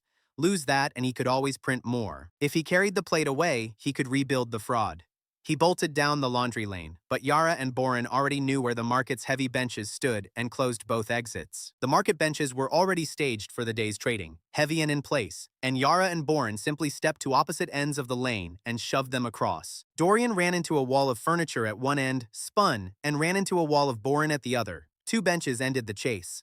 Mara took custody of the plate while the watching traders marked its condition. And then Mikkel finished it properly, in front of witnesses, the way real proof works. He matched the printing plate to all 4 counterfeit seals. He matched the cue rack to the staged crying. He matched the payment boxes to all 4 stops. Once every comparison was witnessed, Mara wrapped the plate and sealed it under the trader's marks, leaving Dorian no chance to alter or reclaim it. There was no confession, and that deserves noticing because it is the method in one image. We did not break Dorian by getting anyone to admit anything. My skill named no culprit. No magistrate appeared, summoned by a magic gift. There was only physical object laid down beside physical object, plate to seal, cue rack to staged cry, payment box to counterfeit stop, until the machine explained itself to the crowd better than any speech ever could have. Proof you can pick up and turn over in your own hands beats a confession every single time, because a confession can always be doubted, and a printing plate cannot. Dorian lost, not to a spell, and not to a magistrate summoned by my gift. He lost to rain, to furniture, and to the boy he had used one time too many. He abandoned the sealed plate, gathered his soaked red costume, and left the roads without lingering to study me. He was finished as a counterfeiter because his distribution was exposed and his symbol was a joke. Mikkel walked away from stage work for good. He did not ask to join us, and we did not press him. He had spent a year learning that comfort built on a lie curdles, and he left to go be honest somewhere quieter. I respected it. Some people have to leave the tent entirely to breathe. I will not pretend nobody got hurt. Real families had been genuinely misled by those red seals, had carried false accusations home to real neighbors, and untangling that took time and money, and a lot of careful apologizing on our part. Beating a con does not unsay the things it made people believe. We spent weeks on it. That was the true cost of Dorian's counterfeit, and it never showed up in any tally of households or partners. A red seal in our own colors had told a woman that her neighbor meant her child harm, and she had believed it and carried it home, and some of those wounds between neighbors did not close just because we proved the seal a fake. You cannot unring a bell that told someone to be afraid. We rode out to those villages, sat in those kitchens, and unsaid what we could, one hard conversation at a time, and some of it took, and some of it never fully did. I dwell on it because it is the part everyone forgets about beating a con. The satisfying moment is the printing plate in the mud and the entire market laughing in the rain. The true work comes after, unglamorous and slow, undoing the belief the con had planted before it fell over. Beating a liar in public is easy next to that. The hard part is that people had already rearranged their lives around the lie, and a proven fraud does not, on its own, put those lives back as they were. When the dust settled, the board had moved our way again. 4 of the cheated households, having learned exactly what a fake looked like, chose Rilhaven and made it their home, taking us to 82. 2 of our service stops formally adopted the open method and became partners in their own right, which brought us to 3 formal partner stops. Our caregiver ranks had grown through the quiet months of training to 15. Celine's market observer sent her the report of Dorian's circuit collapsing in the rain. The recruitment offers that followed showed the conclusion she drew. Imitation was finished. Counterfeits ran in the rain and got exposed. If she wanted to hurt us now, she would have to stop faking care and start taking the genuine article. And the genuine article meant our people, our trained caregivers, the ones we had grown across a year, the ones we could least afford to lose. Celine stopped printing fake translators and started writing very generous, very legal, very tempting offers to the specific human beings who made Rilhaven work. Celine finally hit us where it actually hurt, and she did it without a single lie, which is what made it so hard to hate her for it. She came for our people, and she came on the one day we had them all standing together in the open. We were holding a skills fair that afternoon, out on the flat grass at the edge of Rilhaven, an open demonstration where families could watch our caregivers work, and our trainees could show what a year of slow teaching had put into their hands. Stations sat in a loose ring across the field, a swaddling table, a safe carry lane, a corner where Mara talked worried parents through a fever without frightening them into something worse. Bright wool markers on poles so a family could find the exact thing they needed without asking twice. That very morning, one of the mothers who had trained with us all year had passed her final supervised check, which took our active caregivers to 16. 16 trained pairs of hands, grown one careful person at a time over a long year. I stood in the grass feeling quietly rich about that number. I should have knocked on the nearest bit of wood while I had the chance. 7 guild wagons rolled onto the grounds right in the middle of it, clean and matched and gleaming, and outstepped Celine's recruiters with paper in their hands. Not threats, offers. Named ones, specific ones, each folded sheet addressed to one of our people by name and sealed with the silver cradle. The thing that stole the breath out of the fair was where those offers came from. They were copied straight off the old placement applications and creditor agreements these very caregivers had signed with the Silver Cradle Guild years back, before Rilhaven was even an idea. Celine kept no spy in our camp and had stolen no secrets. She simply still owned their old paperwork, and she knew to the last copper what each of them owed and what each of them had once walked into her guild hoping for. 4 of those offers erased debts outright. Real debts, the crushing kind, each one larger than anything our whole reserve could have covered twice over. To 4 of our caregivers, Celine was holding out a way clear of a hole they had been climbing for years, hand over hand, with no top in sight. Every one of them recognized the seal, recognized the terms, and understood precisely what was on the table and who was holding it. Sit for a moment with how cruel and how clean that was, because it is the smartest move Celine ever made against us. She did not lie, she did not steal, she did not forge so much as a signature. She walked up to 4 people we loved who happened to be drowning and offered them dry land, and the dry land was solid. The wages were real. The debt relief was real. The guild housing with a door that locked was real. There was no villain in any of it to point a finger at, which is why it cut so deep.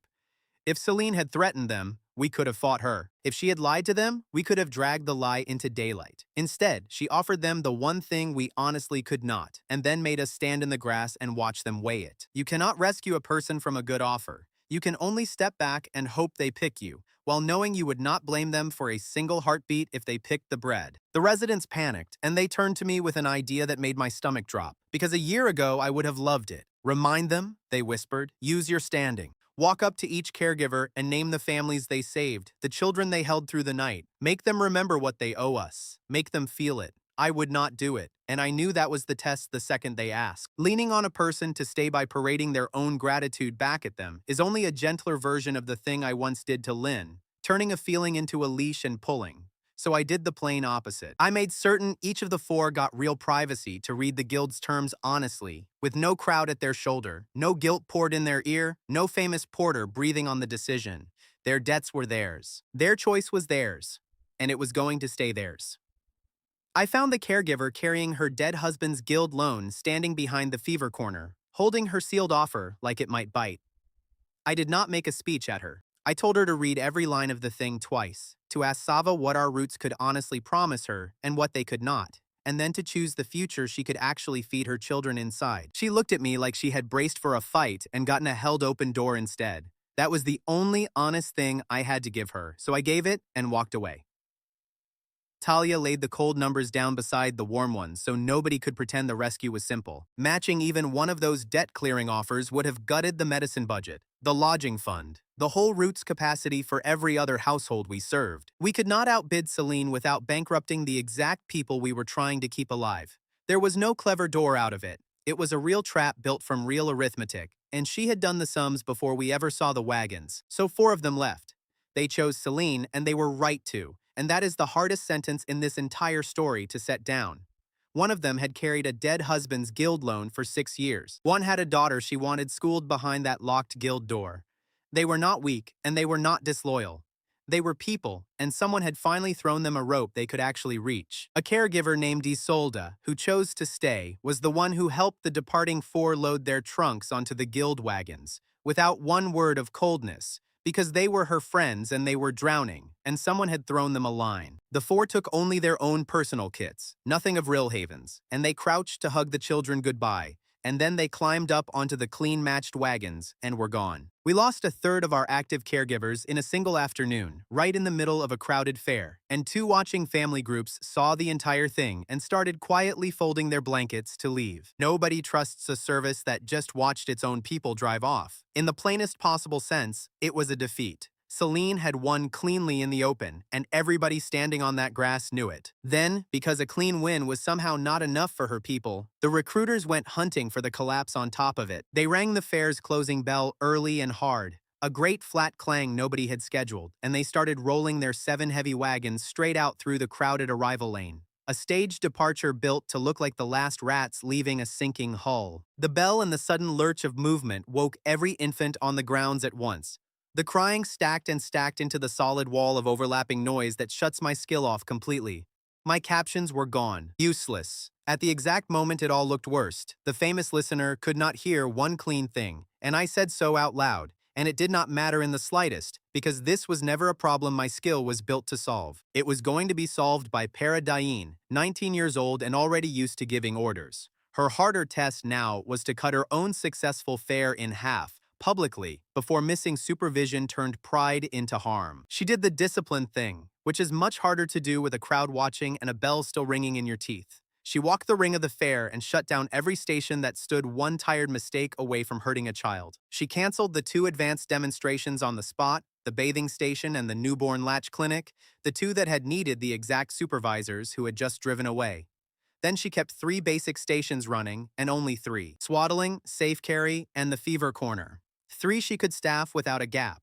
3 whose supervisor and whose exact scope she could call out by name, so every parent on the field knew precisely who owned what and where the edges were. She shrank the fair down to the size she could actually hold, and she did it in under a minute, out loud, in front of everyone. A supply rack, knocked loose in the shove of the staged exit, picked that moment to start rolling on its own toward a knot of families, and Para ran the whole emergency by voice alone. Trainees, clear the children out of that lane. Parent teams, get hands on that rack and stop it. Boren turned those wagons off the arrival path, and every last one of them did their own piece, and not one person invented a translation or snatched at authority they had not earned. The rack stopped a stride short of a stroller. The children were already clear. The wagon swung wide. No hero anywhere in it. Just a 19-year-old naming jobs fast and clean, and grown adults trusting her enough to do them. Boren turned those wagons with the flat, outraged competence of a man used to being the largest object in any room he enters. He set one shoulder against the lead horse's cheek strap, muttered something low and unrepeatable about grown adults who ring bells to frighten babies, and walked the match team a quarter turn off the arrival lane like he was correcting a badly parked handcart. A recruiter opened his mouth to object, took a proper look at the size of the man rearranging his horses, and closed it again. The recruiters, rolling away up the road, twisted round to call the shutdown proof of our ruin. See, they shouted back across the field. They had to cancel half their own fare. The wagon people are finished the moment guild staff walk.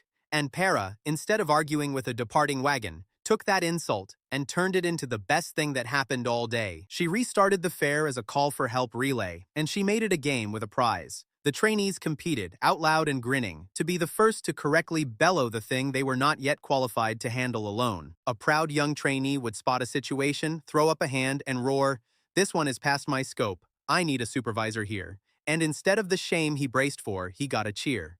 The entire crowd started clapping for whoever named their own limit fastest and loudest. It was genuinely funny watching teenagers race to announce what they could not do. And it was genuinely brilliant because it taught every household on that grass the exact opposite of what Dorian and the counterfeiters had always sold. Real care is not a confident voice with an answer always ready.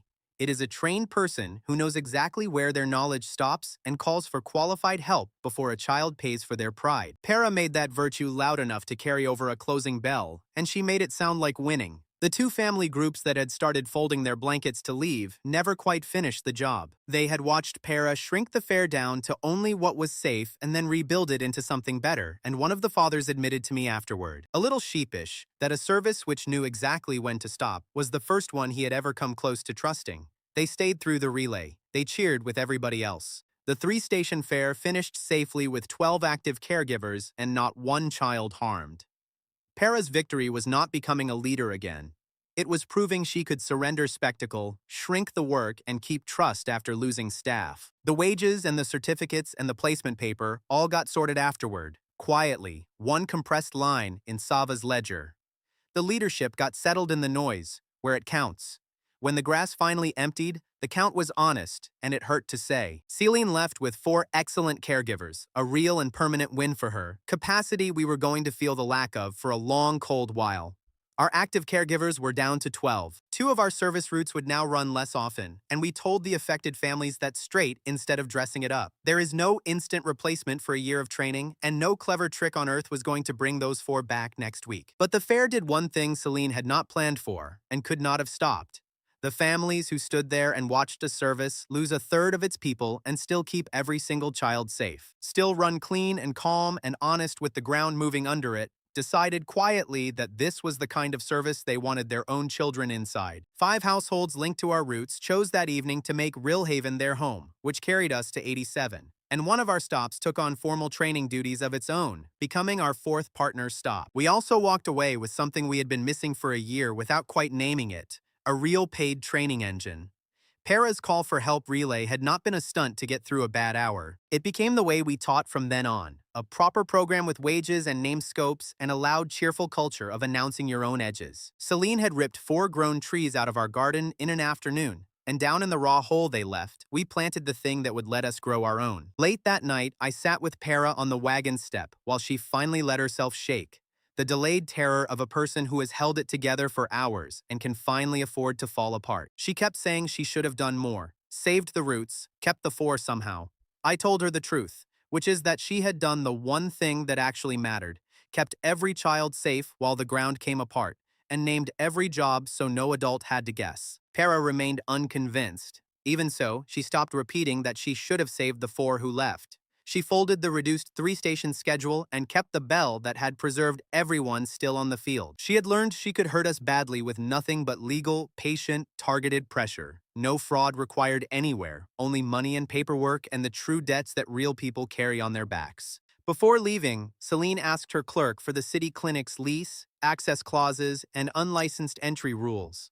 She had found the next pressure point in the legal gate between our people and licensed care. Celine's next weapon was a gate. A real one, brass and heavy and taller than a man, with my own name written on a posted card as the one thing not allowed through it. The city clinic came in 2 parts. An outer public yard that anyone could walk into off the street, and an inner clinical section behind that brass gate where the licensed work actually happened. Corvin Hale was running a non-exclusive referral morning there, the kind where city families get sent on to whatever care actually suits them. And by rights, it should have been a good day for everyone. Except Celine had reached out with her licensing muscle and had one single name posted at that brass gate as barred from entry.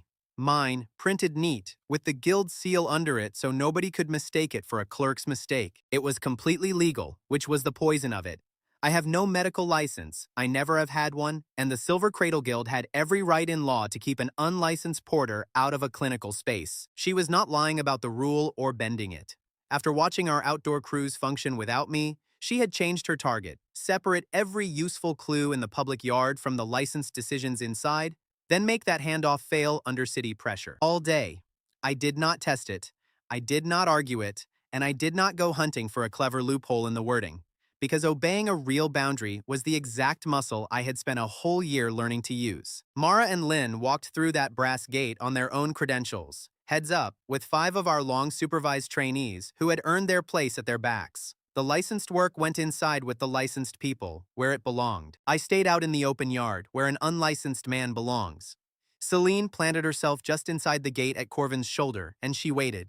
She was expecting one of 2 things. Either I would cross illegally and hand her a scandal, or the transfer between our public lanes and Corvin's clinic would clog until families blamed the unlicensed service outside. It was a narrower and smarter attack than pretending nobody else could work, and the yard was ours. Talia went to work on that open public space the instant we rolled in, before the first household had even found the queue. She marked 3 clear lanes straight across the yard with our own laundry colors, a red line, a blue line, a yellow line, chalked and pegged so that arriving families broke into 3 orderly streams instead of one frightened mob shoving at a gate. Nobody had to guess which way to go. You followed your color to a person whose job you could see. Talia had learned this the hard way over a year of poor quarter rounds, that frightened people cannot read a posted instruction, but they can always follow a color. Red for the plainly sick, blue for the waiting well, yellow for the ones who only needed a question answered and a fear talked down. She walked each line herself first, out loud, calling the pattern so it was set in the crowd's head before the panic could set anything worse in its place. Para took the wagon side panels next, the removable ones Bourne had standardized months ago at the build. The ones that unpinned clean off the frames. She stood them up and folded them into quiet bays right there in the middle of the open yard. Calm little 3-walled pockets where a family with a screaming newborn could step out of the crush and breathe. A city clinic yard is a hard, loud, echoing place. She built soft corners into it out of laundry wagon walls in under a quarter of an hour. My own job shrank down to its honest size, and I let it. I stood in the yard and I heard only the children right there beside me, the consenting ones, whose parents had said yes, one at a time, and when I caught a clean caption, I passed the short sensation inward through a runner and no further. A boy of 8 months gave me a hot, sharp left ear, and I sent in the words left ear, hot, sore, And back out through the runner came Lin's instruction to have his mother turn him onto that side and wait for the licensed look. A sensation went in through the door, and a licensed decision came back out of it. And not once, all day, did I let the feeling get dressed up as a finding on the way through. Another baby, scarlet and shrieking in her mother's arms, gave me nothing but hungry, plain, and flat. And I sent in exactly that one word, hungry, and watched a runner steer the pair toward a feeding corner instead of into the clinical line at all. That is the half of the work nobody ever sees. A great deal of the honest use of my skill is keeping a merely hungry child out of a medical queue, so the licensed hands stay free for the ear that is genuinely hot. I spent as much of that morning gently turning families away from the gate as I ever spent sending anything through it. The runners came back out with more than instructions too. They came out carrying small, proud reports the trainees could not help sending, that one of them had held a squirming yearling perfectly still under Lin's hands, that the latch clinic had cleared its whole line before noon. I was not allowed one step past the brass to witness any of it. I got it all secondhand, off a 14-year-old runner with ink smeared across her knuckles, and it was the finest news I heard all day. Then the day tried to break in earnest, right on the appointed schedule. Except this time, the schedule in question was the clinic's very own. A scheduled medicine cart came grinding up the single public approach to the yard and stalled, sideways, right across the narrow turn. One back wheel dropped into a drain gap and the thing wedged solid. And now, the entire arriving crowd was pinched between a jammed cart on one side and a barred brass gate on the other, the pressure building by the second. Families pressed shoulder to shoulder, and the crying climbed and stacked into the exact wall of overlapping noise that I cannot hear a single clean thing through. The driver hauled on his brake and swore and backed his horse and got precisely nowhere, because a loaded medicine cart with a rear wheel dropped in a drain does not lift for one tired man and one tired animal. Freeing it was going to take levers and bodies and time and room to work, and the one thing that Pinched Yard had none of just then was room. I killed my own skill out loud, again. The same reflex that has saved us over and over. It is only noise now, I told the runners. I have nothing. Stop waiting on me for anything. And with me switched off in the middle of the yard, the people who actually run things got on with running them. Boren opened the wagons. He went down the line unpinning their whole side sections, the standardized panels, and swung them outward into bypass lanes straight through the stalled crush, turning 3 parked laundry wagons into 3 walled corridors that hadn't existed a minute before. Para moved families through them by visible need, the plainly urgent ones first, the calm ones parked safe in her quiet bays to wait their turn without panic. Mara and Lynn kept making every real medical decision inside the gate and sending each one out through runners, so that not one call ever traveled through me or borrowed my name. The service reorganized itself around the jam, and its famous listener contributed nothing to the fix but a strong back and a pair of hands. Celine made her single mistake right here, and it was a lovely one to watch. The guild held the access clause on one interior side door under its clinic lease. Fearing the jam would let me slip through unobserved, Celine invoked that clause and closed it, despite Corvin's warning that his intake would slow. And by closing it, she funneled every last soul through her one controlled entrance, which promptly clogged solid, the way our own rope queue had clogged a year before. Meanwhile, our messy, modular 3-lane outside route, with its wagon panel corridors and its colored streams, was moving families through faster than the licensed gate she stood guarding. She had made the inside slower for the sole purpose of keeping me out of it. The running comedy of the whole day was Para drilling Boren like a foreman drilling an apprentice 3 times his junior. He had unfolded a dozen panels in the rush, and somewhere in the scramble, he had forgotten to chalk label the one he was actually holding, which meant that when he stood there and asked which lane it belonged in, Para could not read his own system back to him. So she gave up on his labels entirely and started calling him by the shape of the thing in his arms. The wide one, 3rd gap along, go.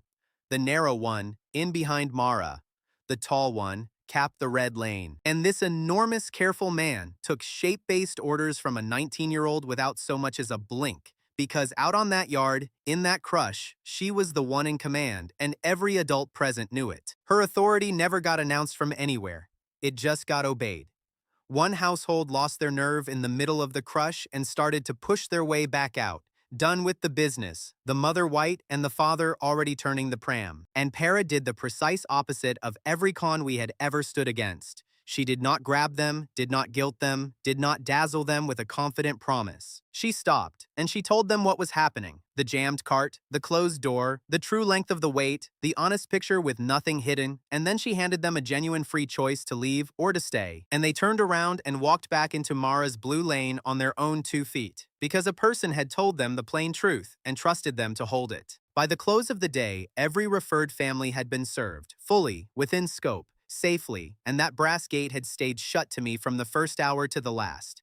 I never went through it. I never once needed to. The service ran clean with its unlicensed man standing out in the yard the entire day, doing nothing anywhere that required a license, and that was the argument made flesh in front of a paying city crowd. Corvin himself walked out through our functioning outside lanes at the end, and he is a careful man, so he stopped and he checked. He confirmed it out loud, in front of witnesses, that every single referral had arrived and been handled inside proper scope. He's not our friend, exactly, and he did not pretend to be one. He is a man who respects a system that works whether he likes its owners or not, and he had just watched ours work smoothly without the one person Celine had staked the whole morning on being indispensable. I could see Celine through the bars for part of it, and I will grant her this much: she did not rage or storm about. She watched our 3 colored streams move faster than her one controlled door, with the flat, still attention of a woman revising a plan while it fails, filing away what had gone wrong and why. She was going to come back. People built like Celine always come back. But she left that yard, having watched the one thing she had come to disprove, that the service did not live or die inside me. Celine's restriction stayed perfectly legal. For all I know, it stands at that gate to this day. What broke, in front of Corvin and a yard packed with city families, was her story about us. She had built the morning to prove the service was really one barred porter and nothing else. And the service had run beautifully with that porter kept firmly on the wrong side of the brass, translating nothing but the child at his own elbow, feeding bare sensations through a door he was never allowed to open. The gate was real. Its power over us had quietly evaporated. The day paid us in more than proof, as the good days tend to. 6 rural families who stood in that yard and watched how we worked chose Rillhaven before they left, which carried us to 93 resident households. The city referral relationship itself became our 5th formal partner stop, a steady standing channel of work instead of a one-day favor. Our 5 long supervised trainees stepped up into paid supervised stages, bringing our active caregivers to 17, earned slow and proper, with no instant credentials handed out to plug a hole. And the referral income let us begin fitting 2 of our existing wagon frames out as proper mobile clinic units, so that care could start traveling to families instead of families forever hauling themselves to a gate. That evening, Boren and Mara walked the 2 spare frames with a lantern and a stub of chalk, marking where a fold-down shelf would bolt in, where a lamp bracket would sit, how a licensed healer might work standing up inside a moving box on a bad road. They were not finished units, nowhere close. Weeks of careful work from carrying anyone. They were a promise scratched in chalk on old laundry wood, that soon enough the care could go out to the household instead of dragging the family into a gate. And then there was Mara. At the end of that long, loud day, outside the gate, in the emptying yard with the lanterns coming up, she crossed over and stood beside me, and something between us had plainly shifted on its axis. She had spent a whole year watching me obey boundaries I could have shattered, refuse accusations I could easily have thrown, stand outside gates I might have talked my way through with a good enough story. Neither of us was ever going to stand there and make a speech about any of it, and neither of us tried, and the quiet suited us both. She just let the old wariness ease off a notch, and let a real private trust settle back between us. The careful kind, with her medical veto sitting exactly as absolute as ever and going unmentioned because it never once needed mentioning. Nothing got forgiven out loud. The distance simply closed a little, on its own. I would take that gladly. I had earned the slow version of it, and the slow version was arriving on its own unhurried schedule, which felt like the only way it could have arrived and meant anything. Celine, watching all of this from behind her legal gate, finally gave up trying to cut me out of the network because the thing plainly could not be squeezed down into one man and choked. So she turned instead and went after the network itself, all of it, at once. She had spent a year quietly learning our shape, our stops, our supply lines, and their timings, and now she reached for a strike meant to land on every part of us on the same morning, across 7 stops at once, right as the season tipped over toward its hardest and coldest edge. Months of quiet, unglamorous training came due on the same week Celine chose to strike every working stop at once. The network had never carried more authority or exposed more separate points that an enemy could squeeze. 4 long supervised trainees finished out their limited scopes that week. 4 already qualified local caregivers signed on with us, and that turned 17 active people into 21, with one last apprentice still working under supervision. I watched one of those final checks myself, at dawn, in the cold gray light before any of the day's trouble had started, because I wanted to see it done right with my own eyes. A trainee talked to first-time mother through settling a colicky newborn, calm and clear, and named out loud the one thing she was not allowed to do without a licensed hand, and Mara signed the little card that made it official. That is what qualified looks like. It is slow, and it is boring, and it is the opposite of a miracle, and I have come to love the sight of it. There were 4 more trainees beyond that count, off-roster, still deep in long supervision, not yet cleared to do a single thing on their own. 2 of them were Renvale and Castle Mar. They were still off-roster that autumn, permitted to work only under supervision, and both kept showing up for the slow drills while qualified people carried the live calls. 2 service sites had just taken on full stock and their own bell responsibility, bringing the network to 7 working stops.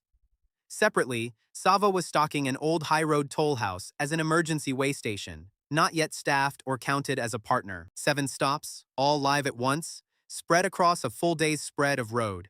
It was the most stretched out we had ever been, and Celine, patient as winter, had been waiting for precisely that shape to show itself. She struck all 7 on the same morning. Her hand on the northern stop, Para's own established transfer stop, was a man named Kest Varn, 38 years old. Her contracted dispatch broker, a lean, unhurried man who did everything slowly on purpose because slowness unnerves people in a rush. He was already standing in Para's yard when the bells opened and he physically turned the carts around one by one. The medicine cart, the lamp oil cart, the linen cart, all reassigned and rolling back the way they had come, right there in front of us, legal papers in hand. Kest handed Para 3 cancellation copies straight from the transfer hub, and I watched established riders carry matching notices off toward the other stops down the road. From Para's northern stop, my whole world consisted of Kest, 3 turned carts, and cancellation paper going soft in Para's grip. The other 6 stops remained blank until something physical arrived. Couriers, returned carts, and sealed tokens supplied each later fact. Until one reached our yard, I treated the distant stop as unknown and gave no order based on an outcome I could not verify. Para did not argue with him because you cannot argue a loaded cart out of turning around once the paper is signed and the driver is a guild man. She simply asked him, evenly, whether he meant to stay and watch. Kest said that he did. He had ridden a long way to see us break, and he intended to get the full worth of the trip. Fine, she told him. Then stand where you will not be underfoot. And she turned her back on him and went straight to work, which unsettled him more than any amount of shouting could have. My first instinct was the old bad one, the one that nearly ruined me once already, the pull toward the center. I started writing a recall order. Pull everyone back, collapse all 7 stops into Rillhaven where I could see them. Talia stopped me with facts, as she always does. She laid the 7 travel times out flat on the table beside my half-written order and made me read every one of them out loud. Every single team, if I recalled them, would be out on the road at the same hour, in the same danger window, strung out and exposed. Children riding in open wagons on cold autumn roads, and all of it because their famous listener had panicked and pulled the string. My recall order would not gather anyone up safe. It would put all 7 groups into motion at once, straight into the exact gap Celine had opened the whole morning to create. I tore the order clean in half before it moved one single person, and then I made myself small, on purpose, which is a thing I could never have done in my first year. I accepted out loud that the only stop I would command that day was the one my own 2 feet were planted in, Para's northern yard. The other 6 were going to be run by the people standing in them with what they already had, and I was going to trust that completely.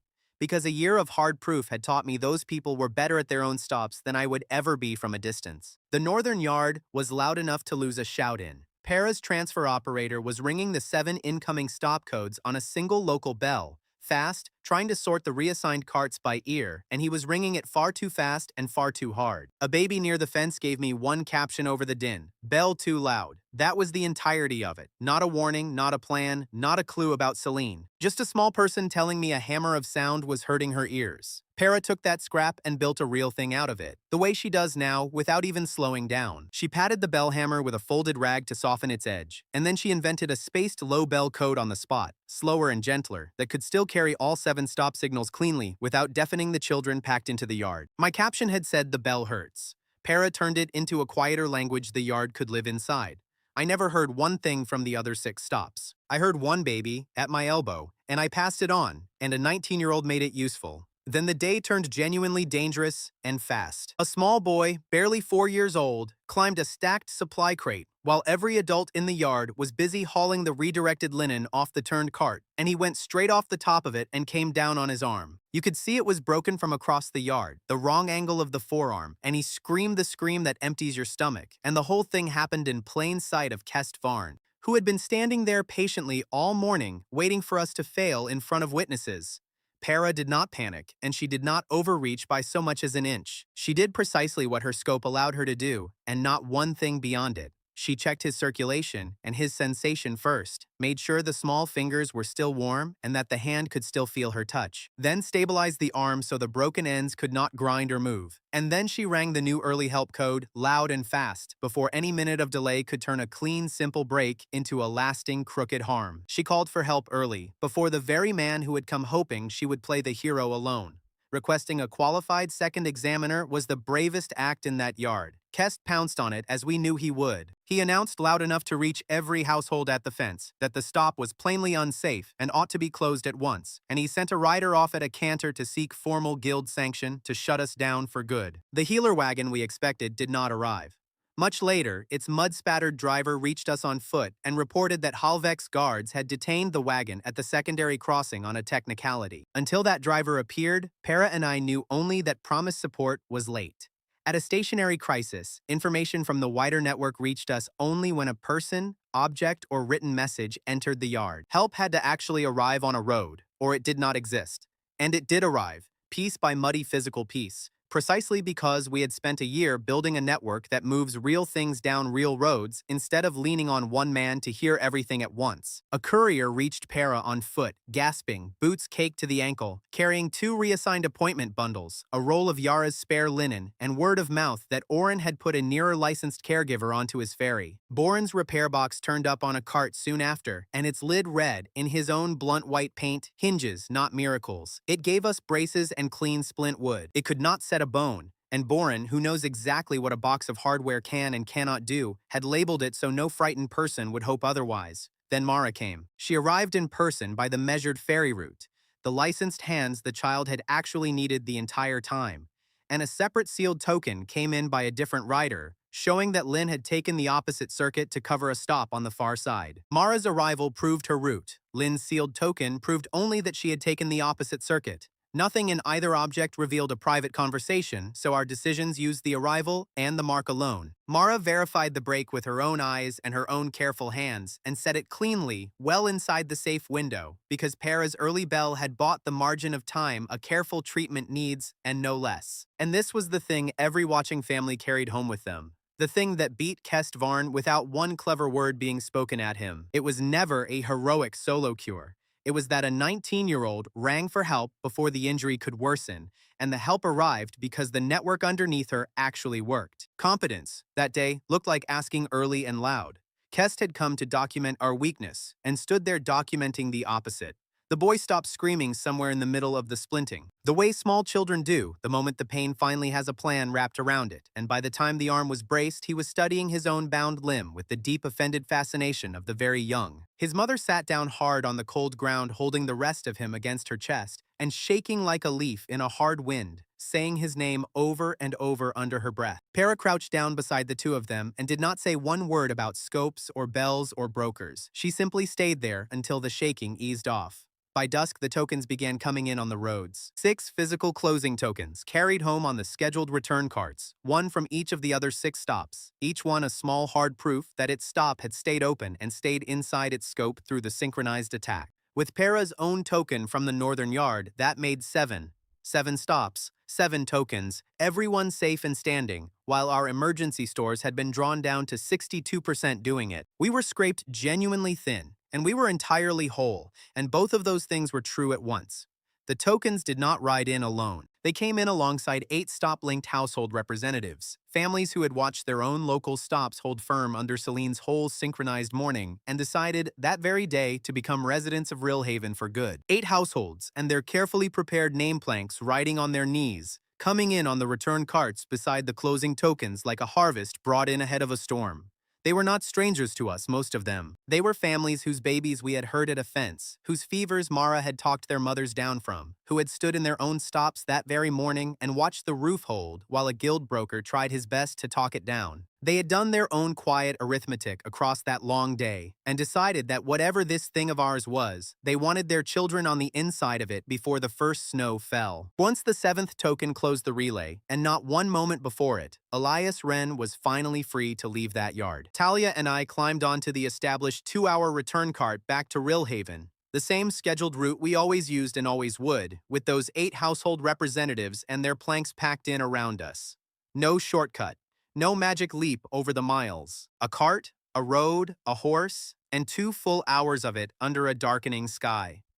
We rolled into Rillhaven under lantern light, and the settlement had grown so much in a season that I felt the size of it in my chest before my mind ever caught up to the number. They set the 8 planks one by one into the frame beside Talia's original wagon, that same battered laundry wagon that had once carried a terrified mother and a screaming 6-week-old girl out of St. Aura's gates a whole lifetime ago. And the 7th of those 8 planks, hammered home into the wood beside that wagon, made its household the 100th resident household of Rillhaven. The 100th. 100 families gathered around the wagon I had always called mine and never owned. Their name planks filled the lantern light, turning a porter's borrowed sleeping place into the fixed center of a settlement. I did not make a speech. I could not have forced one word out past my own throat if I had tried. I just stood and watched a tired woman fix her household's name to a plank beside Talia's wagon and become, in that hammer stroke, the 100th household. And I thought, of all things, about a single hair wound around a single tiny toe. Then the 8th plank went in and made the count 101, and Boren, standing there with actual tears running down his enormous face, complained loud and bitterly that 100 had been a perfect round number, and the 101st household had gone and ruined it entirely. Everyone laughed, wet and helpless, which is precisely the thing you need most in the world, right after your heart has cracked wide open in a good direction. We ended that long day at 101 resident households, 7 formal partner stops, 21 active caregivers with those 4 off-roster trainees still grinding through their supervision, and a reserve drawn down to 62%. And we ended it holding proof, in Kestvarn's own dated cancellation copies and in Halvek's written detention order, of something we were going to need very badly and very soon. Those papers, read side by side, exposed a winter clause Halvek had already quietly posted, a private road impoundment rule, sitting out there in the cold and waiting for us. We had survived the 7-bell morning, we had placed the 100th plank beside the founding wagon, and we had learned down to the bone that the network could run clean without me anywhere near its center. What we had also done, without once meaning to, was read the exact shape of the trap Halvek had laid for the coming winter. The first heavy snow was only a week off. When it fell, it was going to close the public road and leave us staring straight down the throat of the trapped private road those papers described. Winter came back meaner than the first one had ever thought of being, and this time the enemy on the far side of it had done its cold homework well in advance. That winter day offered no clean victory. Talia had to choose between replaceable property and children losing their last safe hour of daylight, knowing the abandoned assets would not return. We had reached a good place on paper that very morning. Our last supervised apprentice finished the final training module at breakfast, which meant all 21 of our people were now fully trained caregivers, every one of them. The same faces, the same number as the week before, but no more asterisks against any name, no more works under supervision.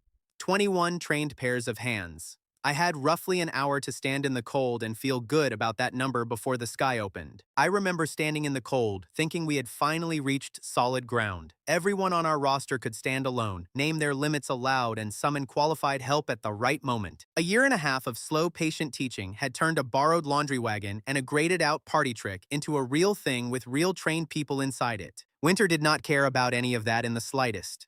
Then the snow started, and Celine's winter plan unfolded across the northern road as she had drawn it. 3 of our traveling family groups, strung out on their rounds, hit prepared lodging refusals one after another, every warm door along the way already closed by a booking Celine had quietly killed weeks before they ever knocked. The first innkeeper would not meet Talia's eye. The second had a paper reason. The third simply had no rooms that any amount of honest coin could open. And the snow kept coming down thick enough to cut a loaded wagon's speed clean in half, so that every mile of that road now cost us 2 miles of daylight. I stood behind Talia at that third closed door and watched a decent enough man refuse a wagon full of cold children while being unable to look at any of them. Because Celine had reached his booking ledger before we ever did, and he had a household of his own to keep fed through the winter. He was not cruel about it. He was simply bought, cheaply and well in advance. And that is worse in its own way, because you cannot even properly hate a man for being frightened and poor. Then, behind those three groups, the road itself died. A stone culvert failed beneath the public northern road, taking a whole span of roadbed into the ravine.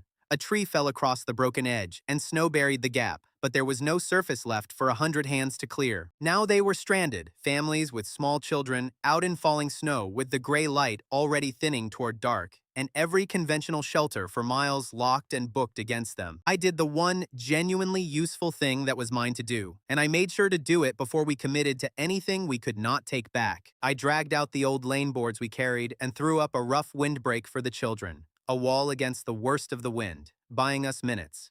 And then I sent 2 runners out at once, in 2 different directions, our 2 fastest on their feet. One aimed at Yara's Inn, one aimed straight back at Rillhaven. Because I was not going to stake every child's last hour of daylight on a single shelter answer turning out to be open. If one door was shut in a runner's face, the other might still be swinging wide. 2 chances down 2 roads, never one. Both of our fitted clinic wagons had reached the stranded families by then, which was the good news, and which the trap swallowed whole. Because the only route left whose far end could actually reach Yara's Inn before full dark was the estate's secondary road. Halvex Road, and its posted clause, the very one Kestvarn's papers had exposed for us a week earlier, offered passage on genuinely cruel terms. The law barred Halvek from holding a free person on that road. The posted estate clause still let him seize any rack-bound wagon, and everything bolted to it once it crossed his line. The people could walk through, their winter capacity could not. Talia named the thing out loud before she let one wheel touch it. "This is the trap," she said, flat and clear so every adult heard it. "It is what those papers described, word for word, and we are going to walk into it with our eyes open." And then she did the arithmetic out in front of everyone instead of hiding it away, because Talia does not make people follow a choice they are not allowed to see the shape of. "Turn back," she said, "and there is no road behind us anymore. Stand and defend the wagons, and children freeze in the dark while we argue with armed guards over property. Fully unload every rack-bound crate first, and it costs us an hour we do not have, and the light dies with little ones still standing out in it."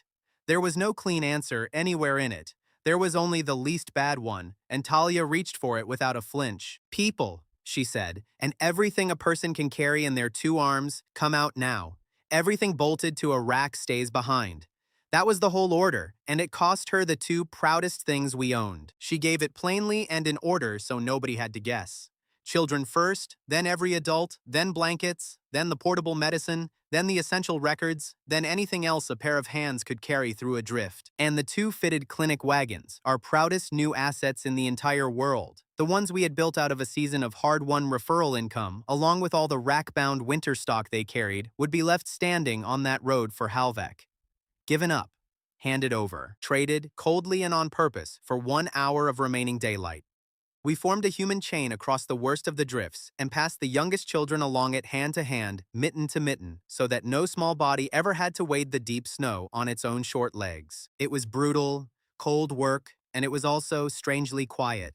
The way people go quiet when the task is too important to talk over. There was a girl of about 3 near the middle of that chain who would not let go of the mitten ahead of her even after she had been passed safely along. So for a good stretch, she was gripping 2 grown strangers at once and towing the line tight between them, and somebody let out one cracked, exhausted laugh at the sight, and it helped more than you would think. You take your warmth where you can find it on a road like that one, and Boren did the hardest job of the lot, which was to keep walking the chain while writing down, in a snow-wet book braced against his own thigh, every single item the estate was about to take from us. He recorded the loss without slowing the rescue by 1 heartbeat, because Talia had ruled that we would neither hide from ourselves what we lost, nor let the counting of it cost a child a single minute of warmth. Halvek's guards took the 2 clinic wagons and all the winter stock at the estate line, under the private road rule, and they did the whole thing without laying one hand on a living soul. That is exactly what made it such a clean and galling win for him. No battle to point at, No cruelty we could hold up to the region, just a legal clause prepared weeks in advance, enforced quietly inside his own borders, taking perfectly intact property while the people it belonged to walked free past it into the snow. Celine and Halvek had built themselves a machine that fed on our own compassion and paid out in our property, and on that road, in that snow, the machine worked precisely as designed. Boren kept up a low, furious commentary the entire length of the chain, reading each line aloud as he wrote it down. One modular clinic wagon fitted, and here he called it something I will not repeat with children in the room. One crate lamp oil, a word. One crate splint wood, another word. He grieved that lost stock as though it were family, which having built half of it with his own two enormous hands, to him it more or less was. The two wagons rolled away into the white behind us, dragged off by the Baron's teams, and I made myself turn and watch them go the way, because I was the reason any of us were on that road to begin with, having drawn these families onto a route that ran straight through a Baron's cold reach. Yara's inn saved the bodies, and it did it by working, not by luck. The runner had gotten through the snow, and Yara had already thrown every space she owned wide open by the time our first frozen household staggered up. All 30 of her rooms were already full to the walls, so she opened the stable loft, and then the grain room, and then she spent her own hard coin buying floor space in the neighboring barns, turning a whole cold stretch of the northern road into one long improvised shelter. The faded stable room sign that everyone used to smirk at became the warm checkpoint that families stumbled toward out of the black. And not one soul was smirking at it now. They were following it like a lighthouse. I watched one family come up out of the black toward that faded sign, the father carrying 2 children, and the mother carrying the 3rd child and a lamp, all of them long past speech with the cold. Yara met them at the stable door with a pot of something hot, and the exact brisk practicality of a woman who flatly refuses to let anyone freeze within her sight. She did not fuss over them. She pointed them at the loft, pushed the pot into the mother's hands, and turned straight to the next household, already staggering out of the snow behind them. Sava came through on the fuel, and she came through as Sava always does, with terms. She released dry stores from the reserve under emergency replacement terms, real terms with real repayment attached, no soft charity anywhere in it, and that fuel is the single reason those borrowed barns were warm instead of merely out of the wind. And Yara, being entirely and eternally Yara, spent the coldest hour of that whole night locked in a ferocious argument with a neighboring farmer over the exact price of his hay, grinding him down copper by stubborn copper, even while admitting straight to his face that his barn floor had just saved lives that mattered. That argument was somehow the warmest sound in the place. It meant we were still ourselves, still upright, still able to fight tooth and nail over a hay bill after a day that had tried to break us. Every exposed family reached shelter before the temperature reached its nightly low. Not one child was lost to the snow. That was the win, and it was a real and whole one, and it was also the only win we were going to get out of that day. Because as those families slowly thawed in the barns, the rest of the ledger came due all at once. Halvek closed the estate road behind us and kept it firmly closed.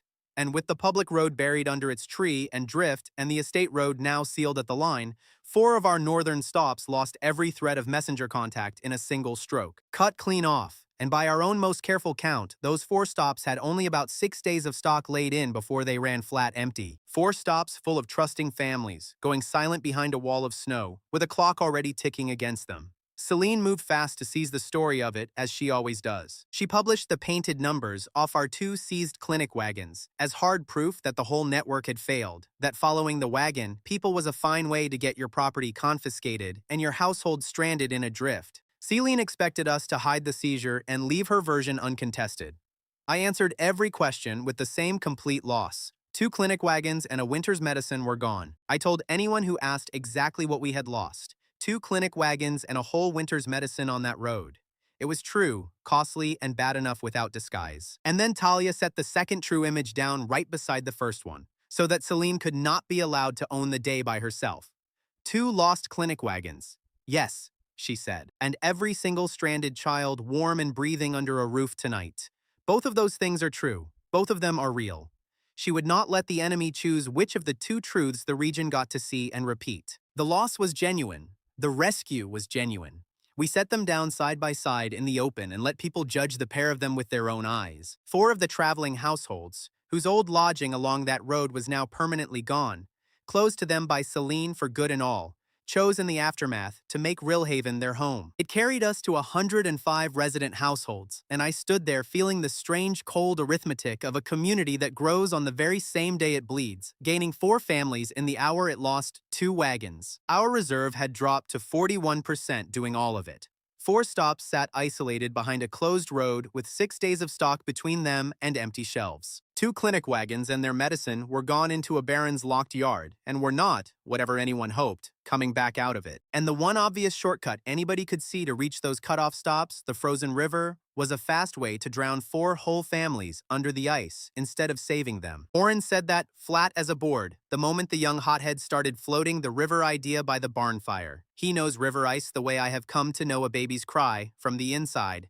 and he would not gamble 4 families on it for anything. Yet Oren never only says no and leaves it there. He had already been out walking in the dark, thinking and pacing and measuring under his breath, and he came back stamping snow off his boots with the rough shape of a maybe in his mouth. There was an old drained mill race out west of the blocked road, he said. A dead channel, hard and low and out of the water. Worth measuring, he told us. Not safe yet, not by a long way. Worth the measuring all the same. He drew the mill race for us in spilled ale on the barn table. The old dead channel, the 2 narrow gear chambers, the low hard bottom where the water used to run before the mill fell quiet. It is out of Halvex Road entirely, he said, tracing it.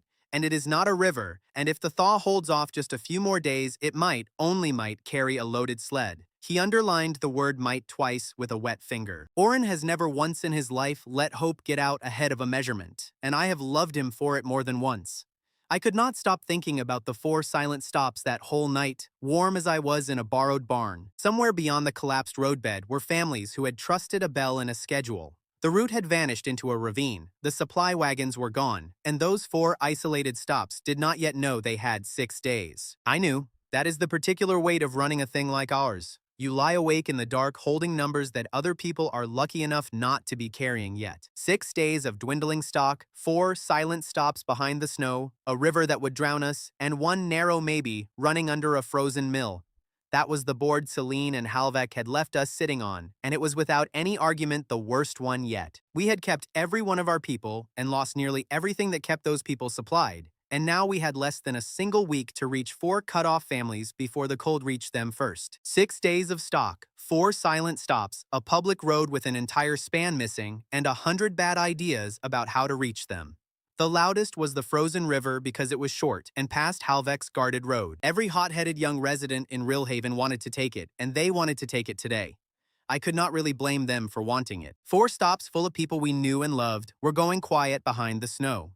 6 days of stock and the number falling, and there was the river, right there, short and flat and free for the taking. Wanting the fast, dangerous answer when the slow, safe one feels like pure agony is the most human thing in the wide world. Refusing it anyway, while children are cold and a clock is running, is the hard part, and that is precisely what Oren was about to do for all of us. Oren settled that argument the only way Oren ever settles anything, with a tool and a measurement. He walked out onto the river ice with a hand auger and drilled 3 separate holes at 3 separate points, and at every last one of them he found the same thing waiting underneath, water still moving, dark and alive and hungry. He came back up the bank, wiped the auger dry on his coat, and said no, 1 flat word. And this time, not one of the hotheads argued, because every one of them had stood there and watched him measure it. The 6-day clock did not shift him a single inch. A drowned child under that ice, he said, would not restock anyone. That left us the maybe, the drained mill race, and it left us the fresh problem of how you move heavy winter supplies down a narrow frozen channel in the dark. The answer was sleds, which meant Boren. His first models became a full comedy show on the flat ice behind the mill. The first unloaded test sled spun, beautifully, uselessly, a slow, full pirouette on the ice like it was showing off at a dance, because he had cut the runners too short and it had nothing underneath it to track straight along. He stood there watching his creation waltz away from him with an expression of pure betrayal that set half the watching residents wheezing. His second sled fixed the spinning and proudly introduced an entirely new feature, which was flight. It caught a raised lip of the old mill floor at speed, and flung its whole cargo, which mercifully that time was nothing but sacks of packing straw, up into a tall, dignified heap in the far corner. exactly as though a very serious snowman had detonated on the spot. Boren regarded the heap for a long moment, then took out a stub of chalk and made a note on his own forearm, which is a thing he does when a failure has actually taught him something worth keeping. Little Etta, wrapped up like a parcel and watching the third slow wobbling test slide gently sideways into a drift, laughed so hard she gave herself the hiccups, and then laughed harder at the hiccups. And Boren, instead of cursing the ice or the sled or his own luck the way a smaller man would, did the exact thing that makes him worth 10 of me on any build in the world. He crouched down and looked hard at the failures, all three of them, then lowered the bed closer to the ground, widened the runners for a longer, flatter track, and never once blamed the surface under it. Each fresh humiliation had taught him one precise correction, and the sled that ran clean and straight was built, joint by joint, entirely out of the ones that had made a fool of him first. While Boren failed his careful way toward a working sled, Oren walked the drained mill race from end to end, testing every stride of it as he tests everything he does not yet trust. He came back with a real root in his mouth, not a hope. 5 hours, low and hard and out of the wind, with 2 narrow gear chambers that a loaded sled would have to thread through one at a single time. And its finest feature by a mile was the old stone spillway up at the top of it. That chute let us start the loaded sleds inside the mill itself and send them sliding straight down into the channel so that not one person had to drag heavy cargo across an open moonlit snowfield in plain view of anybody. He had walked that dead channel 3 separate times before he would trust a single family to it.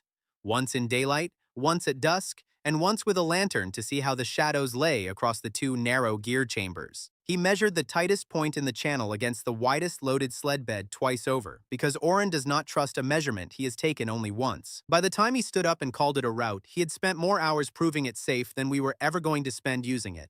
That last part solved the one thing that had genuinely been scaring me, which was tracks. You cannot hide sled tracks on an open field of snow, and I was not about to insult Halvek's scouts by pretending they would somehow miss a fresh, wide trail cut clean across a white plain. But a launch from inside the mill, straight down a stone chute into a sunken channel, left only a few yards of the approach exposed to the sky. And if we timed the entire run to a live snowfall, the falling snow would quietly fill those few yards of track back in behind us within the hour and hand the searchers nothing. Then I added the one piece that was genuinely mine to add, and I made very sure it was honest, because a lie at that spot would have gotten every household on those sleds caught and held. I proposed sending a whole train of cooperative carts up toward the high-guarded road, loaded with real broken roof tile and real mill ash. Genuine cooperative freight bound for a genuine cooperative destination. Not empty decoys with a false manifest. Real, legal, deadly boring cargo, noisy and slow and perfectly visible, rolling where a suspicious baron would expect our supply convoy to try to sneak through. Talia staged that legal cargo run loud and proud, made a proper production of it, and it did precisely the job I had hoped it would. Halvek's riders, spotting the obvious clumsy movement on the high road, committed hard to it, and in doing so revealed their checkpoint. The exact spot they had been sitting and waiting to catch us. They showed us their whole hand, every last waiting rider of it, by chasing the boring freight we had deliberately dangled out in front of them. And because that cargo was entirely real and entirely legal, when they finally stopped it and tore through it, they found nothing but honest roof tile and mill ash, and had no lawful reason on earth to hold a single cart of it. There is a particular pleasure in beating a clever man with nothing but the plain truth.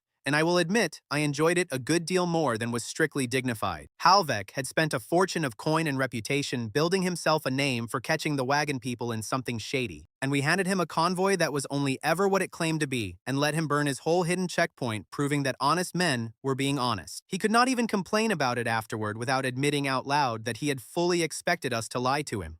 Down at the mill, out of their sight, we did the quiet, dangerous work. We took our 2 remaining modular wagon beds, the good ones with Boren's standardized joints built into them, and we cut and reconfigured them into 4 low sled units. 2 wagon beds became 4 sled sections. All 4 took real damage against frozen edges and stone, and Boren entered every cracked joint in the spring repair book before we loaded a single crate. We did not conjure 4 free sleds out of nothing. We spent 2 good wagon beds, and we beat them half to pieces getting it done. The snow came sweeping in right on schedule, and we launched straight into the teeth of it, the loaded sleds sliding down the stone spillway into the mill race one careful unit at a time. And then, of course, the mill tried to keep us. A gear in one of the 2 narrow chambers had frozen solid in the cold, and the lead sled jammed hard against it just as our last safe departure window was grinding shut. Stuck fast, in the dark, under a frozen mill, with the clock gone red and the snow coming down. For one bad minute, I truly thought that was going to be the end of it, that we had gotten clever about tracks and checkpoints and snowfall, and were going to lose the run to a single frozen gear the size of my fist. The families on the stuck sled had gone quiet, the good kind of quiet, waiting to be told what to do next. Boren did not panic, and he did not curse the mill. He just looked at the jam the exact way he had looked at his own failed sleds on the ice, as a problem that was telling him precisely what it needed from him. Boren saved the whole run with a piece of the past. He pulled the removable connection pins, the very same standardized pins from the great overnight build a year before, and used them to split the jammed sled's load into pieces small enough to pass the frozen gear one at a time. Oren stood braced inside that cramped stone chamber and guided the weight through by hand, chunk by heavy chunk, reading the ice and the old stone the way he reads the current of a river in flood. The design we had invented together in a panic in one storm a year gone was the exact thing that pried us past a frozen gear in the dark of another. We ran 4 whole units through that channel that night, and only one of the 4 had me riding on it. That is the part of the winter I am proudest of, and I did almost nothing at all to earn it. Ren Vale ran the spacing, the signals, and the load order on one unit. Casilmar ran another, doing the same. Both of them worked strictly under a qualified caregiver's eye, both of them staying rigidly inside their trainee scope, treating no one and deciding nothing medical, only managing the physical movement they had been carefully trained to manage. A 4th fully qualified lead ran the last unit down. The famous listener was one sled operator among 4 that night, and the other 3 units did not need him for a single thing. I watched Ren Vale bring her unit down the spillway with her jaw set so hard I half expected her to crack a tooth on it, calling her spacing in a clear, steady voice that never once betrayed how frightened she surely was. Castle was cut from the same cloth. All business, all scope, never reaching past the exact things he was permitted to touch. Neither of them was qualified yet, and both of them knew down to the inch the shape of the line they were not to cross, and neither one of them crossed it. That kind of discipline in the dark and on the ice is worth a great deal more than raw talent. My unit handed me my one real job of the night, and it was a small one. A child bundled on my sled cried out over the scrape of the runners, and I caught a single caption off her. Too rough. That was all of it. A bare sensation, the hard jolting of a bad ride, and not one word more. It was not an engineering diagnosis, and it was not a warning about a named broken part. I called an immediate stop, and Boren came and physically searched the runner with his hands in the dark, and found a spot where it was striking a ridge of ice on a hard repeating rhythm, and he patted it before that steady hammering shock could crack the section clean through. My caption had said, "This ride hurts." Bourne found the actual strike and fixed the actual strike. The same exact division of labor as a hair wound in a toe, a year and a whole lifetime ago. The child settled the very moment the jolting eased off, which is the quiet reward of it. She did not know she had just done a job of work. She had cried because a ride hurt her, and a big, gentle man had listened and made it stop hurting. And to her, that was simply the plain way the world was meant to run. To me, riding in the dark under a mill at the far end of a long, bad winter, it was the entire argument of my accidental life playing out once more, exactly as it should. All 4 units cleared the mill race and reached the 4 isolated stops with the stock the families there needed to live. And up on the high road, Halvex riders finished tearing through our real roof tile and our real ash, found not one thing they could lawfully seize, and had to sit there and let the boring cooperative convoy roll on past them. While down behind them, the falling snow had already quietly erased the few yards of track our sleds had left at the mouth of the mill. They guarded the loud road flawlessly all night. The quiet one simply filled itself back in. I was not at any of the 4 stops myself when the stock finally arrived, so I only heard about those moments later, from the drivers and from the families themselves once they came south. One stopkeeper, who had been rationing his lamp oil out by the thimble for 4 black days, apparently sat straight down in the snow and wept when the first loaded sled came sliding up his channel. Another had already begun quietly planning how he would walk the smallest children out on foot if nobody ever came. Nobody had to walk anyone anywhere. The sleds came. The 4 isolated stops came roaring back to life with full stores, and the families out at them, having watched a network claw its way through a frozen mill in the dark to reach them when a baron had personally sealed every easy road, made their own choice about where they belonged. 4 caregiver households packed up and relocated to Rillhaven, and they brought 3 already qualified workers along with them. That carried our caregivers up to 24 and our resident households up to 109, and the hard-won winter route itself became our 8th formal partner stop. We had won the winter, and then, standing in the mill in the thin, gray light of dawn, bone-tired and pleased with ourselves, Oren laid his flat hand against a lower wall and went very still, and I learned the hard way that winning one battle sometimes only pulls the sheet off a whole war. Water was seeping through the stone under his palm. Not much of it, only a dark weeping line down the mortar, and Oren read that line instantly and completely. The thaw was starting underground, early, weeks too early, and the water working its way through that mill wall was already running downhill, toward the low estate basin below, where whole families lived and slept under Halvek's floors. 4 damaged sled sections that owed us repairs we could not yet begin to pay. 24 caregivers, 109 households, 8 partner stops, the whole north restocked and breathing again, and a thin patient line of thaw water crawling through a mill wall toward a valley full of sleeping people whose landlord did not believe in floods and did not intend to start. The winter was ending at last, and every sign in that gray dawn told me the ending was going to be worse than the cold had ever been. The thaw that had started as a single weeping line in a mill wall became a countdown, and then it became a war over one simple question nobody with power wanted answered. Oren's gauge, the one he had rigged at the mill the morning we won the winter, showed the water moving toward the estate basin faster with every reading he took. And below that basin sat 71 households, spread across Halvek's low ground and the adjoining low road, living and sleeping under floors. Their landlord swore up and down were perfectly sound. Oren read that gauge twice a day and wrote the numbers down in a book, and each morning the water had climbed a little higher above his line of the night before. He did not dramatize any of it. He simply showed me the 2 numbers and let the widening gap between them do the talking for him. Water is patient, he said, and stone is not as strong as landlords like to believe. And 71 households below us were about to learn which of those 2 facts was the true one. The low-road families worried me most. They owed Halvek nothing, yet their only cart route to high ground crossed the estate yard and joined his main road. His closed gate could still turn their escape into a bottleneck. Halvek would neither evacuate his tenants nor open that yard as a shared route. His stated reason concerned the estate houses. Every measurement we had taken was outside their floors, and outside, water proved nothing about danger within. That water in a channel proved nothing about water under a floor, and that he was not about to evacuate his tenants and forfeit a whole season of their labor on the say-so of the wagon people who had been trying to poach his workers for 2 years running. Outside numbers, he kept saying, do not prove inside danger. It was a wall of an argument, and it was built to hold. Halvek held court in that muddy yard the way he held everything he touched, from horseback, looking down, treating the crowd of his gathered tenants as a single body he happened to own rather than 100 separate people who happened to owe him rent. He was not a stupid man, which was the entire trouble with him. A stupid baron you can simply outmaneuver and leave behind. Halvek was clever and careful and certain that a channel 100 yards off had nothing to say about the ground under his own houses. So I did the one genuinely clever thing I managed all that winter, and the beautiful part is that it did not use my skill at all. It used his own mouth against him. In front of Captain Darrové and a whole muddy yard full of his assembled tenants, with everyone listening, I asked Halvek a single, quiet question. Name it, I said. Tell all these people the one interior fact that would prove danger enough to justify moving them out. Say it plainly, right now, out loud, so that every soul in this yard hears the standard set. He could have refused to answer me, but refusing to name a standard in front of his own tenants would have looked exactly like a man who had already privately decided their lives were worth less to him than his harvest. So he answered, and he chose his ground with great care, believing the ground was solid under him. Proof of moving water directly beneath an occupied house, he said, loud and certain.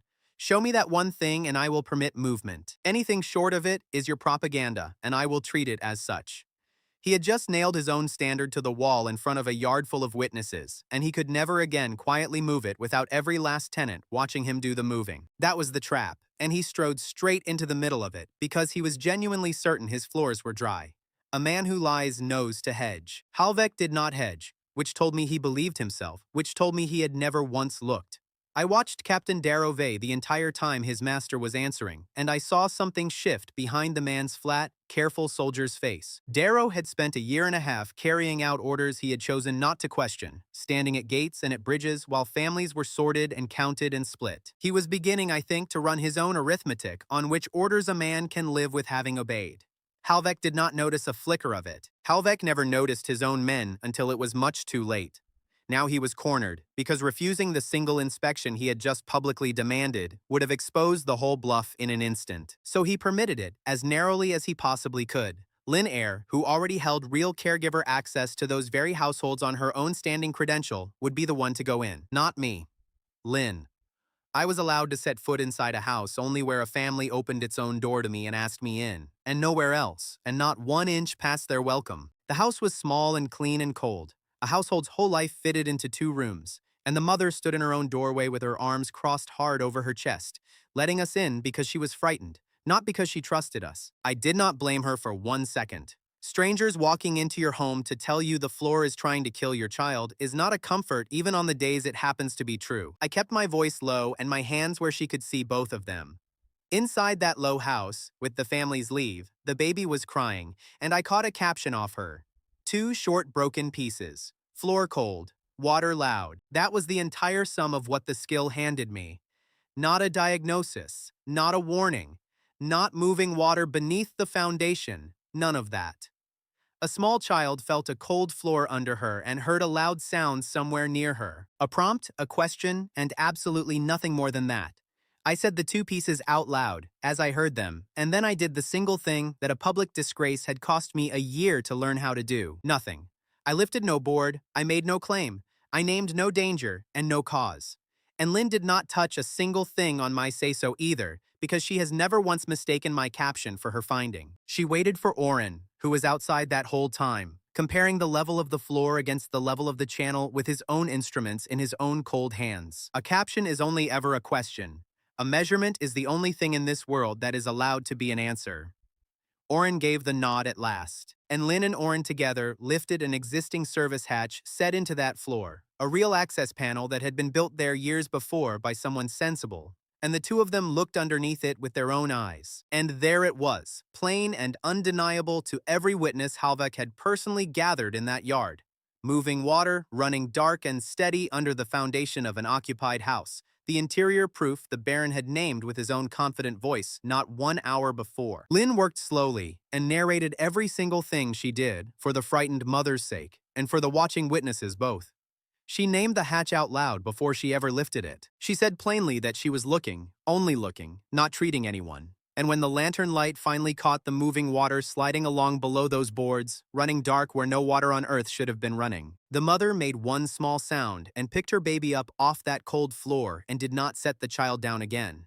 Halvek, cornered now in front of everyone, gave up the smallest inch he could bear to give. One damaged house, he called it, one unlucky house, and he would permit only the very narrowest movement out of it, only the most vulnerable households, and not a soul beyond them. He was still, even then, with water under his tenants' floors, trying to spend his people like coins out of a purse, one grudging handful at a time. The 18 households with infants formed the first group to go, being the ones who could least survive a single night with rising water under the boards. And as they gathered in the yard, Captain Darrové went suddenly and completely still, because among those 18 infant households, holding her nursing child close, stood his sister Lisa, in exactly the spot where a bell had rung out across a river a year and a half before.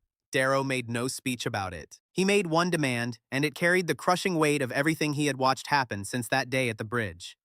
Nursing children move with their whole care unit, he said, in a voice that did not invite discussion. Mothers, older brothers and sisters, the caregivers they know by name, all of them together, or I will not lift a hand to help move anyone at all. The exact separation he had refused to carry out at the crossing a year and a half ago, he now flatly refused to permit here at the flood. The guards who had heard Darrow refuse at the bridge recognized the same boundary in his voice.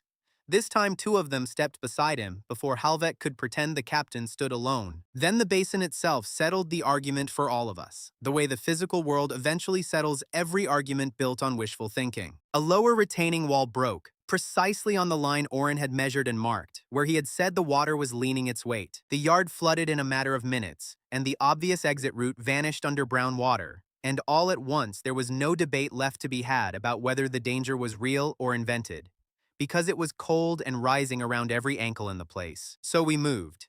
Boren had staged wagons on high ground and planted straw-topped stakes along the raised cart path Oren measured before the wall failed.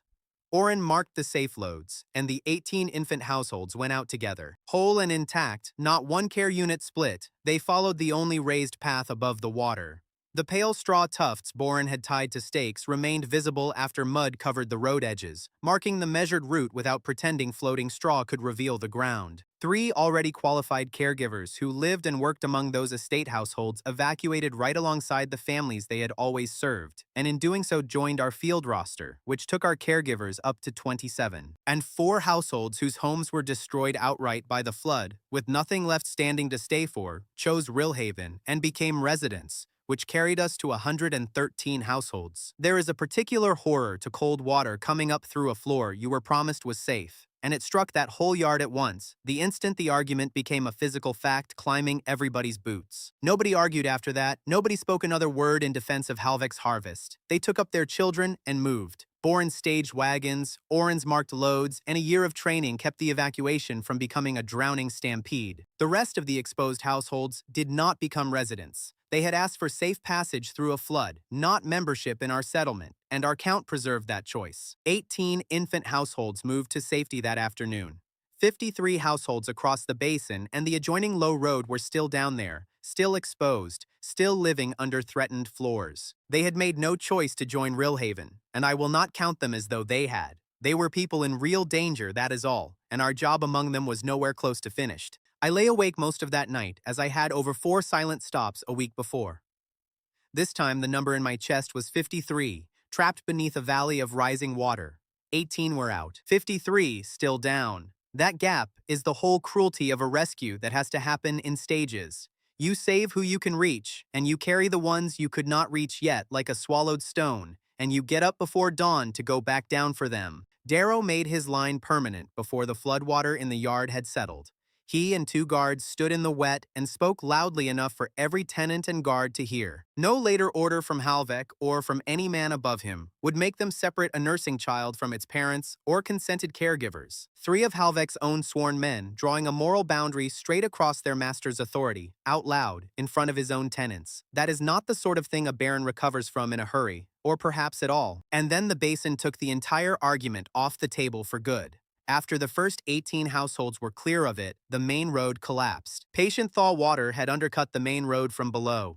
It gave way and fell, taking the easy route out from every person still down there. 53 households, exactly, and no other number, were now cut off from the obvious route and left dependent on 3 narrow paths we had mapped out in advance for precisely this nightmare. Halvek had lost the road at the exact line his own captain and his own tenants had stood and watched Oren measure. His evidence standard, named aloud in his own voice, had proven the danger against him. His retaining wall had broken where we said it would, and his guards had drawn a line he had never authorized. Both failures happened before the people whose obedience made him a baron. In a single afternoon, Halvek was proven wrong about the one thing a landlord cannot afford to misjudge: whether his people are safe under his roofs. But being proven right did not save the 53, and I knew it even as I watched Halvek's face come apart.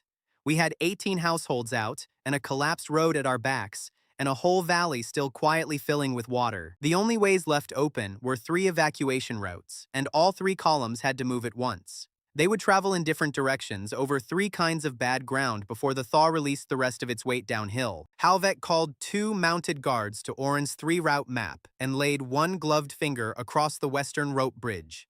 Darrow stood close enough to hear the order. Let Ren's column cross, then drop the span behind him. Darrow brought the warning straight to Talia. Oren's gauge left us no time to abandon the western route, and the other 2 paths could not carry all 53 households before the next release of thaw water. We would have to launch knowing Halvek meant to isolate me. That changed our assignments, not our purpose. The western column would get independent leaders, its own supplies, and the marked 5-hour shelf route. Every other column would carry full authority of its own. Halvek had aimed at what he thought was our brain and given us one last chance to prove he had never understood how we worked. 53 households, a valley steadily filling with thaw water, and 1 narrow morning to get every last one of them out. Halvek's final move was also his smartest. He meant to remove me from the middle of the evacuation and let everything else grind to a halt. He had spent 2 long winters studying the shape of us, and out of all that watching he had somehow learned exactly the one wrong lesson. The morning began, of all the unlikely things, with a graduation. Our 4 long-supervised off-roster trainees finished their final practical checks at first light and qualified, every one of them, clean. Renvale and Cassil Mar were among the 4. the same two who had run loaded sled units through the mill race under a qualified eye in the dead of winter, now cleared at last to carry authority of their very own. I watched Mara sign the last of the 4 cards with cold red fingers, and I felt something quiet and solid settle in my chest. Because that plane act took our trained caregivers from 27 up to 31, and the timing of it could not possibly have been better. We were about to need every single one of them working far out of my reach. Casil could not stop looking at his card, turning it over as though he expected the ink to run off it. Ren just tucked hers inside her coat, all business, and asked what needed doing next. Which is the sort of person you pray is holding a lane when a valley is filling with water. 2 years before, the pair of them had been strangers at a partner stop. That morning, they were lane captains, and they had earned every letter of it slowly under supervision in front of witnesses, which is the only way that ever lasts. Sava promoted the old high road toll house she had stocked months earlier into a full evacuation partner that morning. Local captains completed their checks, signed for the beds and stores, and made it the 9th destination. That single opening gave us 9 real destinations to offer those 53 frightened households, 9 and not 8. 9 separate places that could take in whole intact families and shelter them properly, every one of the 9 established and earned across 2 years of patient, unglamorous building, long before we ever needed them all at once. Sava had built that way station the way Sava builds every single thing. Slowly, and with a ledger open on the table, charging fair prices, and flatly refusing every offer of charity that would have turned her people into dependents instead of partners. Which is precisely why it stood ready and fully stocked on the one morning we needed 9 places instead of 8. The boring, careful work of the calm years is the only thing left standing when the flood arrives. Oren ended the last debate about timing the only way Oren ever ends anything, with 2 plain readings taken off his gauge. The thaw water would release by a certain hour, he said, and that hour set our launch deadline, hard. And once he had said the number out loud, there was simply nothing left in the room to argue about. You do not sit down and negotiate with Oren's measurements. You get moving. Darrow's warning about the Western Bridge determined how we split ourselves into 3 columns. Halvek could see the routes, but not the authority we placed inside each one. Each of the 3 columns got its own food, its own mapped route, its own set of signals, and its own leader carrying full and final authority. We did not use one central chain of command running back to me for permission. We formed 3 independent bodies, each able to stop, think, and decide when the ground changed. The central column was the largest by far, holding most of the families, and it went straight into the strongest and most trusted hands we had. Mara, Lynn, Talia, and Para, along with most of the caregivers, took it down toward the main valley crossing. Boren and Oren took the northern equipment column along the cooperative high road, hauling the 4 still damaged sled sections with them, because a broken sled bed still carries a load of gear even when it owes you a spring's worth of repairs. I took the smallest group, the western one, with Ren, Castle, and a cluster of pre-verbal children along the rope bridge route toward the high shelf. We knew the span might vanish behind us. Casil carried the sealed return map, and Ren held final authority over the children from the moment we crossed. Just before we split apart, Talia and I looked at each other and left the obvious fear unspoken. One of the columns might fail, and none of us would be near enough to help the others if it did. She just checked my pack straps like a mother sending a child off, told me to keep my head down and my mouth mostly shut, and then turned and went to lead the largest group of frightened people any of us had ever tried to move. That is what real command looks like when the moment comes. It looks like walking toward the hardest job in the valley without a speech. We launched all 3 columns at once, out into a gray thaw morning. 3 long lines of people walking steadily away from one another across 3 different mountainsides. And I felt in my gut the exact fear every parent feels the first time they let go of a small hand in a crowd. Because for the first time ever, we were deliberately arranging things so that we could not reach one another, and that was not a failure of the plan. That was the plan. Independence has a cost, and the cost is that when it works, you are alone. Halvek was waiting for us at the Western Bridge, and he played his hand with a patience I have to grudgingly respect even now. His guards let my Western group cross the swaying rope bridge without trouble, waving us over almost politely. We crossed because this route alone could clear the last households before Oren's deadline. Our supplies, leaders, and 5-hour return path were already assigned for the trap. Halvek's guards expected surprise. Instead, Castle unsealed Oren's shelf map before the severed ropes struck the water. One guard's satisfied grin disappeared before the bridge did. They waited until I and the very last dependent household were fully across and standing on the far side, and the span behind us hung empty over the gorge. And then, unhurried, they cut the anchor ropes. The bridge dropped into the black thaw water below, There was no quick way back and no chance for an order or warning to reach the other columns before their own crises. The only return ran 5 hours over the shelf and down the ridge. Across the gorge, Halvek waited for somebody to run to me for orders. Wren called her own count. Castle pointed the column toward the first shelf marker, and nobody gave Halvek the panic he had purchased. Halvek had, with real surgical care, removed the one man he was still certain was the brain of the operation, and then he sat back on his horse to watch the entire thing collapse in a heap without me holding it together. Watching the bridge fall into the water, I felt one bright flash of the old panic, the porter's certainty that if I was not in the room would burn. And then I saw Wren and Castle already moving the children into their clusters, without one backward glance at me, and the panic drained straight out through the soles of my boots. Halvek had removed the center of a thing that had quietly stopped having a center. He had cut one rope to behead a body that had grown a dozen good heads. Cutting me off left one western column to solve its own problems, while every other column did the same. His trap changed our return journey, but it stopped nothing else. It left me standing on a ridge with 2 qualified caregivers, a handful of scared cold children, and a 5-hour walk up to a high shelf, responsible now for the people in front of my own face and for no one else anywhere. And it turned out that was more than enough work to fill a morning, and it turned out the rest of it did not need me in the slightest. Several of the children began to cry at once partway up the ridge, and the old familiar overlap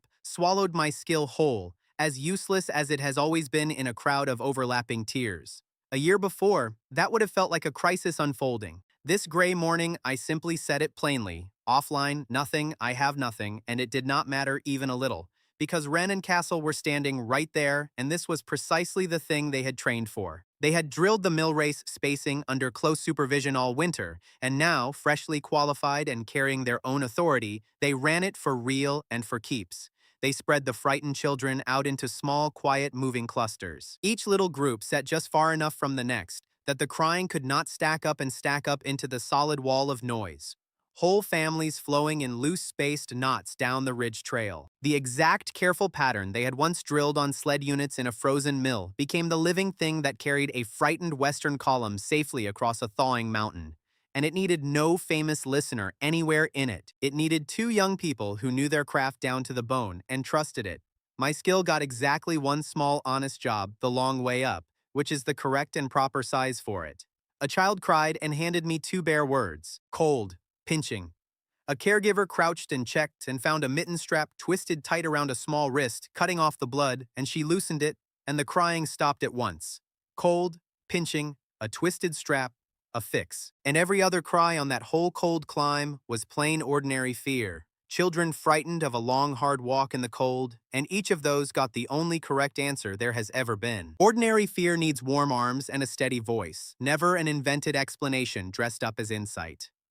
Bourne had said something gruff and offhand before the 3 of us split apart, and I have kept it folded in my chest ever since. He told me straight-faced not to go listening to any bridges on the way over, on account of how I've never once managed to shut up around anything that makes a noise. It was a joke about the exact thing that has defined my whole life, made easily by a friend who no longer needed that thing to be impressive or strange, who could finally just tease me about it like any other quirk. Hours later on the high trail, newly qualified Castle gave me ordinary spacing orders, telling me where to walk and how far back to hold my cluster as though I were any other pair of working hands. I obeyed because he was right, and it was his lane to run. The famous listener taking instructions from a caregiver he had watched train was not a humiliation. It proved that authority had moved where the knowledge was. The man the region had taken to calling a miracle worker was taking simple walking orders from a boy he had watched grow up under supervision on a mountainside. The Western group reached the high shelf without a single injury. Wren took command of the shelter count with the parents, while Castle volunteered to carry the verified Western total down the marked ridge route. Under steady caregiver control and Oren's careful terrain markings, spaced out into their quiet clusters, 2 caregivers and a listener, who mostly just carried tired children on his back, got every last one of them up onto safe high ground. No heroics anywhere in it, just trained people doing trained work in the cold, one careful step at a time, until the whole group stood safe. One of the caregivers counted the children twice, got the same number both times, and let out a breath she had been holding for 5 hours. Up on that windy shelf, we knew only our own count. Every Western child and household had arrived. Beyond that, I had no message from the central or northern roads, no final destinations, and no right to invent a total from a distant line of lanterns. My contribution to the Western result was one loosened mitten strap and several tired children carried uphill. Casil sealed the count in oilskin, and together we followed Oren's markers up to the ridge overlook. From there, I saw the one thing that broke me open and set me back together in the same instant. Far across the valley, Talia's central column was already moving, a patient line of lanterns strung through the gray thaw light. And as I stood watching, that whole column reached a fork in the low road and changed its direction, correctly, smoothly, without hesitation, choosing the right path for conditions I could just make out from high up and that Talia could read for herself from down low. She changed the column's course without one order from me, because I was nowhere near enough to give one, and she chose exactly right. That was not my defeat. It was the result we had spent 2 years building. A smaller man would have felt useless standing up there with nothing to do. I felt free. For 2 solid years, I had been terrified that the entire thing was really only ever me. I had feared that one stumble from me would bring it all down. That fear made me grip too hard more than once and nearly ruin good people. Watching Talia's lanterns turn without me finally loosened that grip. I stood alone on that overlook and watched 100 distant lanterns obey a decision I had absolutely nothing to do with. And I understood at last, finally, all the way down to the floor of myself, what building this thing had actually meant. At the very start, 2 years ago, bleeding on a corridor floor, I had wanted only to be believed, to matter to someone, to be necessary, just once, to somebody. And here, spread out in lanterns below me, was the living proof that I had gone and built something far better than necessary. I had built a thing that did not need me at all, and standing there watching it work without me was, without any competition, the finest moment of my entire life. Farther on, down at the very bottom of the valley where all the lantern lines were bending, I could make out where Talia's column was heading. A guard line drawn across the last stable crossing.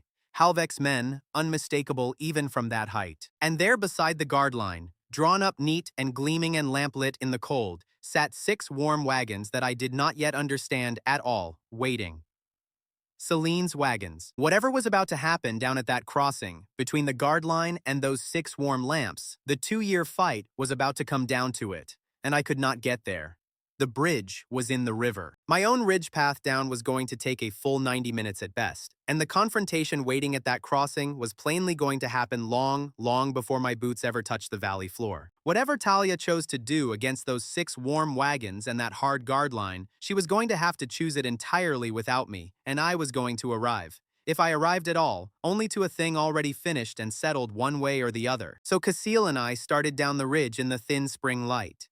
He carried the Western count. I carried nothing anyone below required, and the hardest choice of the 2 years would still be settled before either of us arrived. And for the first time in my whole life, standing on that mountain, I trusted all the way down that it would go right without my voice anywhere in it. I missed most of the final crossing. I spent the most important 90 minutes of those 2 years descending a ridge beside Castle while the decision unfolded below us. I know the crossing's first hour only because Talia, Mara, and Daro gave me their accounts afterward. Until my own boots reached the valley floor, every detail came from those 3 witnesses. The central column reached the final stable crossing after waiting since before dawn and found its only dry exit controlled jointly by Halvek's guards and Celine's waiting transport. Halvek's rope line stretched across the road, and drawn up right beside it, warm and gleaming in the gray cold, sat Celine's 6 heated wagons with their lamps lit and their little stoves going. To exhausted families who had been wading through thaw water since before dawn, those 6 warm wagons looked like mercy.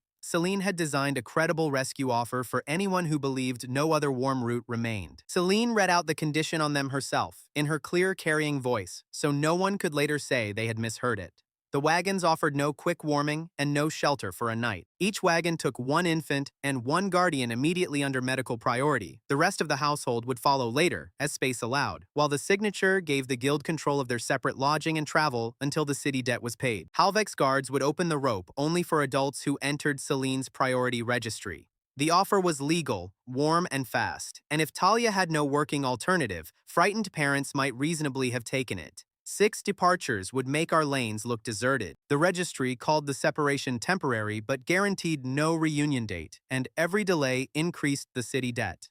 Celine meant to capture the most vulnerable households first, then use their absence to prove the local network had failed. Talia did not forbid anyone from taking the offer. She stopped the rush long enough to read the terms aloud, then gave every household a comparison Celine had expected the flood to erase. She planted herself beside the wagons and said our own lanes would move whole consented care units. Anyone could still choose the guild, but nobody would sign from panic before seeing the other routes and their real travel times. Our lanes move whole consented units, Talia said. The guild offer is your choice, but nobody signs before seeing every route.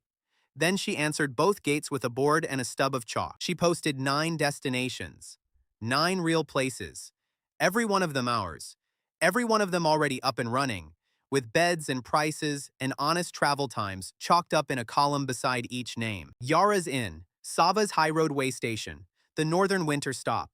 6 more beyond those, each one earned over 2 hard years, each one able to take in a whole household and keep that family whole. Every one of those 9 travel times was as fast as or faster than Celine's priority transfer, and none handed the guild control of a family's reunion, lodging, or movement through an open-ended debt. It was 2 years of patient building simply cashed in all at once.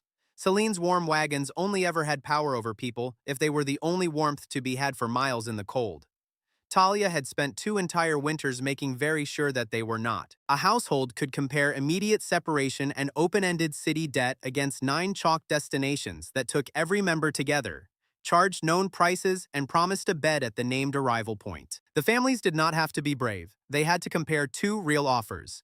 Talia told me the first mother read every chalked line twice before turning away from Celine's warm wagon, the mother reading each chalked line twice over with a child asleep on her shoulder, and that when she finally settled on the northern stop and turned her whole household toward it. 3 other households simply picked up their bundles and followed her without a word being said, the way people will follow the first person brave enough to trust a plan out loud. After that, she said, it stopped being a decision at all. It was only a line, moving. Mara and Lynn and Para opened the lanes to start moving families toward those 9 destinations. Quiet lanes for the sleeping children and separate, visible need lanes for the urgent ones. And they did the whole of it with me nowhere in sight, cut off and useless on the wrong side of a broken river. Para ran the busiest lane of the crossing, 4 trained caregivers working under her steady hand, the same girl who had once apologized for daring to have an idea, now directing the heaviest traffic of the entire operation without ever once needing to raise her voice above the wind.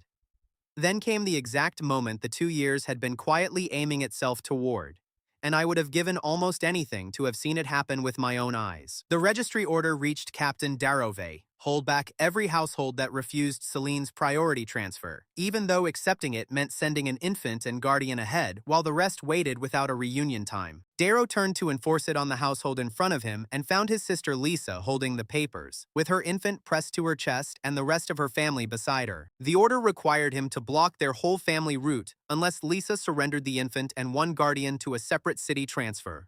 The guild called it temporary. Darrow saw the same forced division under cleaner words. He had refused to do this once already at a bridge, a whole lifetime ago. He had refused it a second time in a flooded estate yard with water around his boots. He was not, whatever the cost of it, going to do it here at the last crossing. Darrow looked a long moment at his sister's frightened household, and then he turned and told his own men, flat and final, that he would not separate a single household that day, not one, not his sisters, and not any strangers either. And 2 of the guards who had stood in that flooded yard and heard him draw the line the first time quietly stepped back off the rope beside him. Darrow described that moment himself a good while later, with the lingering surprise of a man whose hands had finally refused an order before his mind finished preparing the consequences. He said he had not planned any grand refusal in advance. He said he simply looked down at Lisa's baby and found he could not make his own hands do the thing the order required of them, and that when he said as much out loud. He discovered that half the men on that rope had been quietly waiting 2 whole years for someone to say it first. That is how a wall actually comes down. Not with a charge and a shout. With one tired man admitting he is finished and finding out he was never standing alone. The rope line did not fall to a battle. Nobody drew a blade, nobody threw a punch, no hero came charging through. It simply opened, one person and one family at a time. As the men who had been ordered to hold it, each decided privately, in the cold. that they were not going to be the pair of hands that tore a nursing child away from its mother for a baron's convenience. Halvek's authority at that crossing was never defeated in any fight. It was quietly, one by one, declined by his own sworn men, and that is a far harder thing for a powerful man to recover from than simply losing a battle would ever have been. While the families began to cross, Orin stood down at the water, directing the exact ferry loads the way he has done since the very first flood 2 years back, never once sending a boat over past its safe weight, no matter how the light was failing. And Boren solved the very last physical problem of the whole evacuation with the very last of our broken assets. The ground right at the crossing was soft and treacherous, half-churned mud, and so he took 2 of the 4 damaged sled sections, the same ones we had cut from wagon beds under a frozen mill a month before, and he lashed the 2 of them together into a temporary reinforced deck laid over the worst of the soft ground, so the crossing families could pass over it dry-footed and sure. He used 2 of the 4 damaged sections. The other 2 remained with the northern equipment column, and all 4 still carried the cracks recorded in Boren's repair book. All 4 of them were still damaged. Everyone. Nobody repaired them. Nobody replaced them. Nobody stood there and pretended they were good as new wagon beds. Boren took 2 broken things and bolted them into one usable floor for one single crossing, and it held for as long as it needed to, and that is the truth of what it was. Yara sent down lodging. Sava released stores against fair terms. Corvin, of all the people in the world, supplied non-exclusive medicine through the referral channel, doing the plain licensed work he has always done. No friendship required anywhere in it, only a system that actually functions when you build it right. Every partner we had spent 2 years building did its own piece through an established role, and not one thread ran back through me, because Casil and I were still descending with mud to our knees. That is where their telling of it ended and my own picks back up, because that ridge is where I finally got down. I came off the marked ridge path 90 minutes after leaving the high shelf, more than 6 hours after the bridge dropped, soaked through and braced to find a disaster I would somehow have to fix. And instead, I walked straight into a crossing that was already working. Lanterns and marked lanes, and families moving in calm, spaced clusters. Para's steady voice carrying over the busiest lane, Orin down at the black water reading his loads. The entire enormous machine of it running smooth and sure without one single order from the man the region still insisted on calling its brain. Nobody at that crossing had been standing around waiting for me. Nobody had needed to wait for me at all. I stood at the muddy edge of it for a moment before anyone even noticed I had come down, just watching the thing run, and I felt something I had never once expected to feel at the finish of all this. I felt that I could have turned around right there and walked back up the ridge, and the crossing would have finished itself exactly the same. A year before, that thought would have gutted me hollow. Standing there soaked to the skin in the mud, it felt instead like the one thing I had been trying to build all along, finally arriving in a shape I had never known how to ask for. Talia caught sight of me arriving, and she did not fall on my neck, and she did not ask me to take anything over. She looked at me, this filthy, exhausted, empty-handed listener who had personally contributed one loosened mitten strap to the salvation of an entire valley, and she lifted her arm and pointed me at one open carrying lane. "Blankets want moving to the far side," she said, barely pausing. "That lane is short a pair of hands." My grand job at the most important crossing of my life was carrying blankets from one bank to the other. Castle, who had descended beside me with the Western Count, stepped straight into the short-handed lane and told me where to carry blankets, how fast to move, and where to hold back. I followed like any other pair of hands on his crew. I took his orders and carried blankets for the proudest hour of my strange, accidental career. By the time the last lane closed, all 6 warm wagons were still empty. The 6 wagons stayed empty for no grand or noble reason. The families compared a separated transfer with open-ended debt against whole household routes that were as faster, and chose the better arithmetic. The wagons sat there gleaming and warm and completely useless, passed by for the plain reason that better doors stood open all around them, and their emptiness in the firelight was somehow the loudest thing at that entire crossing. Celine had promised her hired drivers passenger fares for the return. Their lead man counted 6 empty cabins, handed her the unused fuel chits, and demanded the guild cover the journey home before he moved another wheel. Celine stood beside 6 pristine, unused wagons and watched an intelligent 2-year strategy fail. During those same 2 years, we had made certain that no family in the valley would ever again stand before only one door. Halvek kept his title, lands, and old name over the gate. He lost the 3 things that had made him dangerous: the ability to close every useful road, his tenants' automatic obedience, and the loyalty of his own men. By dusk, signed arrival messages came from all 9 destinations, one for every household. Every one of the 53 was safe, and not one rescue was entered as a claim of Rillhaven residency. Over the next 6 weeks, 39 households returned to repaired homes or chose places along the partner routes. 14 applied to Rillhaven only after those alternatives were open, carrying our resident count from 113 to 127. That left us with 127 resident households, 9 partner stops, and 31 trained caregivers. The count did not erase the cost. The 2 clinic wagons were still locked in a baron's yard. The reserve was still scraped dangerously thin. The roads and the western bridge and the drowned homes down in the basin were all still broken and would stay broken a long while. We saved the people, and we did not get the things back. And that is what winning a thing like this really amounts to when you are honest about it. On the first clear evening, after the final residency ledger closed, Mara found me in the quiet. She did not make a speech, and I did not make one back, because grand speeches have never been the thing between us. She simply told me she wanted a future with me, an equal one, the 2 of us side by side, and that her medical veto was staying where it had always been, over me and over everyone else, permanently, without exception. And I said yes to all of it, the future and the veto together, because that veto is the reason a man like me ever gets to be trusted near a sick child at all. And then the true ending of it arrived, on 2 small unsteady legs. Nia, a little over 2 years old now, the very same 6-week-old with a hair wound in her toe, who had started this whole strange story on a corridor floor, walked straight across the trampled snow to me on her own 2 feet. She did not cry. My skill gave me absolutely nothing off her, because there was nothing to give. Because she was not a problem in need of solving. She simply reached both her arms up toward me and said, plain and clear as a struck bell, in her own perfectly ordinary little voice, "I want up." And I bent down and I picked her up. No caption told me to lift her, and no hidden hurt waited inside a cry. A small girl had asked me out loud, in words, so I picked her up. Like any other person in the world asking another. And I lifted her onto my hip in the cold spring dusk while 127 households settled in safe around a village that none of us owned and all of us had built together. That was the whole of the miracle, and if I am honest, it always had been. She asked me for a thing in plain words, and I heard her ask, and that was enough. It was more than enough. It was everything.